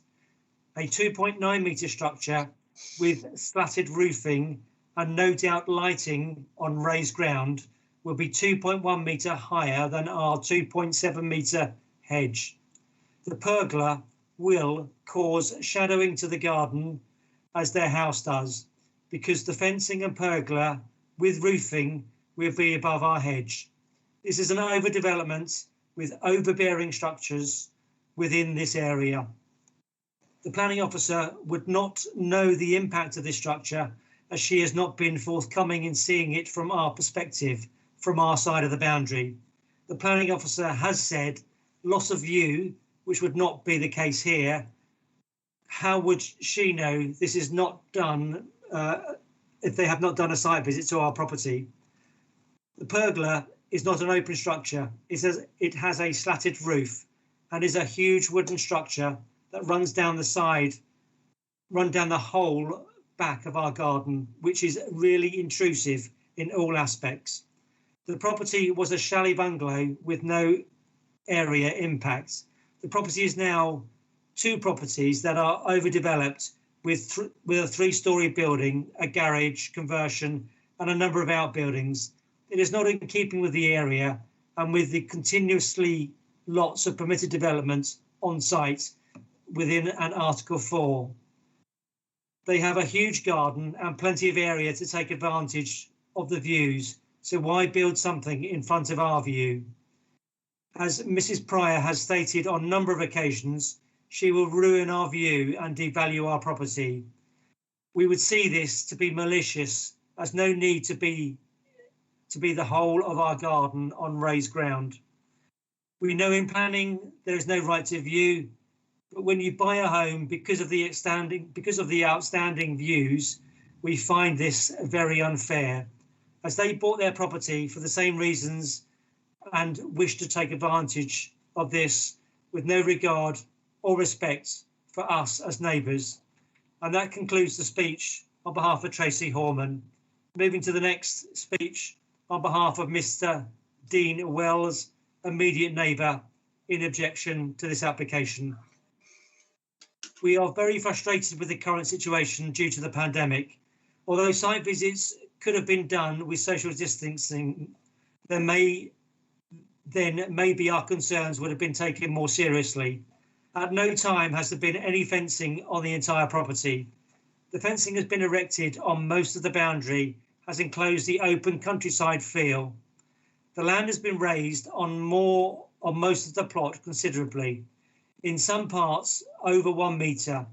The 1.8 metre fencing is raised to 2.8 metres minimum in some places. The 2 metre high lalandi have been planted. Assuming this will be the case on all other boundaries, lalandi on adjoining boundaries will be left to grow, as they will not affect their sea view. The fencing will be visible above our 2.7 metre hedging because of the raised ground. 1.2 metre fencing along the driveway will shadow my property, as their driveway is higher than ours. Our land survey is on average 73.50. Their driveway is on average 75.50. Measurements that follow will be referenced to sea level by surveyor's report. The garden in front of the concrete slab and down the steps range from 70.55 at the highest point at the house and sloping down to 69.66 northeast down the garden. So the bank that the slab and the mobile home sat on was 350 millimetres high from the garden at the house and sloped away northeast down the garden. The concrete slab that the mobile home sat on is stated to be at 70.90 on the survey. Our survey report shows the ground to be at 70.53, which means that the height difference is 370 millimetres within the same area on both sides of the boundaries. All this area has been raised on their side to be at the same level with the patio area at the rear of their house. The patio area at the rear of the original house was 72.14. This area is said to be 72.50, so has been raised by 360 millimetres. The ground in total has been raised from 70.90 at concrete slab to 72.50, which is 1.6 metres.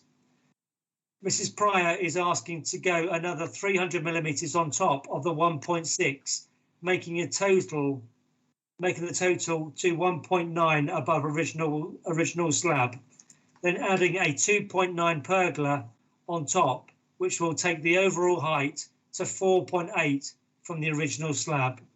The pergola and fencing will shadow the garden. The pergola will overlook my entire property, removing all privacy and enjoyment from our home, garden and patio.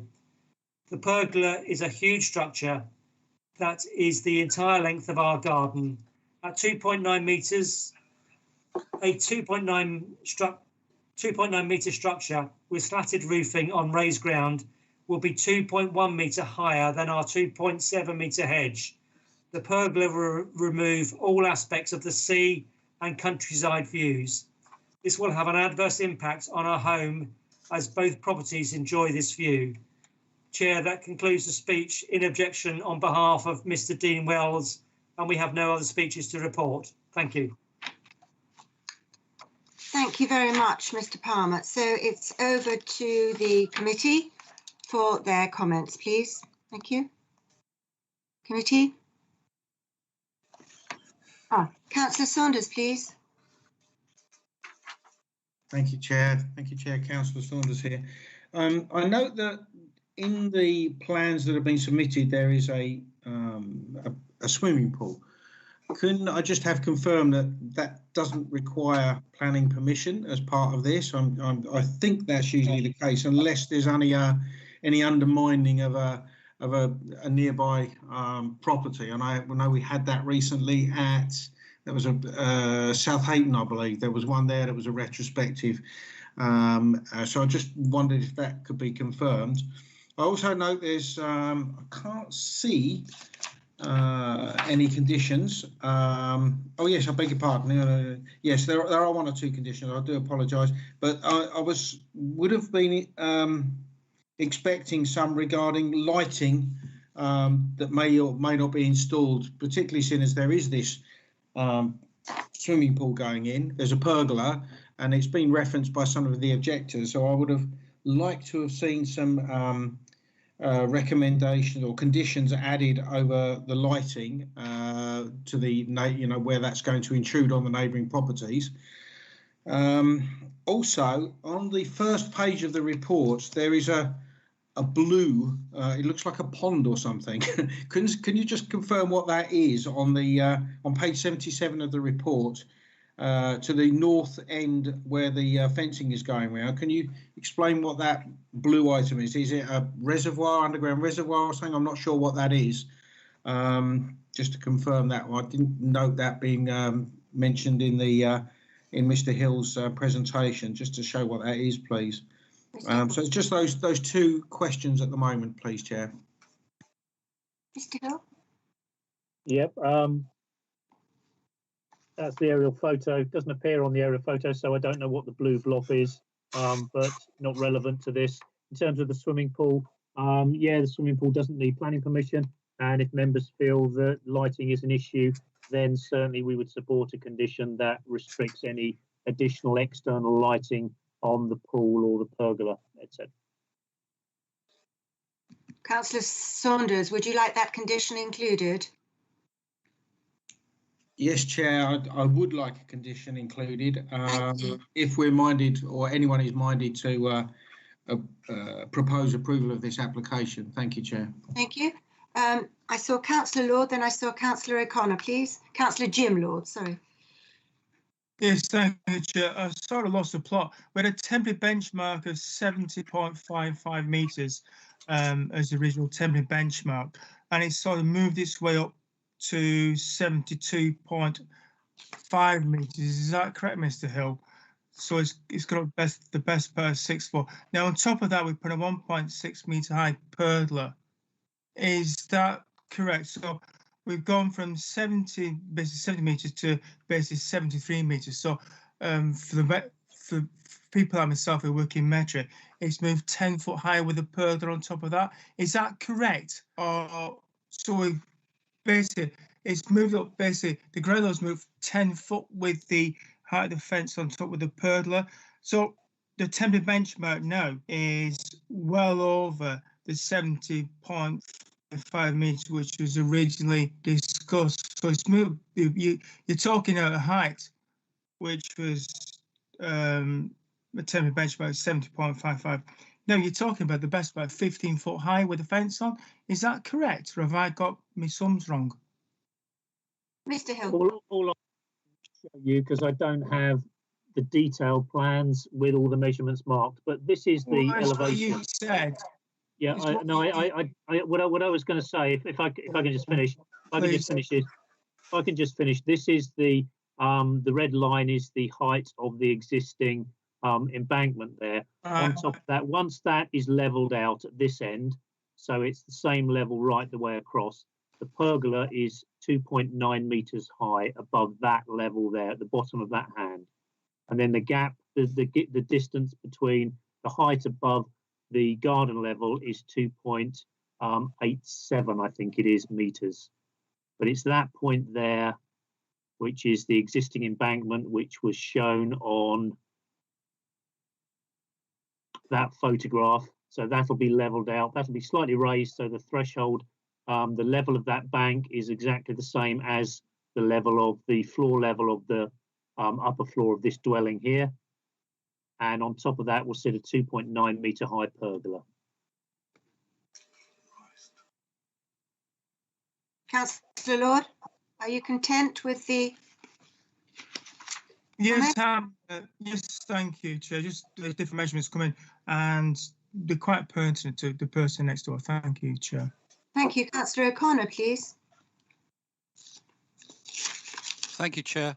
I was concerned about the effect of the fencing round the edge. You know, it is quite intrusive compared to the nature of the area, which, you know, we've often, you know, many of us have walked over that area quite a bit, and it has a distinct open feel about it. As somebody has mentioned, it's scrubland, quite distinctive. And to put fences up there, I'm not sure it is actually compliant with, when I'm referring to 8.2.2, the aim of an A4 direction is to encourage good design. I'm not sure the fencing that's there is good design, and I also concerned about the neighbourliness. I suppose we can't really sort of comment on it, but to build right in front of somebody's house, okay, they have no right to a view, but it's not very good neighbourliness. So I'm disappointed at this stage, and I'll wait to hear what other people say before I come to a conclusion.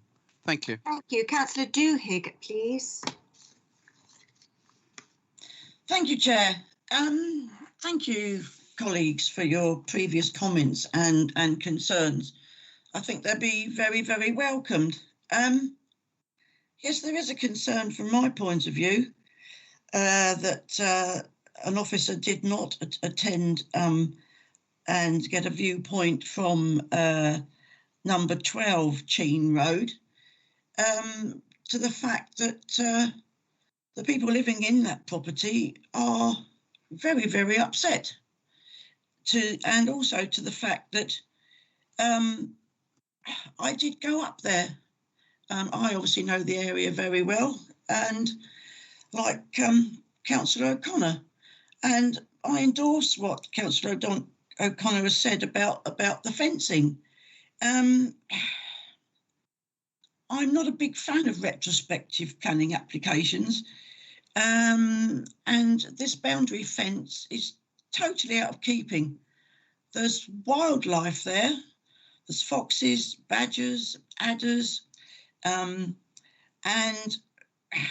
to erect a fence in a scrubland stroke animal friendly or wildlife friendly area is, well, totally not what that area needs. The blue area is a dew pond, just to clarify a point.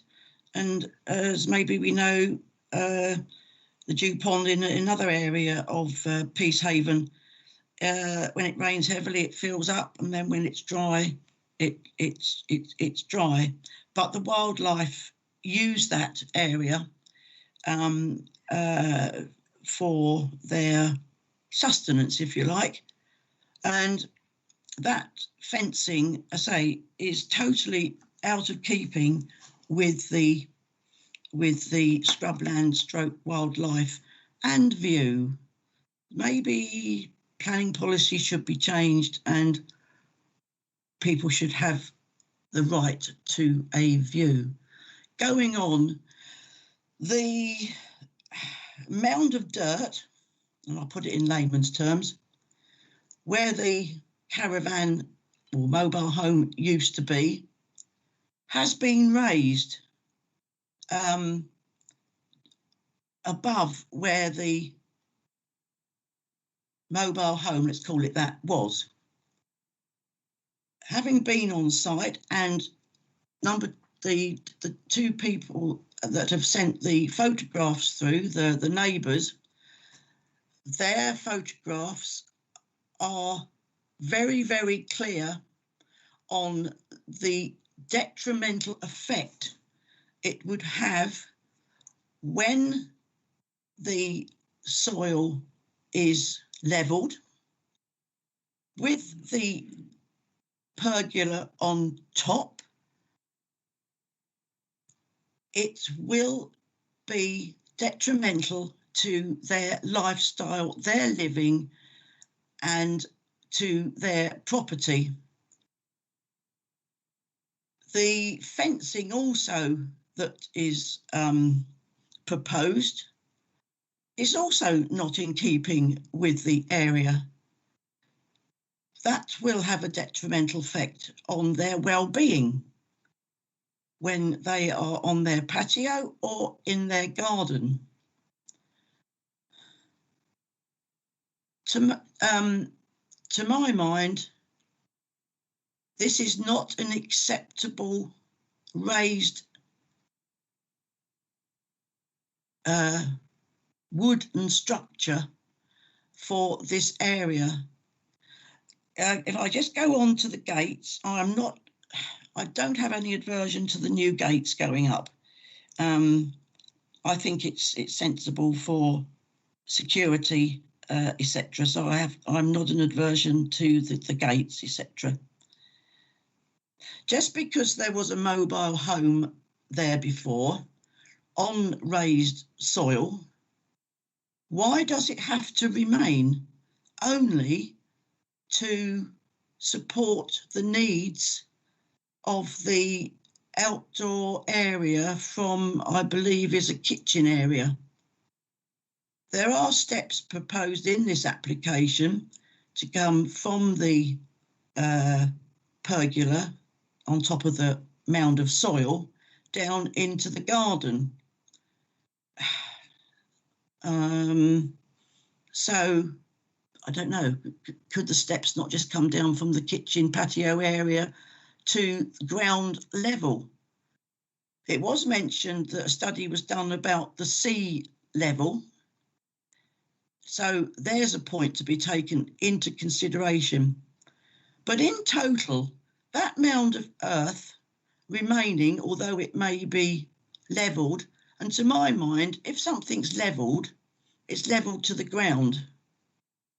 The only way I can see through this is so that the occupants of number 12, their lifestyle and their view is not impeded.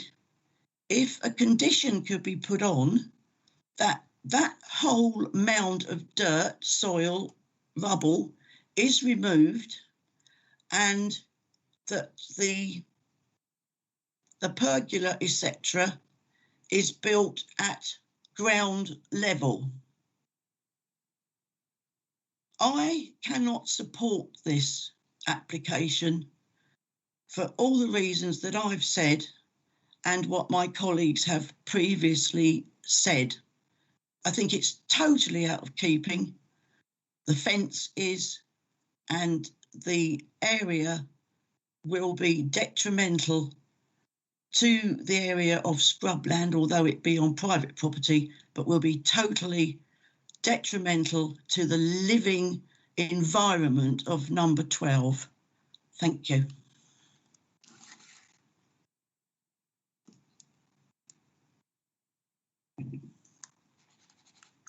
Thank you. Sorry for that. Councillor Papanikolaou. Oh, thank you, Chair. Yes, I'm in agreement with Councillor Doohig. I feel it could be a beautiful development if they were made to dig down further. If the steps are going down, why do they not start, you know, on that level with the pergola and make it a beautiful surrounding and not interfere with the neighbours? If they're going, you know, if the steps are going down, it looks like there's a basement area, and remove the mound and dig down. Yes, it's more work for them, but, you know, it would look just as nice, and it's not going to impede on their neighbours because it won't be so high. So I feel it would be a lovely development, if only, obviously there are frictions with the neighbours, we can feel that. So, but to be that high, not only there, in the windy elements, it's all going to blow away anyhow. So surely it makes more sense to have a lower development and dig down. So they're just my views. Okay, thank you. Thank you. And we're over to Mr. Hill. And that is, these points have been put forward from Councillor Doohig about digging down. Yeah, all I'll say is digging down's irrelevant. You've got to determine what's in front of you tonight. If you don't like it, then I think someone comes up with a recommendation for refusal, and we'll see how the vote goes. Right. So I don't see any other hands up. It's maybe Councillor Papanikolaou is an old hand. Yes. So, Councillor Doohig, yes, thank you. Yes, thank you, Chair. Yes, I'm going to propose that we refuse this this application for the reasons I've stated, and endorse what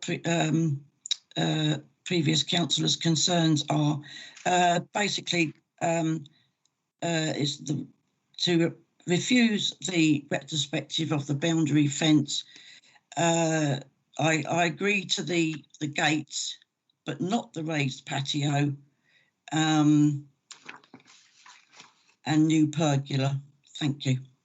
Can I, sorry, Chair, moving forward, I think we need a little bit more clarity on that. We don't need to know what you like and what you don't like. We're looking at refusal of the whole thing. So I need very definitive reasons for refusal on the scheme that we have in front of us. Thank you. I think Councillor Doohig, sorry, Councillor O'Connor's coming in quite quickly there. Thank you, Chair. Yeah, I would want to endorse what Councillor Doohig said and second that. I consider that this, you know, the scale and dominance of the proposed pergola is unsightly, inappropriate for the character and appearance of the area. Would that be sufficient, Mr. Hill? Yep. Thank you. Mr. Hill, Sorry, Can I just ask Councillor Doohig, are you in agreement with the reasons that Councillor O'Connor has given? Councillor Doohig? Yes, Chair. Councillor O'Connor has put the words more eloquently than I could put. Thank you. Thank you. And Councillor Saunders, and then we'll go to the vote. Thank you. What I would just say, Chair, sorry, Councillor Saunders, just very briefly. Yes. Scale and dominance, unsightly for the area, and I will put that, and therefore detrimental impact to the amenity of neighbours and the wider amenity of the area. Chair, yes, thank you. I was going to suggest the word unneighbourliness. Is that a planning consideration? I understand it is, having checked. I think we can say an unneighbourly application, of which is what we're objecting to. Agree with that. That may sum up what everyone is saying. Thank you. Okay, good. So let's just be clear. We have a proposal from Councillor Doohig, and that is to refuse this planning application. That has been seconded by Councillor O'Connor based on scale and dominance, inappropriate for the character of the area, unsightly and unneighbourly. Happy with that, Mr. Hill? Thank you. So, Chair, sorry, we haven't given we haven't really referred to the fence, the retrospective element, and the fact that representations were made about sort of nature corridors and things like that. I don't know if that needs to be added to the refusal reasons. In addition, with the paragraph, I think it's 10.2, if the committee are minded to refuse, they would also at the same time authorise the issuing of an enforcement notice against the fence. And so that should be voted on as well at the same time. If that's passed, it would follow on. Everyone clear? I think so. Yep. So can I just clarify that you also want to refuse the retrospective element, the fence going around, due to its detrimental impact on wildlife? Yes. Yes, please. I did allude to that. Thank you. You did indeed, Councillor Doohig. So everyone's clear on the reasons, aren't they? So we will then go to the vote in our normal fashion, alphabetically. So there is a proposal on the table, and that is to refuse this planning application with the reasons aforementioned. And that's proposed by Councillor Doohig and seconded by Councillor O'Connor to refuse this planning application. So, Councillor Amy, are you for, against or abstain, please? For refusal, Chair. So, against, yeah? Against, yes. No, sorry. You're for the refusal. For the refusal. For Linda Doohig's proposal. Thank you very much. Councillor Doohig, for, against or abstain? Your proposal. For my proposal. Refusing it. Councillor Jim Lord, and that is to vote on for, against, abstain to refuse this application. I'm for to refuse this application. It's so complicated. For and against this. I'm against the proposal anyway. We're all too tired. Oh, I'm exhausted. You know, I've been up since 4 o'clock this morning, but still, I'm against it. No, so am I for or against it? Let me just explain. Don't worry, take it slowly. It's late. Okay. We're all doing our best. Of course, there is a proposal on the table, and that has been put forward by Councillor Doohig, and her proposal is to refuse this planning application. To refuse the plan application, I'm for it. Thank you. Thank you. She's sort of been such nuisance. I've had it. Thank you. No, don't worry. Councillor Sylvia Lord, are you for, against or abstain the proposal of Councillor Doohig? I'm for. Thank you. Councillor Makepeace is no longer with us. Councillor Manley is no longer with us. Councillor O'Connor, are you for, against or abstain? I'm for refusal of the application, Chair. Thank you. Councillor Papanicolaou, are you for, against or abstain to refuse planning permission? I am for the refusal. Thank you, Chair. Councillor Saunders, are you for, against or abstain to refuse this application? Thank you, Chair. I'm for the proposal to refuse the application. Thank you. Thank you. Councillor Von Kirche is not with us. I'll hand you over to Mrs. Stone for the final vote. Thank you. Yes, Chair, the vote to refuse the application has been carried, and I'll take it from councillors that they agree that they authorise the issuing of an enforcement notice against the retrospective part of that application, the fence. Agreed. Thank you. And the committee have agreed with Mrs. Stone for the record. Thank you, Chair. Thank you.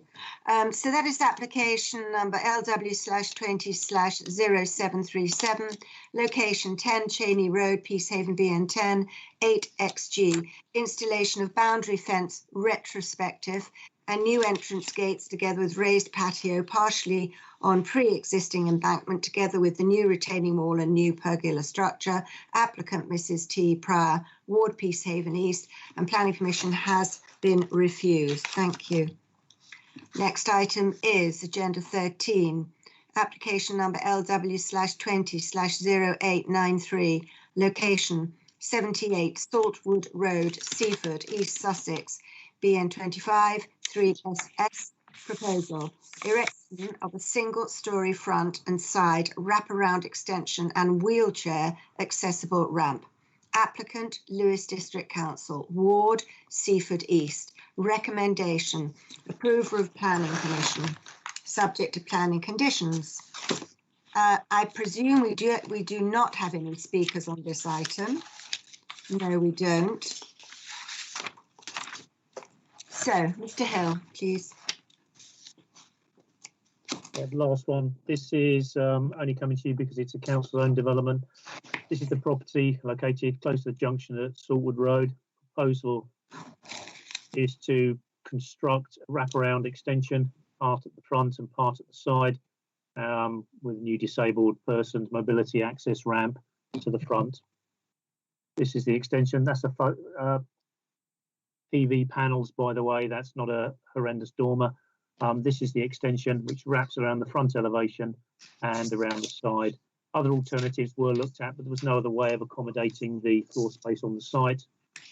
This is the property set back from the main road and behind the building line of the adjacent block. So the extension would wrap around here and down the side. No impact on amenity, no impact on the street scene. Tucked in here, recommending approval, Chair. Thank you very much, Mr. Hill. Now over to the committee for your comments. If committee. Councillor Saunders, please. Chair, thank you, Councillor Saunders. Whilst I'm Lewes District Councillor, as we all are, and we are deciding upon a Lewes District Council application effectively here, I'm minded to propose approval. I don't see anything wrong with this one. There's no impact on the amenities, as Mr. Hill has said. There seems to be quite sufficient parking there. No reason to object, and therefore I'm happy to propose approval, Chair. Thank you very much. And I see a hand from Councillor O'Connor and Councillor Doohig. Is one of you wishing to second? Indeed so, Chair. Yes, I'm happy to second. Councillor Saunders has said what I was going to say. Thank you very much. Then I see no other hands up, so we'll go straight to the vote. So, Councillor Amy, are you for, against or abstain? For, Chair. Thank you. Councillor Doohig, are you for, against, abstain? I'm for, Chair. Thank you. Councillor Jim Lord, are you for, against or abstain this application? For, thank you, Chair. Thank you. Councillor Sylvia Lord, are you for, against or abstain for this application? Yeah. Thank you.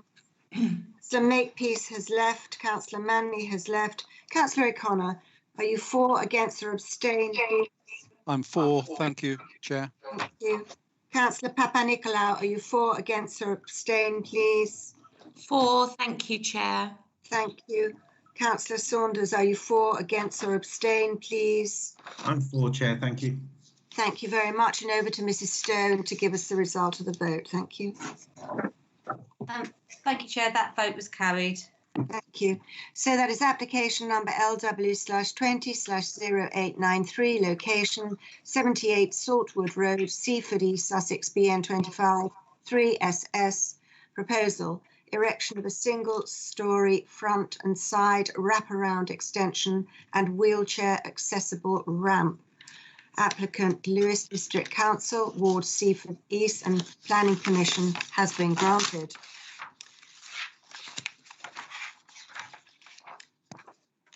That concludes the actual planning applications. We've now turned to page 87, agenda item 14, which is a summary of appeal decisions. And I wonder, having discussed it at our briefing, does any councillor wish to comment, please? I do not see any hands. So I'd like to take the opportunity of thanking each and every one of the councillors tonight and all of our officers on what has been a long night. It's been a very long night. So thank you very much. And this meeting concludes at 21:31. And the next meeting will be a real meeting.